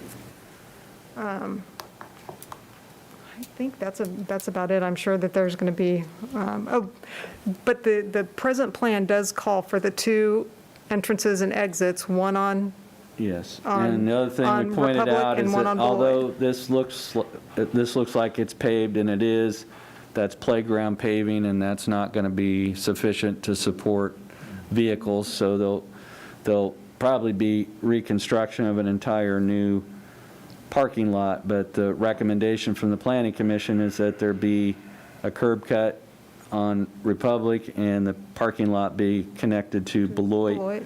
And the belief being that of the path of least resistance, that eventually people will decide mostly to enter and exit on Beloit, but that will also allow for pass-through traffic. It's better for fire apparatus and ambulances and others to be able to go circulate through as opposed to having to circulate back. So the recommendation was to modify the parking plan so that there was a curb cut here. When we're discussing that, was that originally that way, or is that a modification that's been made to the original plan that was submitted?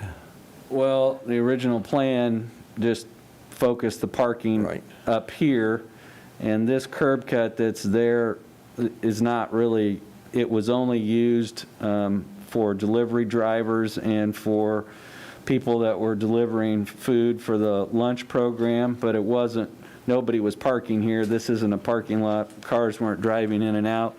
There was an occasional delivery, and vehicles used it for the school lunch deliveries, but it's not, this is not a very active curb cut.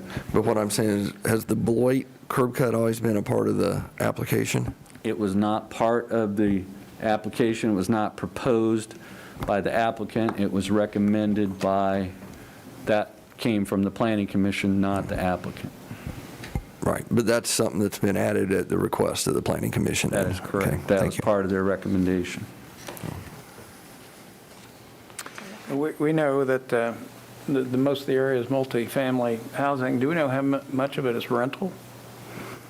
There's a map in your packet.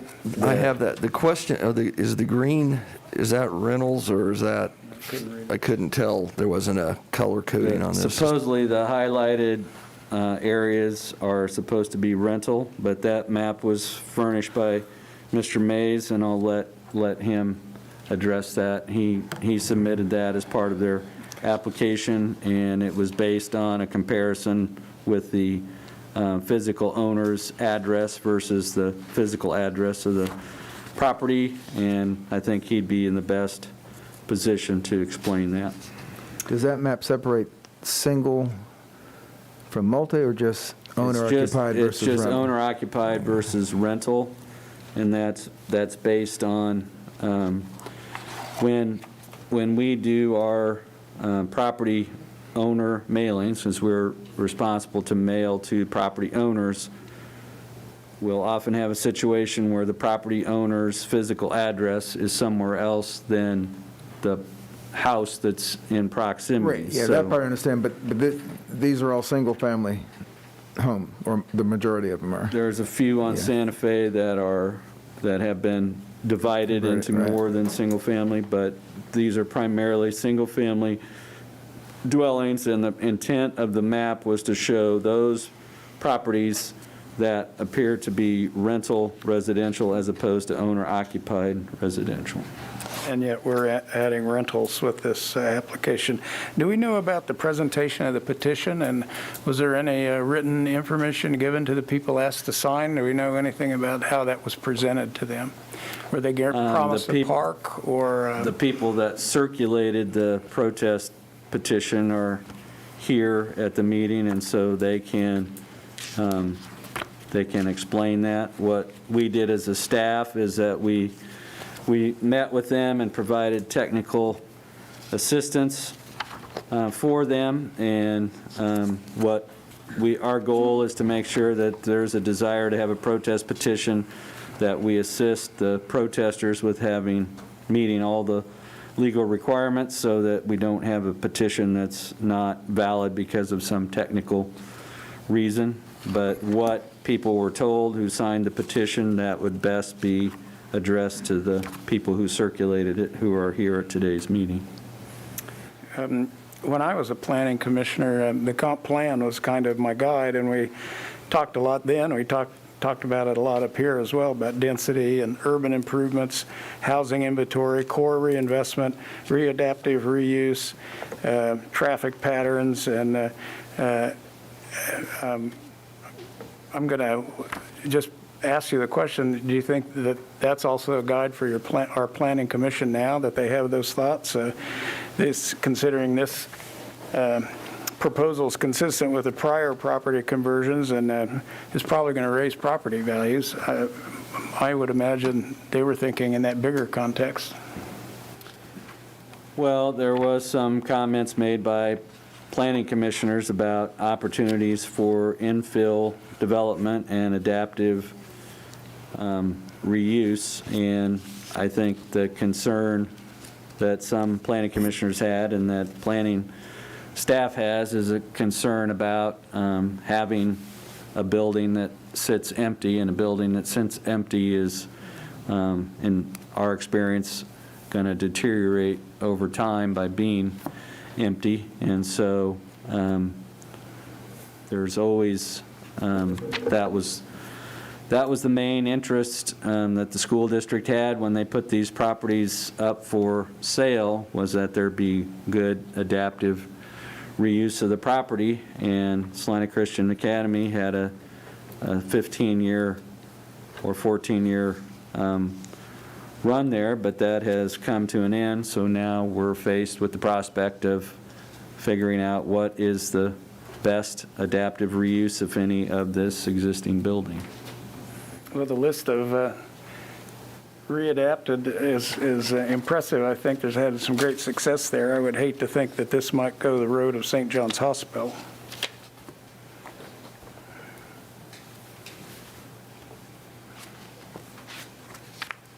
Commissioner Franz, any questions? Yeah, I will admit I am concerned about the narrowness of Republic and the access onto Republic. We have 15 units here that will be accessing it. If you put 3 more residences in there with 3 more driveways onto Republic, that strikes me as a lot of load. I am glad to see that they've modified the request to allow access to Beloit, which is better, and until you said something about fire access and being able to drive through, I was pretty well set that we need to close the access on the Republic side. I'm reconsidering that. That is something that lies within your discretion. But as far as the future use of the future area, they say 6 single-family residences. Is it possible to designate those so that the access is up the center instead of the streets on either side, or at least on the Republic side, so those do not add those 3 additional driveways on the south edge of Republic Avenue through that narrow section? yeah, Destin, if you could go back to the aerial photo.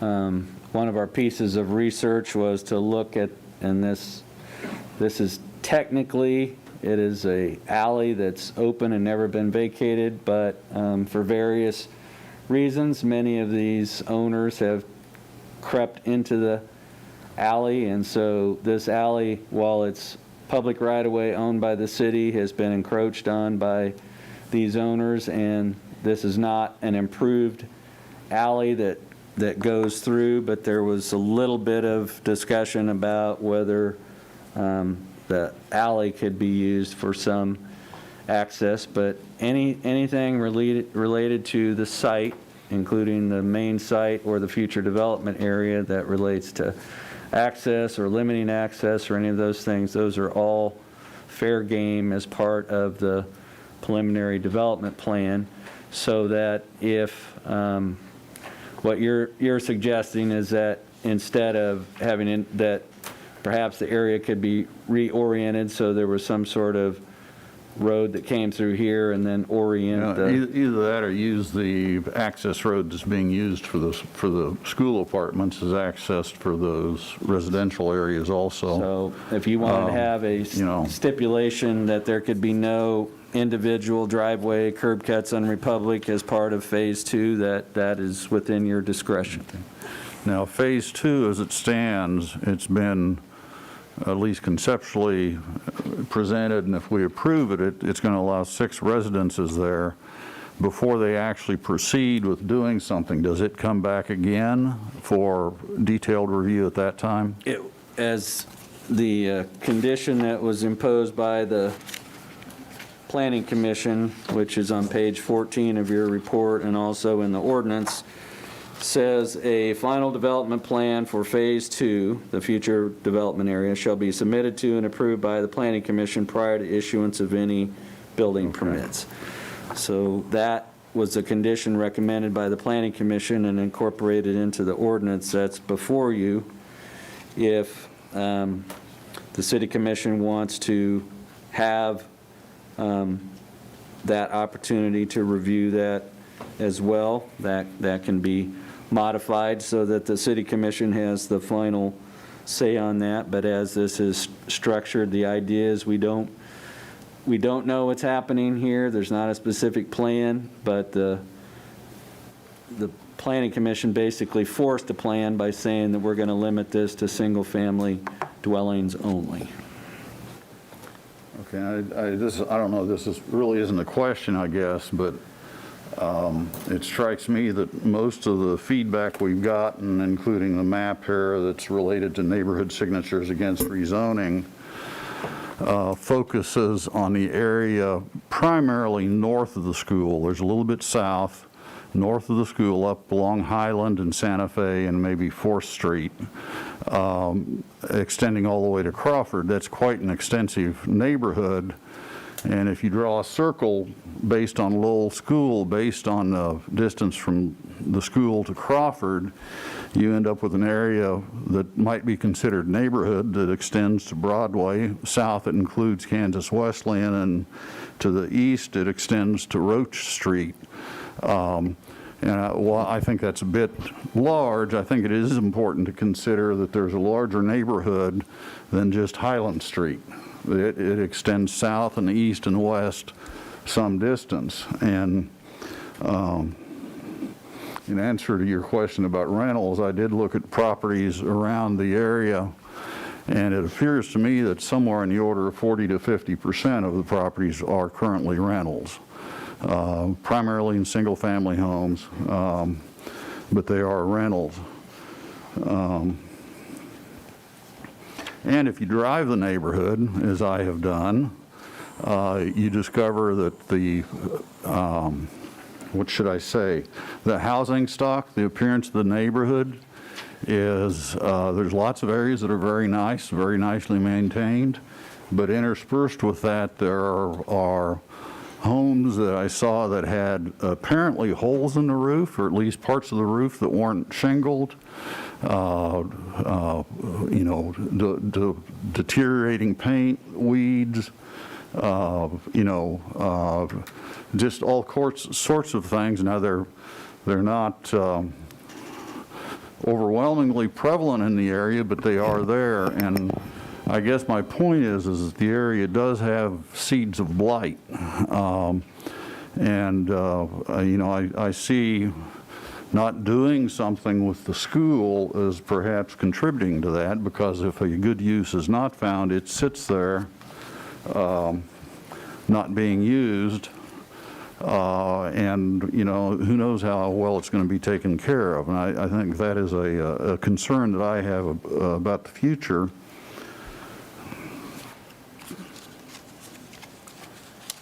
Sunset Park's within a half mile, admittedly, across 9th Street, which is a concern. Well, I think we all have our, and it's admittedly it's a whole lot of material, but one of the things that we put in your packet was some excerpts from the Parks Master Plan, and the Parks Master Plan referred to this as Park Area Number 9, and it just said that Park Area Number 9, which is described in a map that's in your packets, has 1,717 households, and so it's an area that Park Service Area Number 9 is considered to be serviced by Sunset Park, as I referenced. But there's the Parks Master Plan breaks Salina into, they've identified 15 park service areas and have established boundaries for those. So it's, there's the Parks Master Plan breaks Salina into, they've identified 15 park service areas and have established boundaries for those. So it's, there's the Parks Master Plan breaks Salina into, they've identified 15 park service areas and have established boundaries for those. So it's it's difficult to assign boundaries for what constitutes the neighborhood, but I think some of the perception of neighborhood deals with the property that was within the Lowell Elementary School attendance area. I think that seems to be some correlation between the being in the school attendance area and being in the protest petition. Commissioner Ryan, in response to your question about what the signatories might have known about the petition, it took me a minute because the packet is so big, but it looks like the signature pages lead off with, "To the Salina Planning Commission, we oppose rezoning in the Salina Christian Academy, formerly Lowell School, that would allow apartments on the entire 2-acre property." Repeat that last part, please.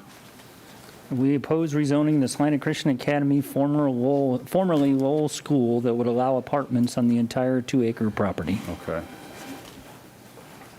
Something that I didn't see in the material were references to the housing study we had done a number of years ago, and looking at that I would just say that it does make a comment that townhouses and apartments are a need, and particular market rate apartments are a need in the community. Also note, comp plan, they did some surveys on needs for playground. That neighborhood indicated that somewhere between 41% and 60% of the respondents said they needed a playground. On the other hand, in response to the question of how well their needs for parks were met, 100% were happy with it. So, again, kind of a mixed message with those things. Just to ask one thing, Commissioner France, it's difficult to know when those questions were asked, because that park master plan was a long time in development. Yes, And I it's possible understand. that the neighborhood would have had access to those park facilities. I mean, we'll never know, but, Possibly. yeah. Yeah.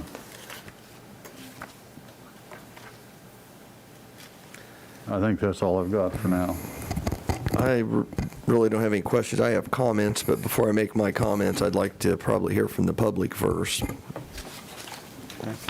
We need to. I will turn over the podium to someone else who'd like to speak. This is the portion of the Citizens Forum where individuals can come up and please give us your name and address. And we have a 3-minute clock over here, and we'll be glad to hear from you.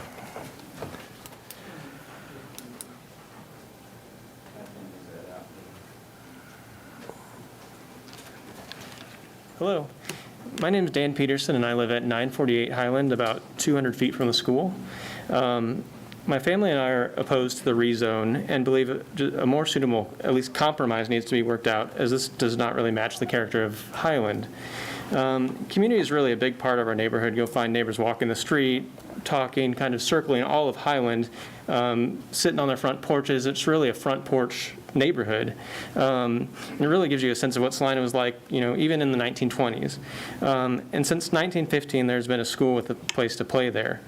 When Lowell was closed, the neighborhood was asked what they'd like to see happen with the property. The wish was that it would remain a school with public access.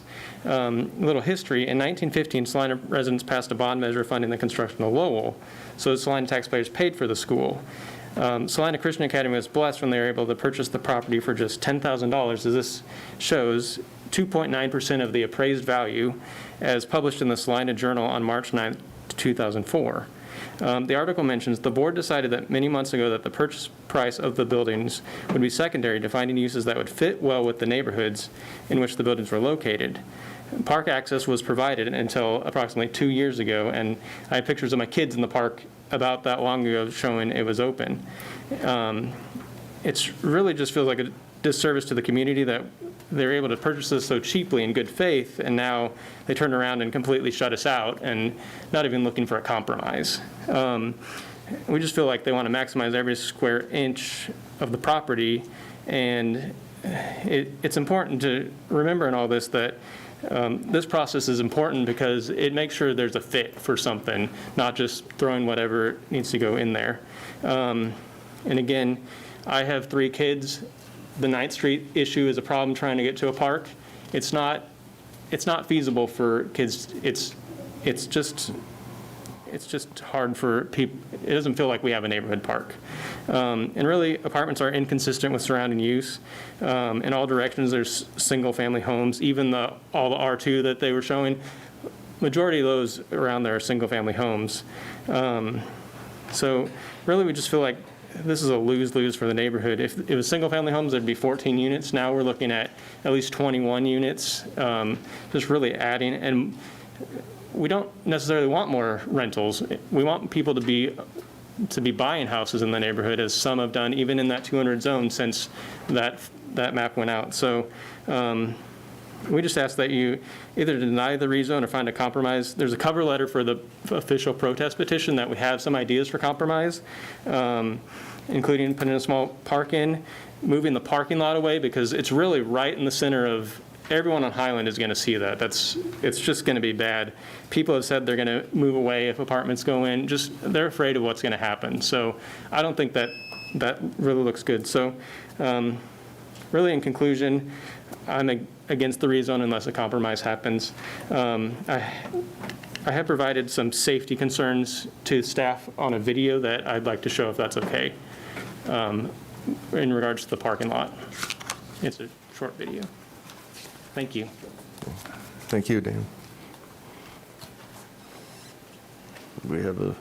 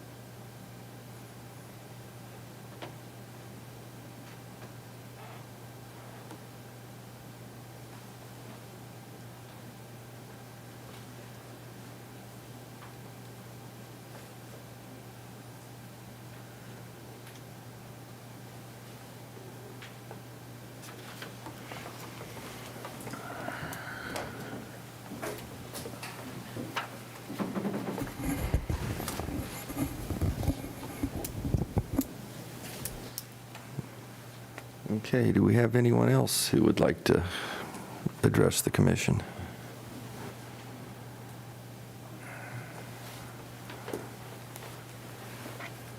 We don't have any order planned or anything like that, but, so Dan was talking about compromise. Could we have your name for the... Joan Ratzlaff. Thank you. Salina.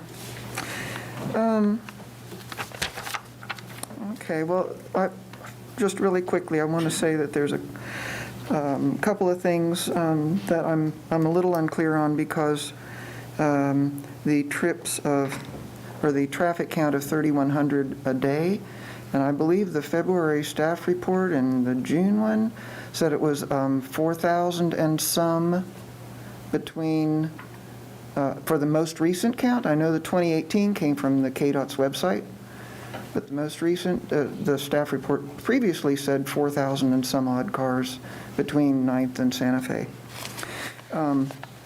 Sunset Park is a community park. It is about a half a mile from the school itself, but it's more than a half a mile from the majority of the neighborhood.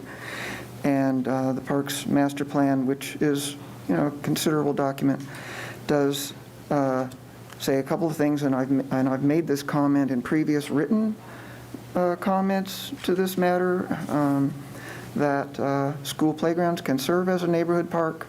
Neighborhood park is someplace that you walk to, and that they should be within a half mile of everyone in town. We don't have that everywhere, but what's good is a plan if we're not following it, and just another one of those things. But I wanted to talk about, the extension of an R2 area, really, on the east side of the future use.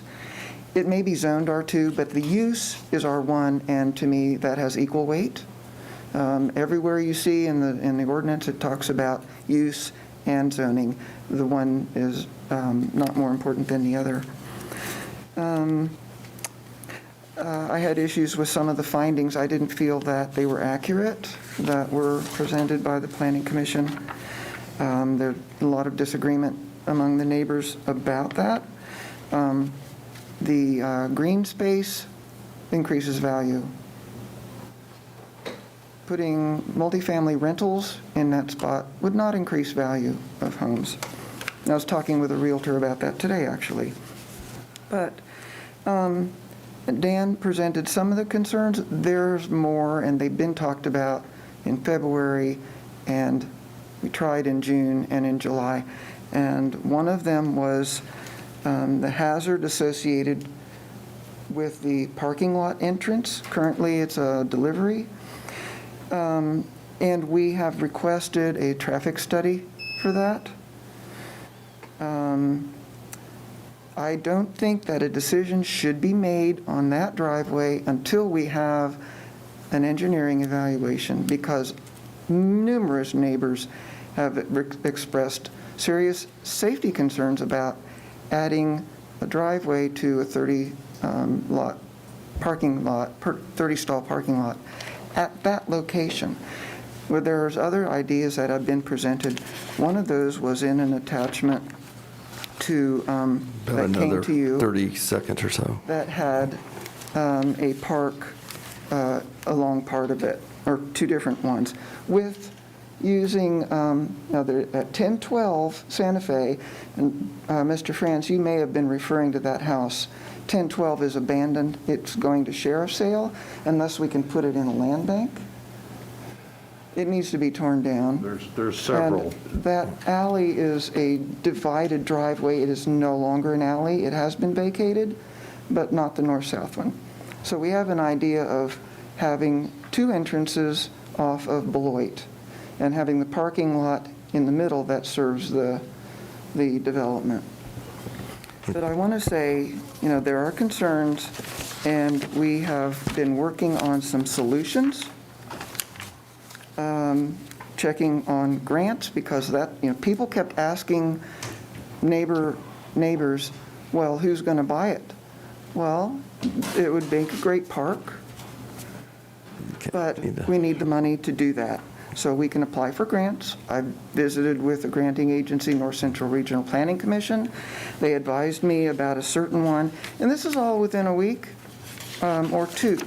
So there is a certain grant that the city could apply for, or the North Central Regional Planning Commission could apply for it. It's not expensive. It could help it buy the land. Numerous Okay, we need to numerous grants wrap up to be fair would to be everybody. available to do that. We're saying that we are wanting to provide a solution that provides things that are mentioned in the comprehensive plan and the Parks Master Plan, make the neighbors happy, preserve the value of the neighborhood, and would also work with the developer. So we just need a chance to do that. Okay, thank you, John. Thank you.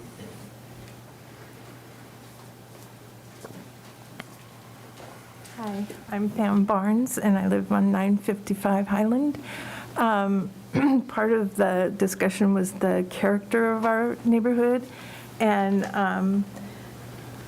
some things that haven't been mentioned is that it's hundreds of people dress up and come down for Halloween.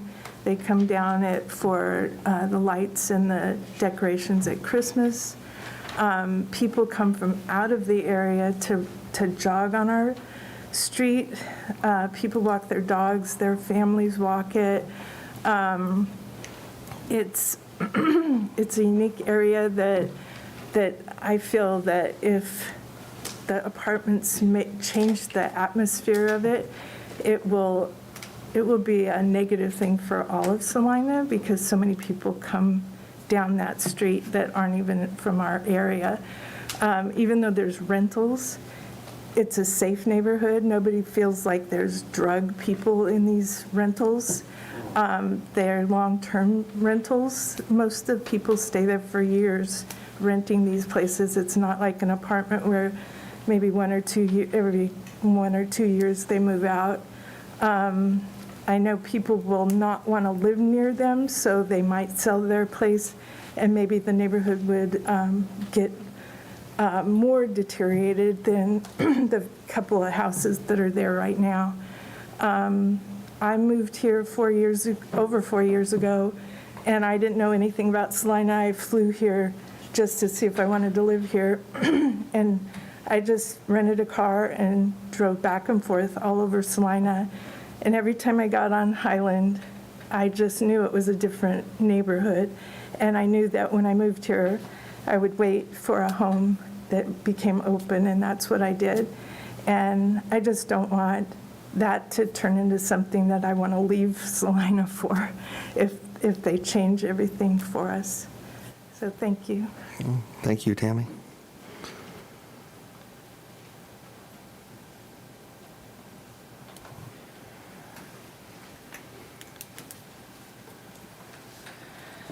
Hello, I'm Jacqueline Cairo. I live at 700 block of Highland. I have lived there, and my family and I and my siblings. I come from a family of 12, so I think I have a good sense of fair play, and I think I recognize unfair play. Like I was starting to say, my family and I have lived in the neighborhood since 1974, both sides of the school. Most of you are probably old enough to know the lyrics to the song by Joni Mitchell. They paved paradise and put up a parking lot. That situation fits perfectly here. The view, the whole atmosphere of that property is bound to be a nice-looking parking lot. The building may be revamped to look beautiful, but it's still going to be apartments. All the calamity and the trappings that go with apartment living will be there. That's a complete change to the neighborhood, complete change. And that's basically what the neighborhood's trying to do. They're trying to object to that change. They want to say the same. This is a blue-collar paradise for the people that live there. It's not a white-collar, Paul. It's not white-collar, but it is a blue-collar paradise, and it has been that way in the neighborhood for decades. So that's really what the people are after, and I appreciate you bringing, Commissioner Hodges, the conflict of interest issue. I want to reiterate that it's most likely, well, Mr. Olson would have known about this conflict of interest starting in January, when the application was made all the way through June to where it was brought out by the citizens. And it wasn't me, by the way. I was the messenger on that. It's other neighborhood. Mr. Peterson and Joan Ratzlaff were the ones who really discovered the conflict of interest. And I'd like to mention too that it's very likely, more than, that the applicants and the developer were party to that conflict of interest, or at least knowledge of it. And they seemed to, most likely they were complicit with the idea of, I won't use the word, but that. So also, is that my buzzer? Well, that's good enough. I thank you for your time. Thank you, Jacqueline.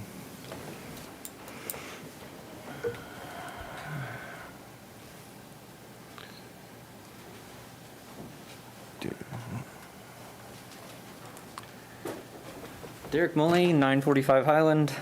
I have lived at that residence for 37 years of my 40. I grew up going to that school, playing at that playground every day after school, during school, weekends, running around that whole thing. It was just a part of life. All the neighborhood kids gathered there. It was, I mean, it is what the neighborhood was. As the school closed, the academy bought it. My kids were enrolled in the academy, went to school there. It continued as our neighborhood school. When the school closed the playground equipment, yeah, it wasn't a huge deal because the neighborhood had changed age groups because my generation had moved out. Now the neighborhood has switched, and it is bringing in a lot of younger families that do bring kids to the plate. And the park is definitely needed. Apartments, I don't want to say I'm completely against them. I see that as a good fit for the building, but there is compromise needed. Bringing the park, moving the parking lot to where it's not front and center of what the neighborhood has been for 100 years. That's about all I have to say. I just would like to continue to keep the neighborhood as it has been, and living 6 houses from that intersection, it'll be unsightly to see a parking lot for sure. Regardless of what shrubs or landscape happens, the parking lot's always going to be there. Thank you. What was your name again? I apologize. Derek Mullane. Derek, okay. Thank you, Derek.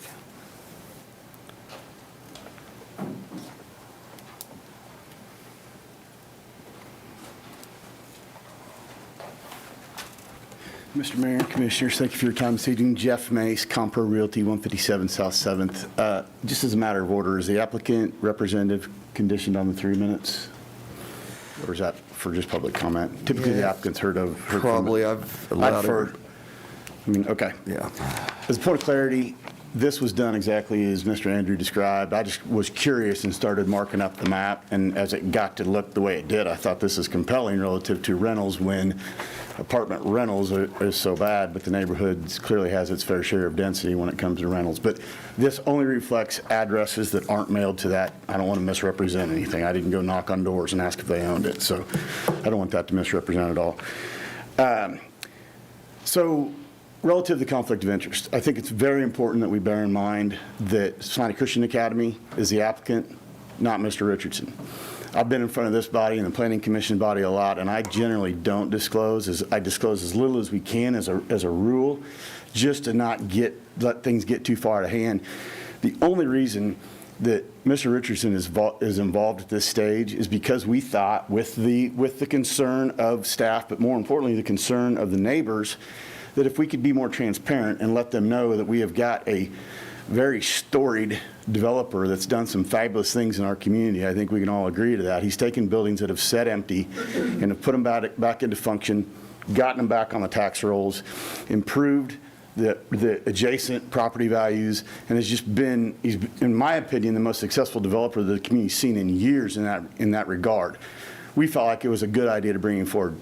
Didn't think further, but the applicant at Salina Christian Academy has no affiliation with Mr. Olson. The moral of the story here from my chair is, after the property went under contract with Mr. Richardson, we left it on the market, and we left it, as we always do, potential backup orders, backup offers, as Mr. Andrews alluded to. So I can assure you that all the calls that we always qualify, because doing what we do, oftentimes we get inquiries about properties that are way, way far away from what they're actually looking for.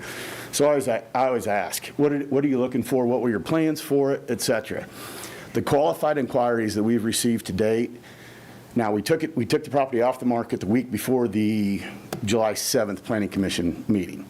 But prior to that, everyone that called were multifamily developers that were really inquiring. We had people that were just interested in what the price was and things like that. But as we got down and drilled into the inquiries, they were primarily multifamily developers, many of them from out of town that target schools to go in and do this very thing because you can get the historic elements involved. So as you think about this application and what you're doing to the underlying real estate, I invite you to think about it as Salina Christian Academy as the applicant, because in order for us to put that building back into production, we really believe that multifamily is the way to handle that building to get it back functioning. I'm going to leave you with one quick thing as I see the clock. I brought this up at the last commission meeting, and I think it's relative to your considerations as we talk about compromise and we talk about we need a park. And Dr. Davis, pardon me, Dr. Davis or Mary Davis? I don't know which one's appropriate, so pardon me. But I read this to the Planning Commission because I think it's germane to your consideration. It's regulatory taking. In the United States constitutional law, regulatory taking is a situation in which a government regulation limits the uses of private property, that's exactly what we're talking about here, to such a degree that the regulation effectively deprives the property owners of economically reasonable use or value of the property, to such an extent that it deprives them of utility or value of that property, even though the regulation does not formally divest them of title to it. So as we talk about, no, I'm not going to rezone it because I want it to be a park. When we first came in front of the Planning Commission, the park idea was brought out. Mr. Andrew sitting right there. I looked at Mr. Andrew and I said, are you signing the contract or is Craig going to sign this contract? Because it sounds like the city just bought themselves a piece of property to put a park in. But it is, like it or not, private property. And we can't go on and we can't let this idea that, well, I won't rezone it because I want it to ultimately be a park and the Salina Christian Academy has to sit there for another 2 years while that building continues to deteriorate. So I do think that regulatory taking is very close to some of these questions, not at all the action that you may or may not take, but some of the things that are being asked, I think by constitutional law could be deemed illegal. So as the applicant, I'm happy to answer any questions you may have. I know you've had a long meeting. I just had one question that maybe for you. What is the condition of that building currently? I'm going to let Mr. Reynolds come up as a public citizen and answer that question because he's more familiar. I mean, I know, but I'm going to let Mr. Reynolds, who's the board of Salina Christian Academy, speak to that if that's okay. Because he's more qualified than I am to answer your question. Okay. Any other questions of me, though? Well, I don't know if this is for you either. Is there any thought been given to what sort of apartments might go in there? You know, I referenced market rate apartments. Market rate apartments. Okay. Historic tax credits are going to be used, but market rate apartments. Okay. That's a question I have. Absolutely. All right, thank you very much again for your time. Thank you. Could I just ask for a clarification from the city attorney? Just since I don't think any of the five of us are attorneys, with reference to the term regulatory taking, does that apply if the zoning of the building is the same now as it was before it was bought the first time and has remained the same?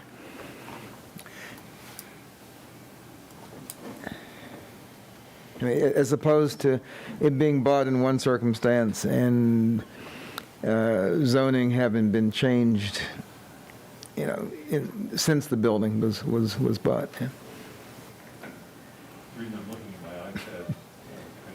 I'm sorry. The reason I'm looking at my iPad, we anticipated that question, and I do have a summary.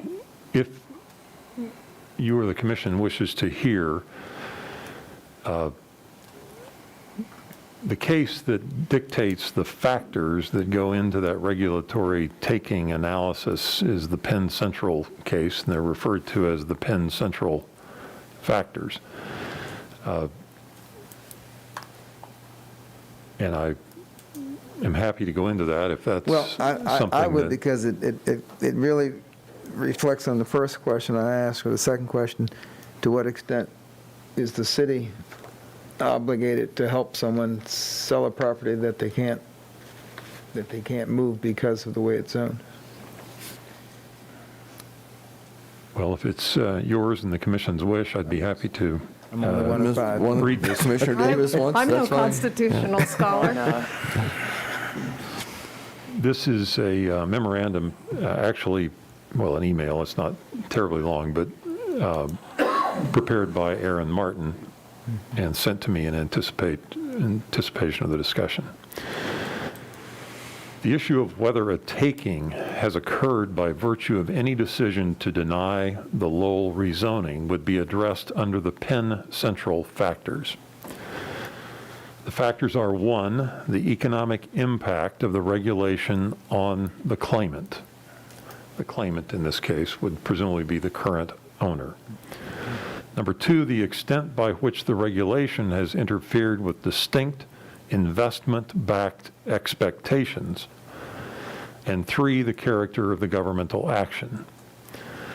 In the context of a takings claim premised upon denial of a zoning request, the most relevant factor is the second factor, involving the landowner's, quote, investment-backed expectations. As a preliminary matter, in the Palazzolo versus Rhode Island case, the United States Supreme Court explained that there is no per se rule that prohibits a Penn Central takings claim by the mere fact that title was acquired after the effective date of the state-imposed restriction. The state-imposed restriction would be the original zoning. The court reasoned that otherwise the post-enactment transfer of title would absolve the state of its obligation to defend any action restricting land use, no matter how extreme or unreasonable. However, when courts review a takings claim premised upon the government's denial of a requested rezoning, it is generally held that the, quote, investment-backed expectations factor of the Penn Central test is not satisfied, and this weighs heavily in support of the government, absent unique facts that support the landowner's belief that he or she is entitled to rezoning. Another case, Grand Sakwa of Northfield versus, it doesn't matter, I suppose. It is a Michigan appeals court case. The plaintiff unsuccessfully asserted a takings claim against the city based upon the city's denial of a rezoning. In determining that there was no legitimate investment-backed expectation because the property owner acquired the land knowing that it would have to be rezoned to accomplish its desired use. The court reasoned that a claimant who purchases land that is subject to zoning limitations with the intent to seek a modification of those limitations accepts the business risk that the limitations will remain in place or be only partially modified.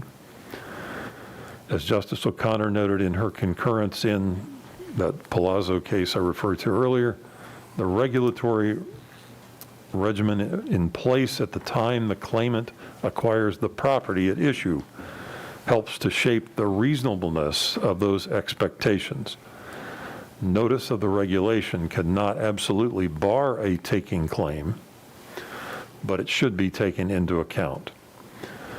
In short, there is no per se rule that prohibits an owner from asserting a takings claim based on the denial of a rezoning request.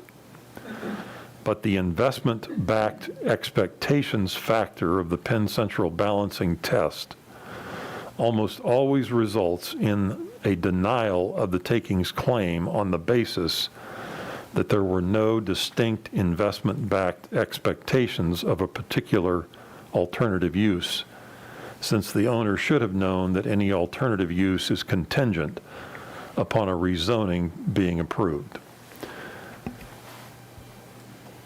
point being that any court would take those factors into consideration. If I may, I think one of those factors was the character of the government's action, and I believe that Mr. Mays was making a distinction that if your decision is for the purpose of turning it into a park, now your regulatory decision has been implicated by your intent to use that property for city purposes. So I think you need to make a independent, distinct decision about the merits of the rezoning. Use as a park, or your intention to use that as a park, it could be a legal concern. Yes, that's certainly an accurate statement as well. I think you have a balancing here that I think the point is it is more difficult for a claimant to assert a takings claim when they are basing that claim on a denial of a rezoning in order to fulfill whatever economic interest they might be in pursuit of. By the same token, Mr. Scragg's point is correct. Certainly, the other side of that coin is you would not want to deny a rezoning if somehow you were motivated by the point that I might best leave you to articulate it. Motivated to repurpose it as a park. Right, okay. But failure to rezone property which has been used for its original purpose for a very long time, without any zoning changes during that period of time, would not necessarily be considered a regulatory taking. Well, and I'm sorry, we're in that area where those factors are all three going to be at play. That makes for a little harder prediction in any particular cases, but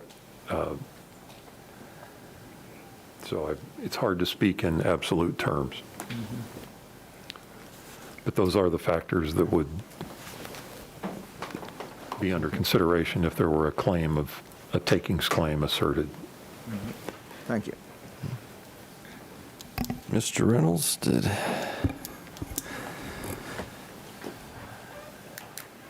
I take it you're Mr. Reynolds. You started this direction when I was asking about the condition of the It was an building. important question. Thank you very much, everybody. Go ahead and state your name and I'm address. Jim Reynolds. My address is 5261 West Stimmel Road, Salina. And so I've been with Salina Christian Academy since its founding. I was one of the original founders of the school.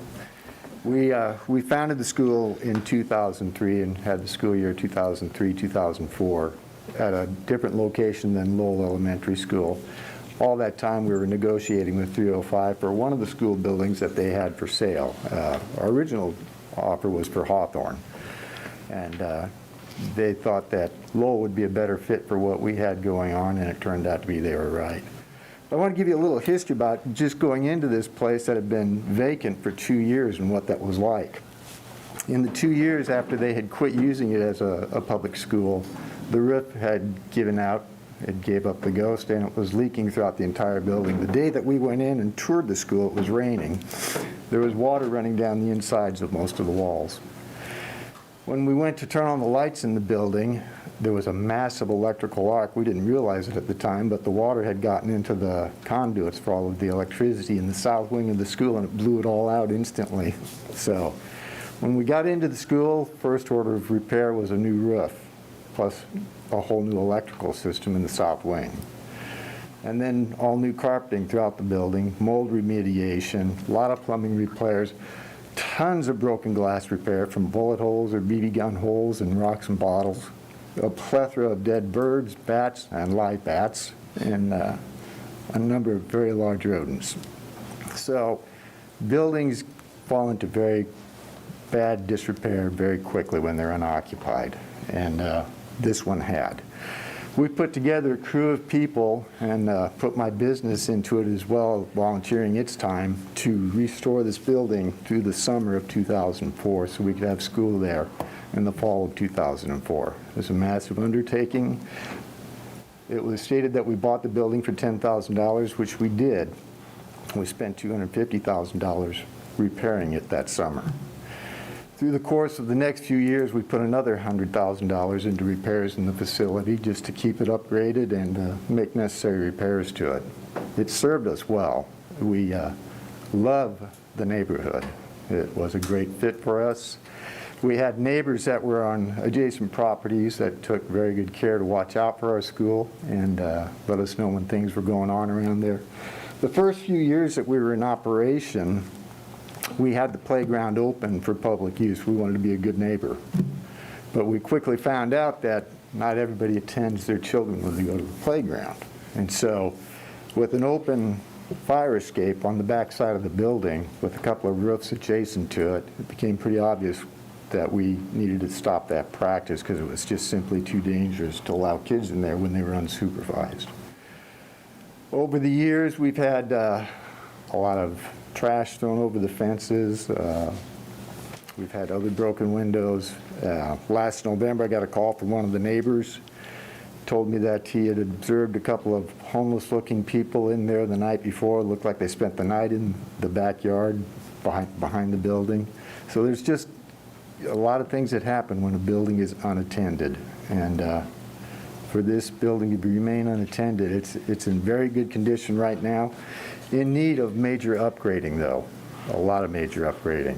And so there's going to be a lot of money that's going to have to be spent on this thing. A lot of tuck pointing to the outside, a lot of entrance replacements, and that sort of thing that are beginning to deteriorate pretty badly. It's going to take a lot of money to keep this thing alive, and I think Mr. Richardson will do a great job with that, based on what I've seen him do around Salina. And we're grateful for the offer that he's made to the school, which will cover our mortgage only. The money that's left over, which is quickly disappearing due to the months that we're waiting to close this deal, is going to be set aside as a scholarship for another Christian school to help kids be able to attend that. So I hope we can come to a really good resolution for the use of this building.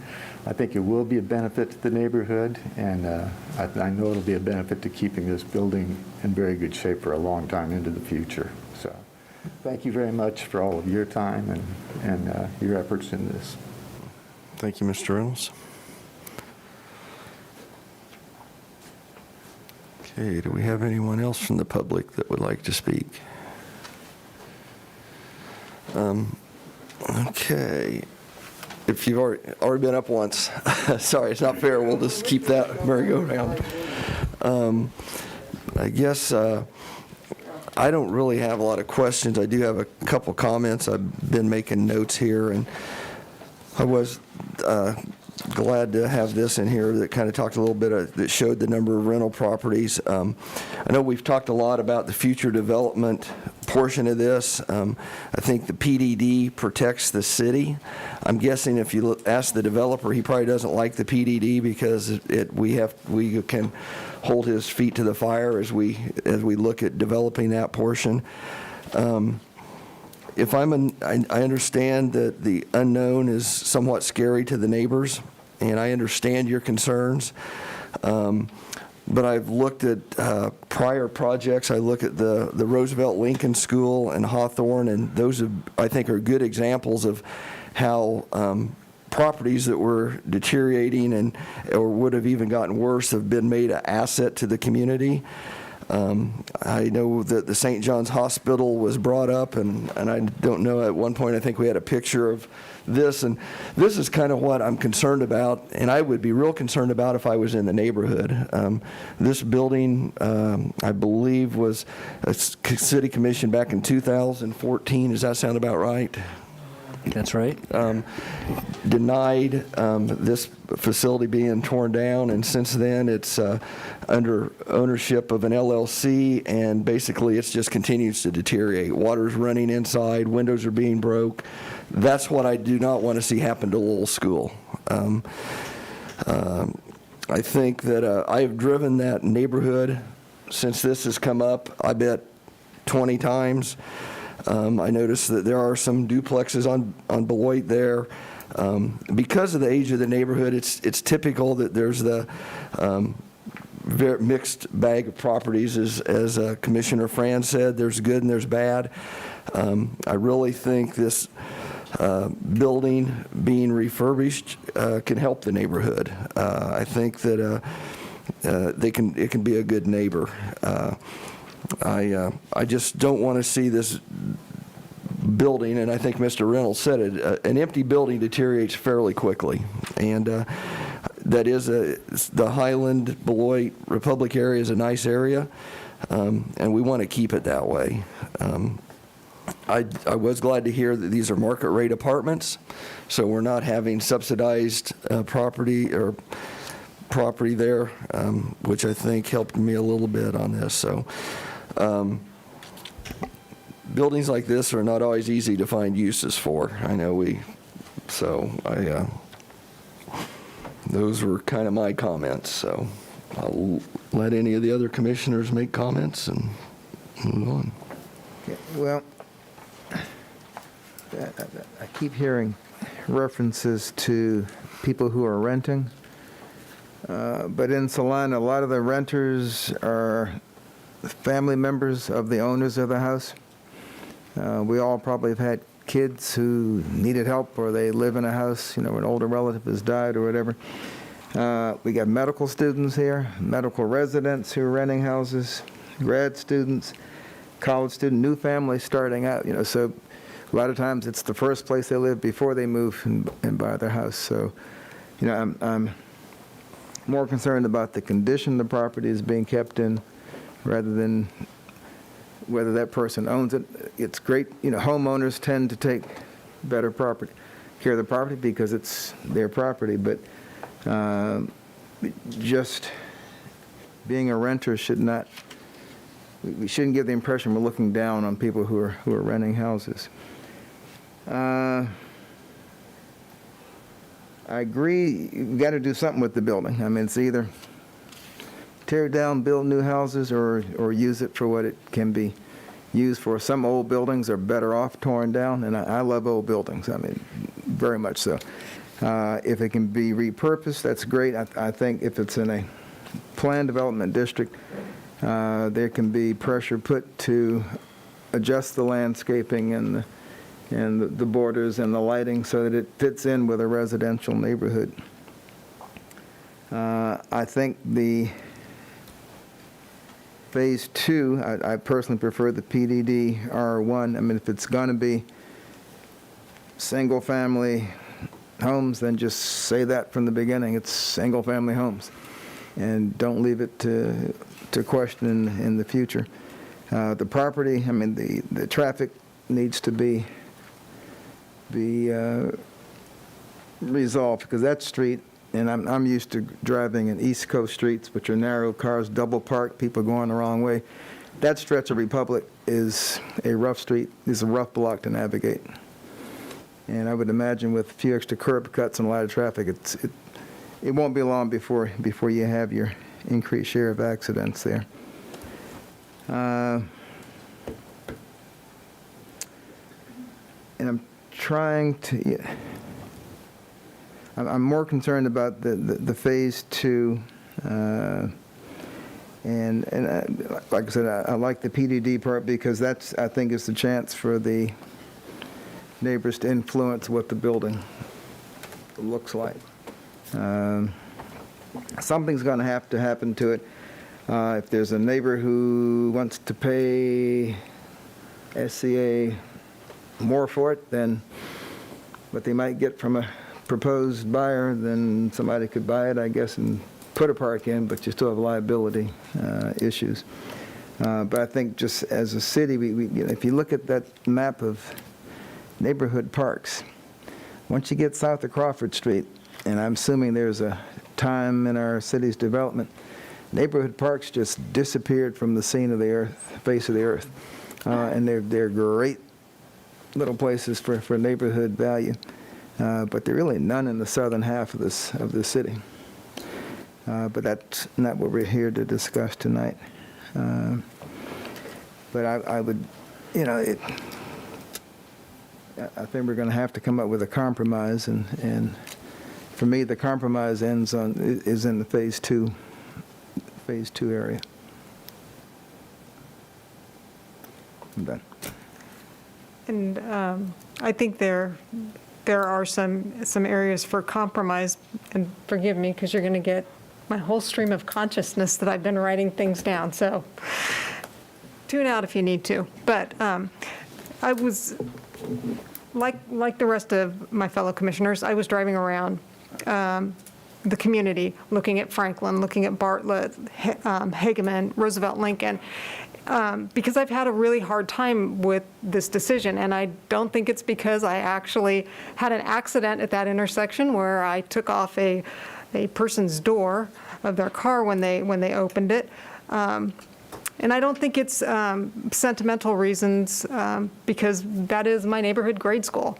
Ever since that school closed, I've known that there's going to be another chapter in that school's life. But the things that I saw about Franklin and Bartlett and Hageman and Hawthorne and Roosevelt Lincoln were, they had some commonalities, and those were, they either abutted a commercial area, or they were located on a major arterial street. And unfortunately, or fortunately, Lowell is really kind of marooned in a sea of R1 development. You know, Lowell is not on Santa Fe. It's not on 9th Street. It's really in its own little area, which I think makes it very difficult to evaluate. And I think that justifies the extra layer of scrutiny, and I hope the extra restrictions that we're entertaining right now. I really appreciate all the work that Mr. Richardson has done in the community to revitalize older buildings, because I think that's a niche that was totally unexplored, and I think he's done a good job of recognizing the potential, and I've loved seeing the apartments on Iron transform in particular. However, I think it also merits looking in terms of the development that's occurring just to the south of Market-Aid. And something that I would hope that maybe doing some sort of a PDD here will help us end up with a product, you know, if this is the route that we go, that's more compatible with the size, the height of the surrounding neighborhood. I realize that, you know, I just think that I'm not saying that, you know, there's a particular architectural genre or anything like that to dictate, but I think that it does merit, as some of the materials we have received, talking about height, talking about spacing, talking about, frankly, where to put the parking lot. I don't think that it, and like I said, I'm not a constitutional scholar, but, you know, asking for different options to put so that the parking lot isn't the first thing that you see, that's something I'd love to see. I also agree with Commissioner Davis that, to me, it seems much more forthright to be declaring this an R1 PDD as opposed to an R2 PDD. And I think also we need, as Commissioner France mentioned, to have some conversation about limiting of curb cuts, because if we're talking about single-family houses on that stretch of Republic, that's just going to be a pretty heavy burden. And I guess I would just look to staff, I guess, to see if we have done any kind of an engineering evaluation of that intersection.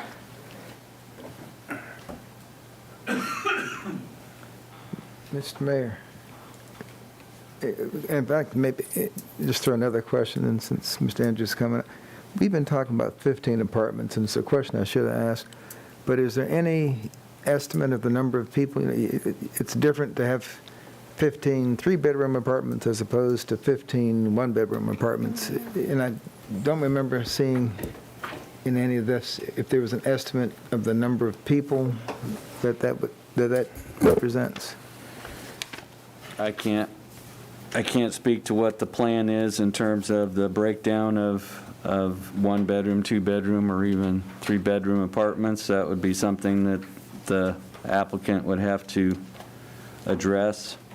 I was just going to address, the only thing we've done from a traffic standpoint is we've conferred with KDOT on traffic counts.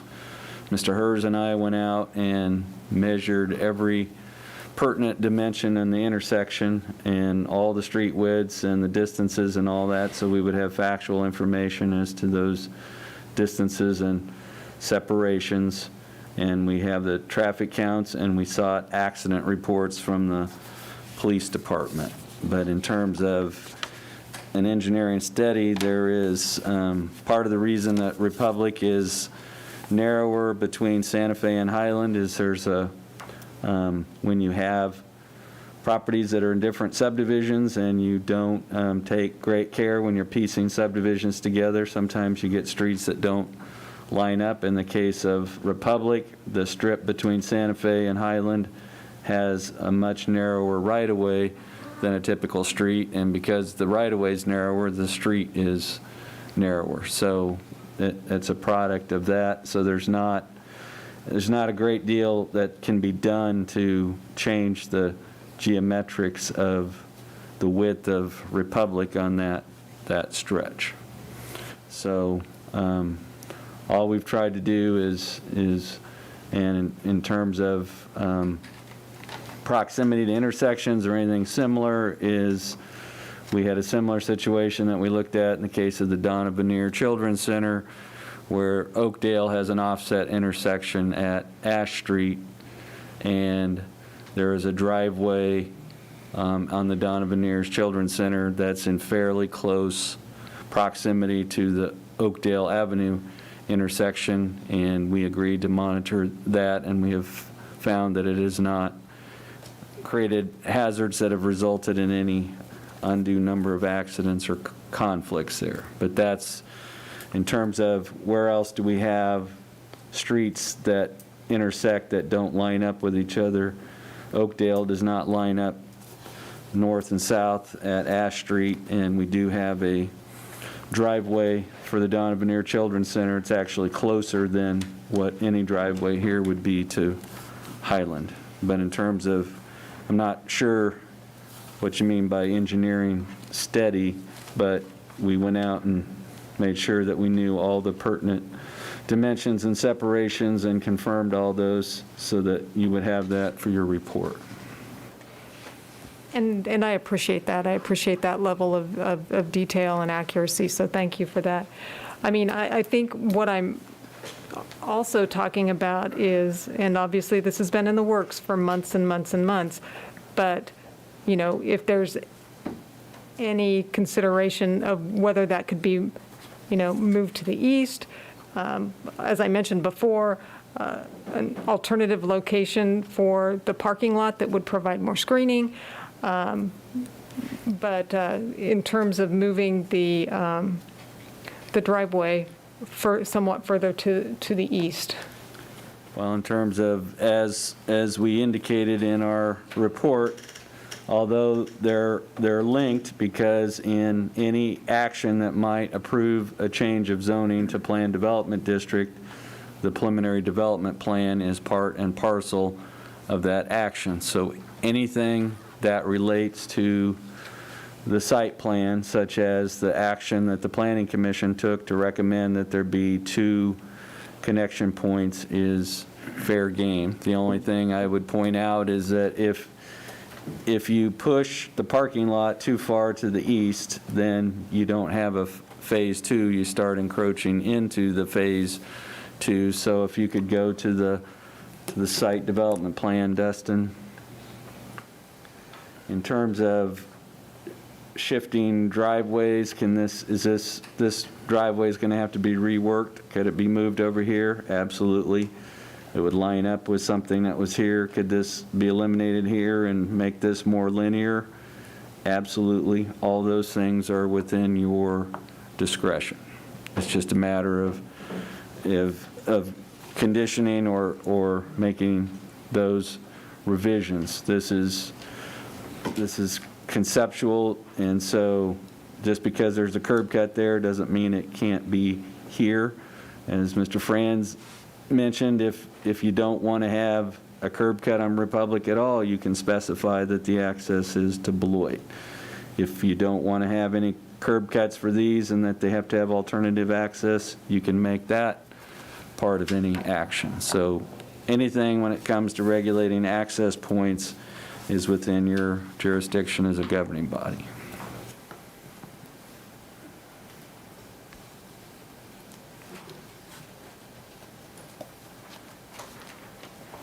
I believe I have a document that would help to answer that question. It's Kansas Traffic Engineering Assistance Program through KDOT. You can, once you give Could that to I staff. give this to you? You can give it to staff.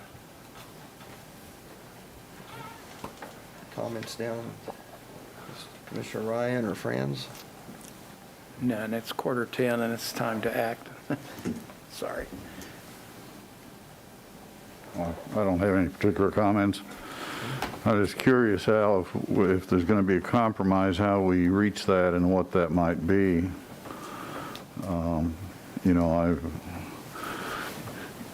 I actually like the idea of shifting the access to the parking lot a little bit, but I don't know how realistic that is, if we can make that requirement now, or if we simply say it comes at the next step of the process. I would have to look at staff for an answer on that.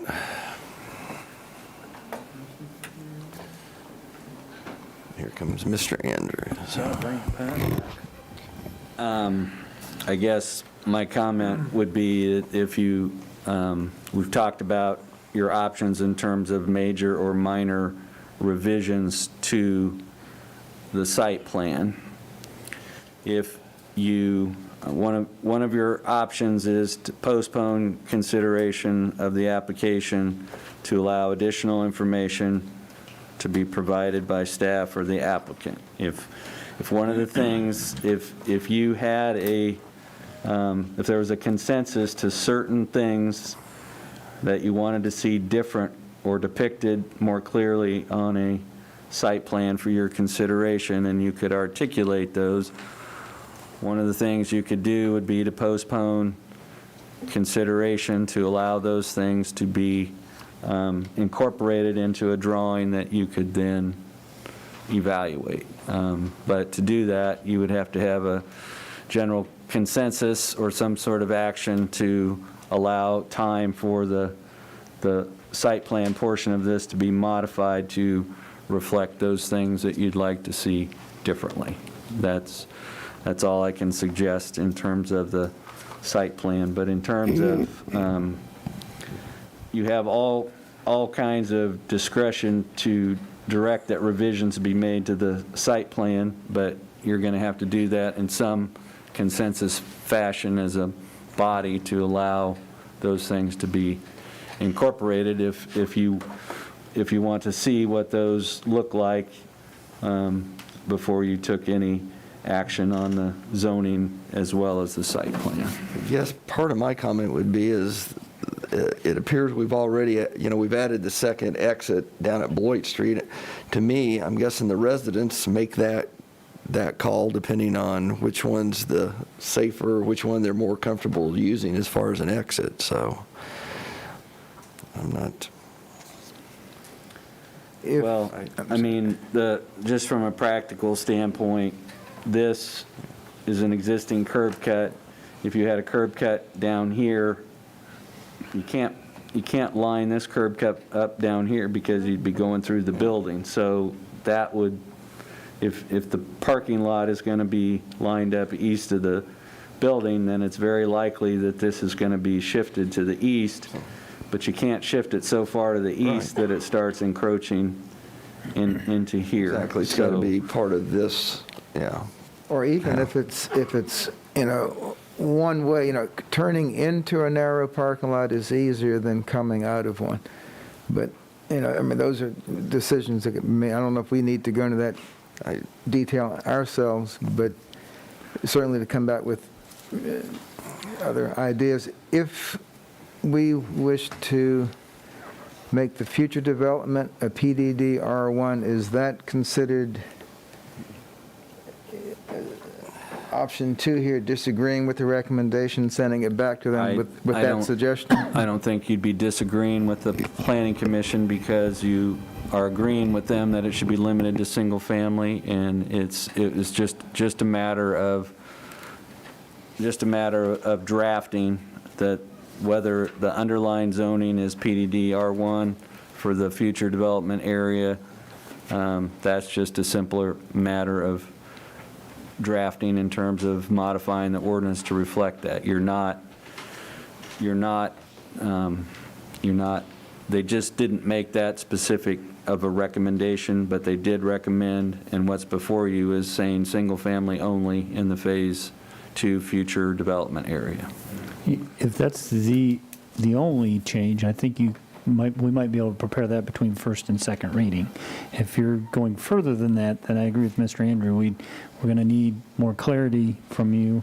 And while I understand the desire to look at a plan, we're going to be caught in this catch-22 of a repeated cycle of proposing a plan and then discussing. The more clarity that you can provide, the more it's going to expedite the decision, and the more it's going to assist the applicant to provide the plan that you ultimately are looking for. If I might pursue a little bit of detail, what we see up there is the location of that parking lot. It says not to scale, but is the location correct, or is it going to shift further west, or I mean, how, because that does not look like it lines up with Highland coming in from the north. It may catch part of it. Okay. We would probably have to go back and forth from the aerial photo to this, Mr. Hers, but this is the existing curb cut. Okay. If that curb cut is utilized, it comes down and catches the corner of this building. Okay. But where is the west edge of the parking lot is conceptualized? Is it lined up with that crosswalk? Is it further west? Conceptually, the boundary is here. And so it's shown as the edge of this. In order to have a straight pass-through between Republic and Beloit, okay, this is probably going to have to be shifted to here, and then we're going to be lining up east, because you have to remember, to make this work and to get 30 stalls, you're going to have to put a aisle down here and probably have stalls on either side, and so that's going to put the curb cut over here. Okay. Maybe I'm too deep in the weeds at this point, but that location I find a lot more acceptable than one that was further west. And in that scenario, is that a one-way drive through the parking lot with the stalls on both sides? I believe it would be designed and intended to be two-way, to allow for both entrance and exit. That's what our code would require, unless if they choose to do angled parking, then if they did angled parking, then conceivably you could have an entrance here and an exit on Beloit. But I think the goal or the desire of the Planning Commission was to have two entrances, exits that could be used for either turning movement, and it was their belief that over time, if Republic was too difficult to navigate, that most residents would simply choose to use Beloit. But I think the assumption should be that it's a two-way driving aisle. Okay. And this parking lot then would be oriented north-south. And the reason I ask, in the picture of the worst-case scenario for the appearance of the parking lot, it was oriented east-west in that picture. But this parking lot would be North-south? north-south. Well, Dean, can I borrow your laser pointer for a second? And in answer to Commissioner Franz's question, the western boundary of the proposed parking lot lines up with this this drive-in, the edge of that drive entrance. Okay. So Dustin, if you could scroll down a little bit, Now I've lost the drive entrance. So you will not see the parking lot from Highland. Coming down Highland until you get pretty close to it. Yeah. And it would be how wide on that same drawing? Yeah, well, I don't know. As far as dimension. east-west dimension. I guess we could look at the material.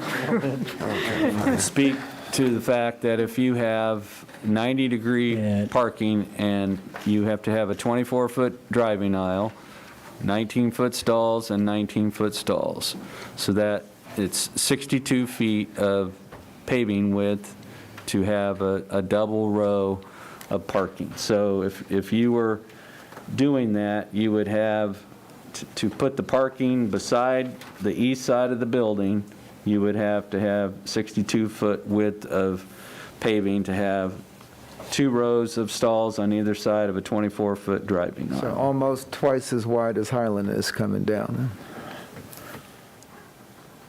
Yes. Okay. You'd have 62 feet of paving.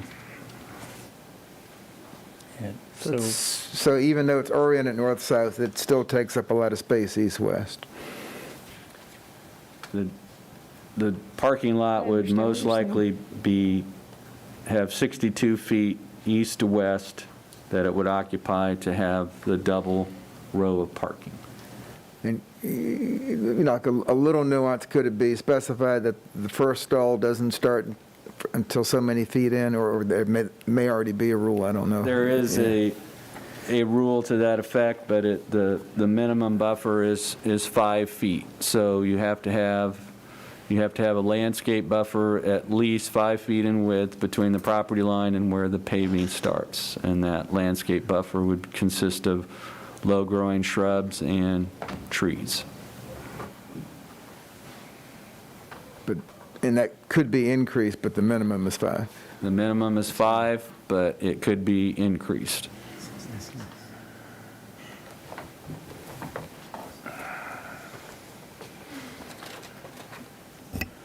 But if you're looking at 30 parking spaces, you're depending on how or where you locate that, you're looking at getting 15 stalls on either side of a driving aisle. So.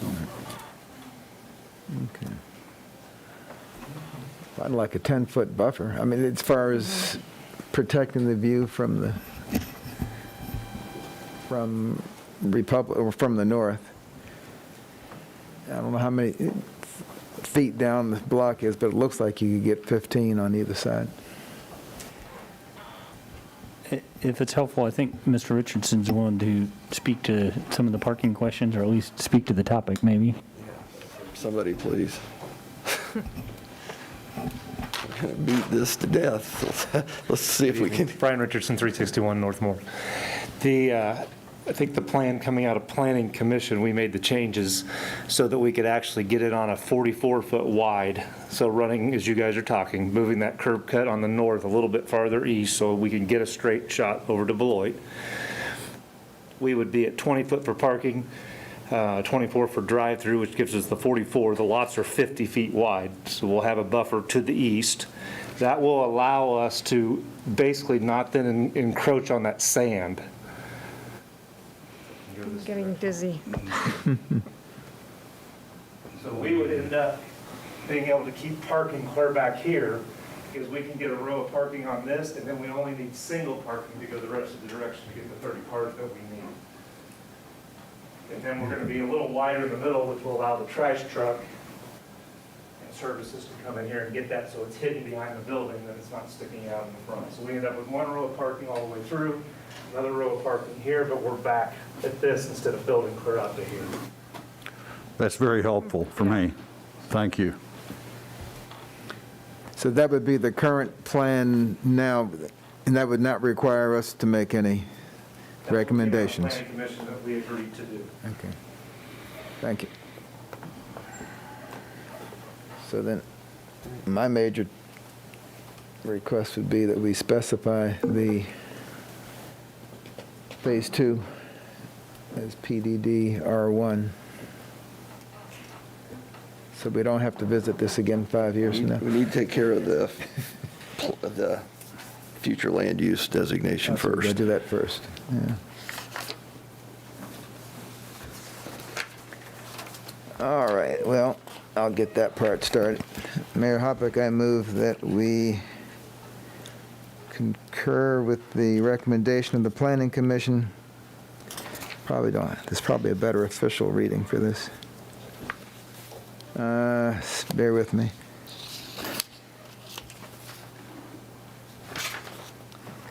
Yeah, I guess there isn't. We can concur with the recommendation of the Planning Commission to approve ordinance number 20-11027, amending the future land use designation of this 2.04 acre tract of land from public, semi-public to urban residential on first reading. Second. We have a motion and a second to concur with the recommendation of the Planning Commission approving ordinance number 20-11027, amending the future land use designation to public, semi-public to urban residential. All those in favor? Aye. Opposed? That passes 5-0 on first reading. Commissioners, I don't want to get ahead of you. I don't know, if there's more conditions, you certainly need to articulate those, but as a possibility, I think you could approve the ordinance on first reading, provided that the legal description is amended such that the eastern 6 lots are described separately to be R1 PDD, and adding a condition that parking shall be installed in the configuration in the attached exhibit, which would have to be prepared and attached by second reading. But I don't know if those are all your concerns, but the two that I've heard, that might be a way to address them between first and second reading. Would you repeat those? Instruct staff to prepare an amended description separating out the east half or east 6 lots to be designated as R1 PDD, and then adding a condition that the parking shall be configured as depicted on the attached exhibit, knowing the exhibit will have to be prepared and attached by second reading. I just had one question. It was related to a suggestion that you had earlier in terms of limiting the driveway access in the future development, in terms of adding more driveway egress onto. That's why you do a PDD, because that has to be addressed. My in the concern there future. is if it is R1 and there's single-family houses along, then we've got 3 more driveways we're putting out on Beloit, and I'm not convinced that R1 PDD is what we should do right now. I actually like the concept I saw in our packet, and I have no idea if it's possible, of having 4 duplexes with interior access through the same access as we get here. Now, I don't know whether that works at all or not, but it was a nice drawing, you know. Well, and the PDD, it still has to come before the Planning Commission Yeah. and the Whether City it's- Commission. So whether it's PDD R2 or R1, R2 gives you more flexibility. I'm not sure if I'm on board with that. I'm not sure what we gain by it, I guess. Are duplexes considered single-family? They are not. They would be multifamily if that was the approach taken. But the condition right now is that they are, with the PDD as it is now, is that there would be up to 6 single-family homes. So that would need to be changed at some point in the future if they wanted to do that.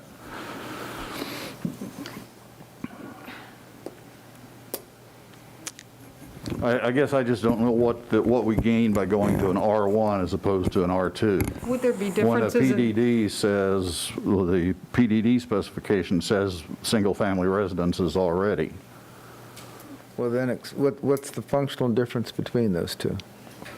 The main difference is explained and Commissioner Hodges observed is that it's more, if someone was looking at a zoning map, showing that on a map as PDD R1 would be more, it would convey something clearer to people than if you saw PDD R2, R2 would imply 1 or 2 family dwellings, then you'd have to dig deeper to see the actual ordinance that's in fact limited to 1 dwelling. So the advantage of making the eastern portion Planned Development District R1 is then it's crystal clear to everyone that it's limited to single family. It wasn't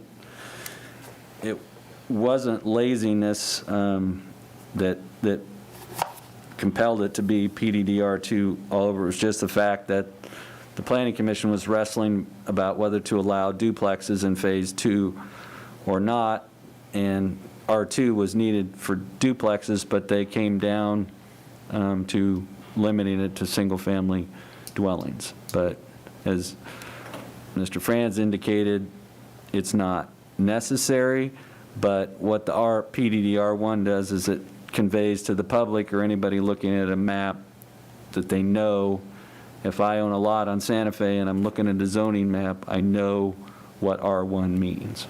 And that doesn't preclude 10 years from now, someone coming requesting it be changed. By the advantage, as Commissioner Hyde just pointed out, is that someone who's looking and they look at a zoning map and it says PDD-R1, they know exactly what that means.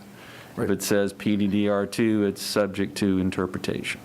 Right, that's what I thought you So had it's a said, matter of but yeah. clarity. It's just a matter of clarity. Okay. and I And think should someone in the future want to go in and, say, change it from single-family to duplexes, they would then go through the process of amending the PDD and amending the zoning to R2 PDD with a new set of conditions. Yes, and we'd be in a setting just like we are this evening. Well, and in terms of precluding, without further detail, it's going to require what you just described in terms of coming back with an amendment regardless. Okay. Because there'll need to be a Then I detailed retract my plan. objection to an R1 PDD. It's, you know. And let me just say this in support of that. I mean, I think that neighbors are very justified to be skeptical and not supportive of this development. And I think our main responsibility is to see that when we are promoting infill, that it's not done to the detriment of those who are there already. And I'm not wild about this, but I can come to grips better with it if we at least have that R1 PDD setting up at least what our expectations are in the moment right now. Whether that changes, with the understanding that it can change in the future. So Commissioner Davis, would you like to change your motion? Well, I There hasn't haven't been a done motion. one for There's not a the, motion made yet. Oh, there's not a motion No. on it? Okay. I'll make one, but yes. I mean, I thought he'd already stepped forward with that. Well, I was writing stuff down, but I'll throw it out. Feel free to change it. Mr. Mayor, I move that we concur with the findings and recommendations of the Planning Commission ordinance number 20-11030, rezoning this 2.04 acre tract of land to PDD-R2 and instruct staff to amend the description of the eastern portion of this property to R1 PDD and adding parking, Exhibit. Updated site adding plan. an updated parking exhibit to the, as an attached exhibit when this returns for second reading. And if there was a request for a 10-foot buffer, would that be added in here now? Or If that's your desire, yes, I'd suggest you if do it not, now. feel free to amend it. And with a 10-foot buffer from Republic Street south to the beginning of the parking stalls. Second. Okay, you're going to tell me where's the buffer at? Between Explain the the buffer. sidewalk on Republic and the first parking stall. Right there, yeah. Just saying along the curb line of the street. Correct. Yeah. So if there's maybe a little screening or something that could be done there. Okay, let's see if I can get this. We have a motion and a second to concur with the findings and recommendation of the Planning Commission, ordinance number 20111030, rezoning the 2.04 acre tract of land to PDD-R2 on the proposed first phase and PDD-R1 on the future development being the east portion of the plat, along with an updated parking exhibit to be attached and a 10-foot buffer along the parking lot facing Republic Avenue. Does that get it? Just to clarify, you would be approving on first reading, approving this ordinance on first reading. Right, on first reading. Okay, all those in favor? Aye. Aye. Opposed? That passes 5-0. Okay, I think we still have a executive session. We do have one other short other business. Other business, okay? Yeah, I would like to instruct staff to repeat the conflict of interest education for the Planning Commission, not waiting until September, primarily because they're going to hear more cases between now and September. Analogous to our having to go to a Cora-Coma meeting in between the time that we would normally have done it. I like that idea. We change out a big portion of that in August, so I'm not sure we can get that done before. Yeah, we let me lose 4 commissioners. Okay, that of come any out in commissioner September. who is continuing on. I mean, it won't, I mean, we're talking an hour, it won't hurt them to sit through an hour, even if they're leaving, but certainly for the commissioners who are, whose terms are not expiring in next month. So I think as Dean mentioned, Lauren Driscoll, Director of Community and Development Services, in September, we hold this training. We cannot mandate a commissioner to show up to anything. I mean, we tell them in advance, we encourage it. I can, between now and then, make sure that we talk about the ethics policy just under maybe other business, make sure they have a copy of it. We always provide a copy in September when we do that training. And I understand the frustrating place you're in because you can't mandate that, but we can, can't we? As a can. condition of service on the board? I mean, because Mr. Olson obviously, for whatever reason, didn't attend last September, so therefore he's going a whole additional calendar year not having the materials he needs to do his job successfully and effectively. So, I mean, on certain boards, I think I'd be interested in talking about making it a requirement to get your board orientation that includes going over our ethics policy before you sit up here and start making decisions about other people's lives, Right. especially Planning Commission. And Well, we and I could could narrow double- down to any commissioner who was not present for the instruction last September. Well, I could double check too. So roughly quarterly, for commissioners that come in off schedule, we also provide like a sandwich lunch and have them come in, introduce them to their appropriate staff members, let them know about our protocols about how to get your packets. And then we do a slide that's probably like 20 slides long. And, you know, there's a couple of them in there that said, you know, be aware that parliamentary procedure is a key to being a part of this. You know, we have ethics, those types of things. So at least they're even touched on in that brief component. And we do provide, again, a copy of the ethics materials then too. And I could check to see if he sat in one of those post September. Sometimes if they've missed something, they can. But I just, I mean, I have no problem leaving it up to the two of you to decide how you do it, but just make sure it's done before he sits in front of another case, because he obviously didn't understand it the first time. so Mr. Manager, I mean, do we have to have formal recommendation from the mayor that that's? Yeah, I think Since they're we his need a appointees. motion and a vote to make sure it's representative of the governing body's direction. One practical thing, the planning commission is meeting once a month, and so they'll meet, which day in August? August 4th. So they'll meet August 4th, and then they'll meet again, their next meeting will be in September, and so we will have to conduct the training in September for the new commissioners that will need to be appointed. So we'll be conducting the training August and then again in September.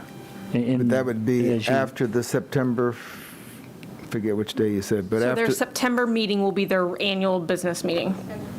So that would be And August and If we conduct it September. in August, we don't catch the new appointees. right, So so we'll be the new conducting the same appointees will be training there 2 for months in a the row. September meeting. I'm sorry? The new appointees would be there for the September meeting. Yes. Yeah, all the commissioners that attend would be there for the September meeting. I mean, they should be, yes. Okay. I mean,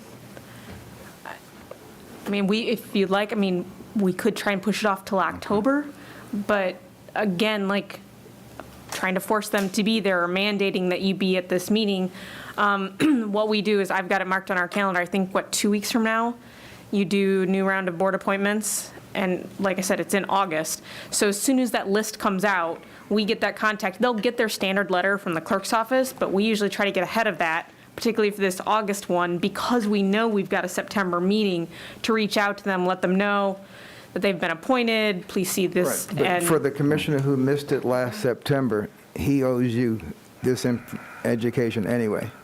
So he's 11 months late. He's not getting it a month early. Right. So he still has not satisfied last year's requirement because he missed the training then. So I'm just saying, bring him up to date.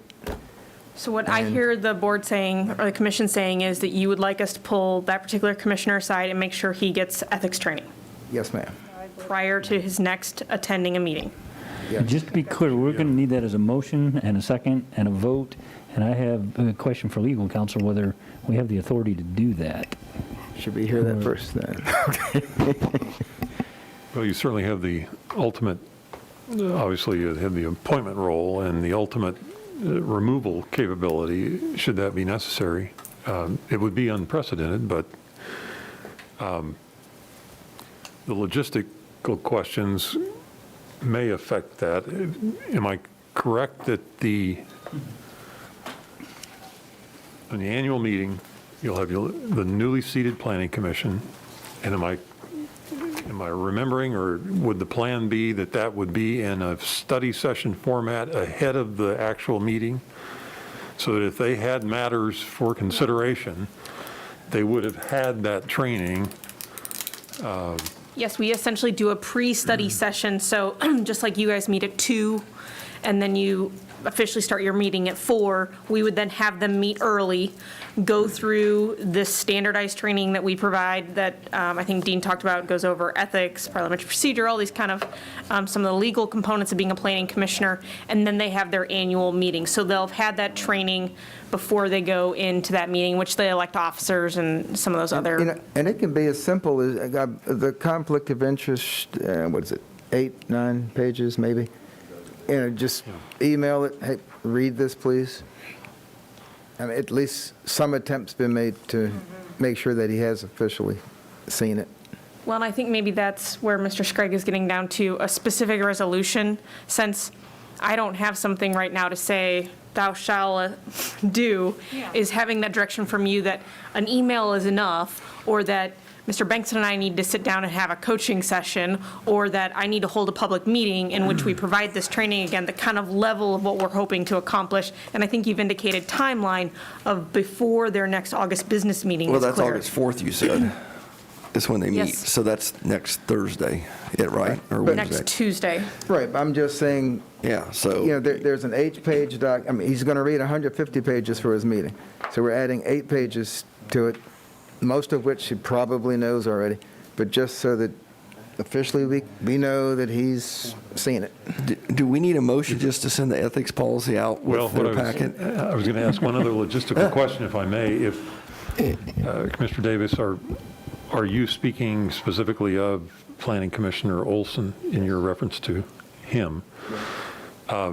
Or unless there's someone else who missed Well, that meeting. the reason I But- asked that, in anticipation of my conversation with him, I forwarded a full copy of the ethics policy and the planning commission policy. So, He has received. and we talked, now, I realize there's more to that than just the conflict of interest sections, but we did review those in That works. in some detail. If, No, I don't want to, No, I you know, mean, he may invite the opportunity to have further conversation with staff. right, but something like, but that would satisfy my desire that he certainly has been given the opportunity to have it in front of him and read it. if your desire is for city staff to ensure that he has it and request that he reviews it before he participates further,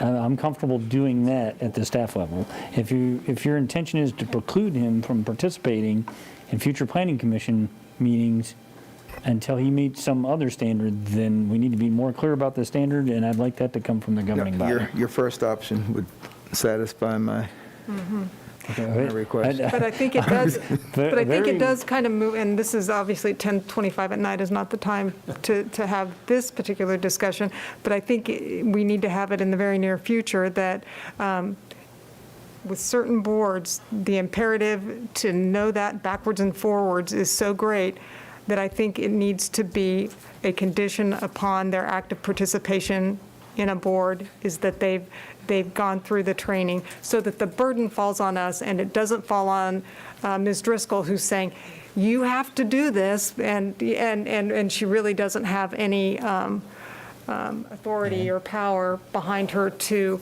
ensure that that happens. Recognizing that concern and desire, the model that I've been trying to build is something that is not in-person instruction, that if they miss it, they've missed the opportunity, trying to create something that Online. is instructional, that puts the burden on each member. They review it, they confirm to us they've reviewed it, and so the burden is on them, and we have some confirmation that they've done that. With this attendance problem that we've had for years, we can conduct the training, but we don't get anything close to the saturation that we need. And it's a matter of convenience, it's a matter of attendance, we're not able to repeat it enough to get to the level that we want. That's why I'm trying to change the model. Right, because tonight we witnessed what happens when that falls through, then you have mistrust in a public board. Right. Which No, then, I completely understand. Yeah. I'm completely comfortable conveying the frustration, the concern, how much conversation we had at the staff level. If the expectation is beyond that, then I think the governing body needs to take action. And we already do beyond that. Like, it's so, Dean and I are both very aware of how important, and I completely agree with you, Commissioner Hodges, how important it is for them to have this training, that we take and go above and beyond. And we ask Mr. Bankston to come in quite often to do that meeting with us. And we have PowerPoints that we have developed over the years to make sure they get that, rather than waiting for something to come out, because we know that it's hard for them to do the hard work of making these decisions without that information. But I think it's really imperative, and I think one of the things that I've taken away from this event is anyone who's put on these boards and commissions really needs to be aware of the independent expectation they have to share information in a timely manner. And that we can't do a complete background check on everybody. If you're not telling us something, we can't advise you or connect you to the right person. And I think that's important for them to remember. I think sometimes it's just, well, staff will get us that, or didn't staff know? No, if you don't tell us what your connections are, we can't possibly advise you any other way. And just to clarify, when I said beyond that, I wasn't talking training. I just meant if your expectation was anything more than encourage them, providing the policy and encouraging them to review it in advance of the next meeting. Yep. But I think I understand you're comfortable with that, and Right, so we can make that happen. Really the only other option for us is to, issue some kind of reprimand or censure. And I think that the way Commissioner Davis is approaching it is probably a lot more positive in terms of coaching to try to achieve the behavior and compliance that you'd like to see, as opposed to punishing. And, with all due respect, obviously, the way we're doing it isn't cutting it. And I think maybe Mr. Scragg touched on that with, we need to find another way of doing it, because you can't provide 7 different orientations for 7 different commissioners. So, and if they miss the one opportunity, then we're 11 months in, and I hope he would have learned something from that, but who knows? So. That was very well stated. Thank you. Okay, I think you have the. I think I do. yes. Okay. If it helps at all, the next item could be postponed if you like. I think we can cover it in 15 minutes or less. So whatever is your preference. Do it, yep. Can we have about 4 or 5 minutes? 4, so. Okay. You want it to delay the start by 5 minutes? Yeah. Okay. Could use a couple, well, 2, how about 2 or 3? Okay. All right, that'll work. I move the city commission recess into executive session for 15 minutes to discuss the subject of the city's claim arising from the detection, isolation, and cleanup of asbestos materials in the basement and basement stairwell of Fire Station Number 2 with the city's legal counsel, based upon the need for consultation with an attorney for the public body, which would be deemed privileged in the attorney-client relationship pursuant to KSA 75-7319B2. There will be a 2-minute break before the start, so the open meeting will resume in this room at 10:45 p.m., and possible action to follow. Second. Got a motion, second, to move into executive session for 15 minutes. All in favor? Aye. Opposed?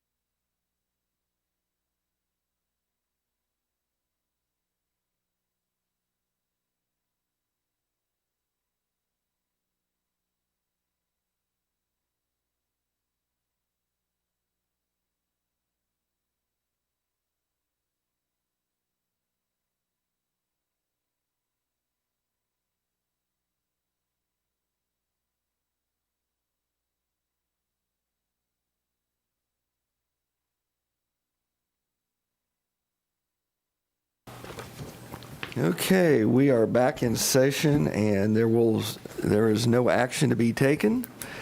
So unless anybody has a issue, we'll take a motion to adjourn. So move. Second.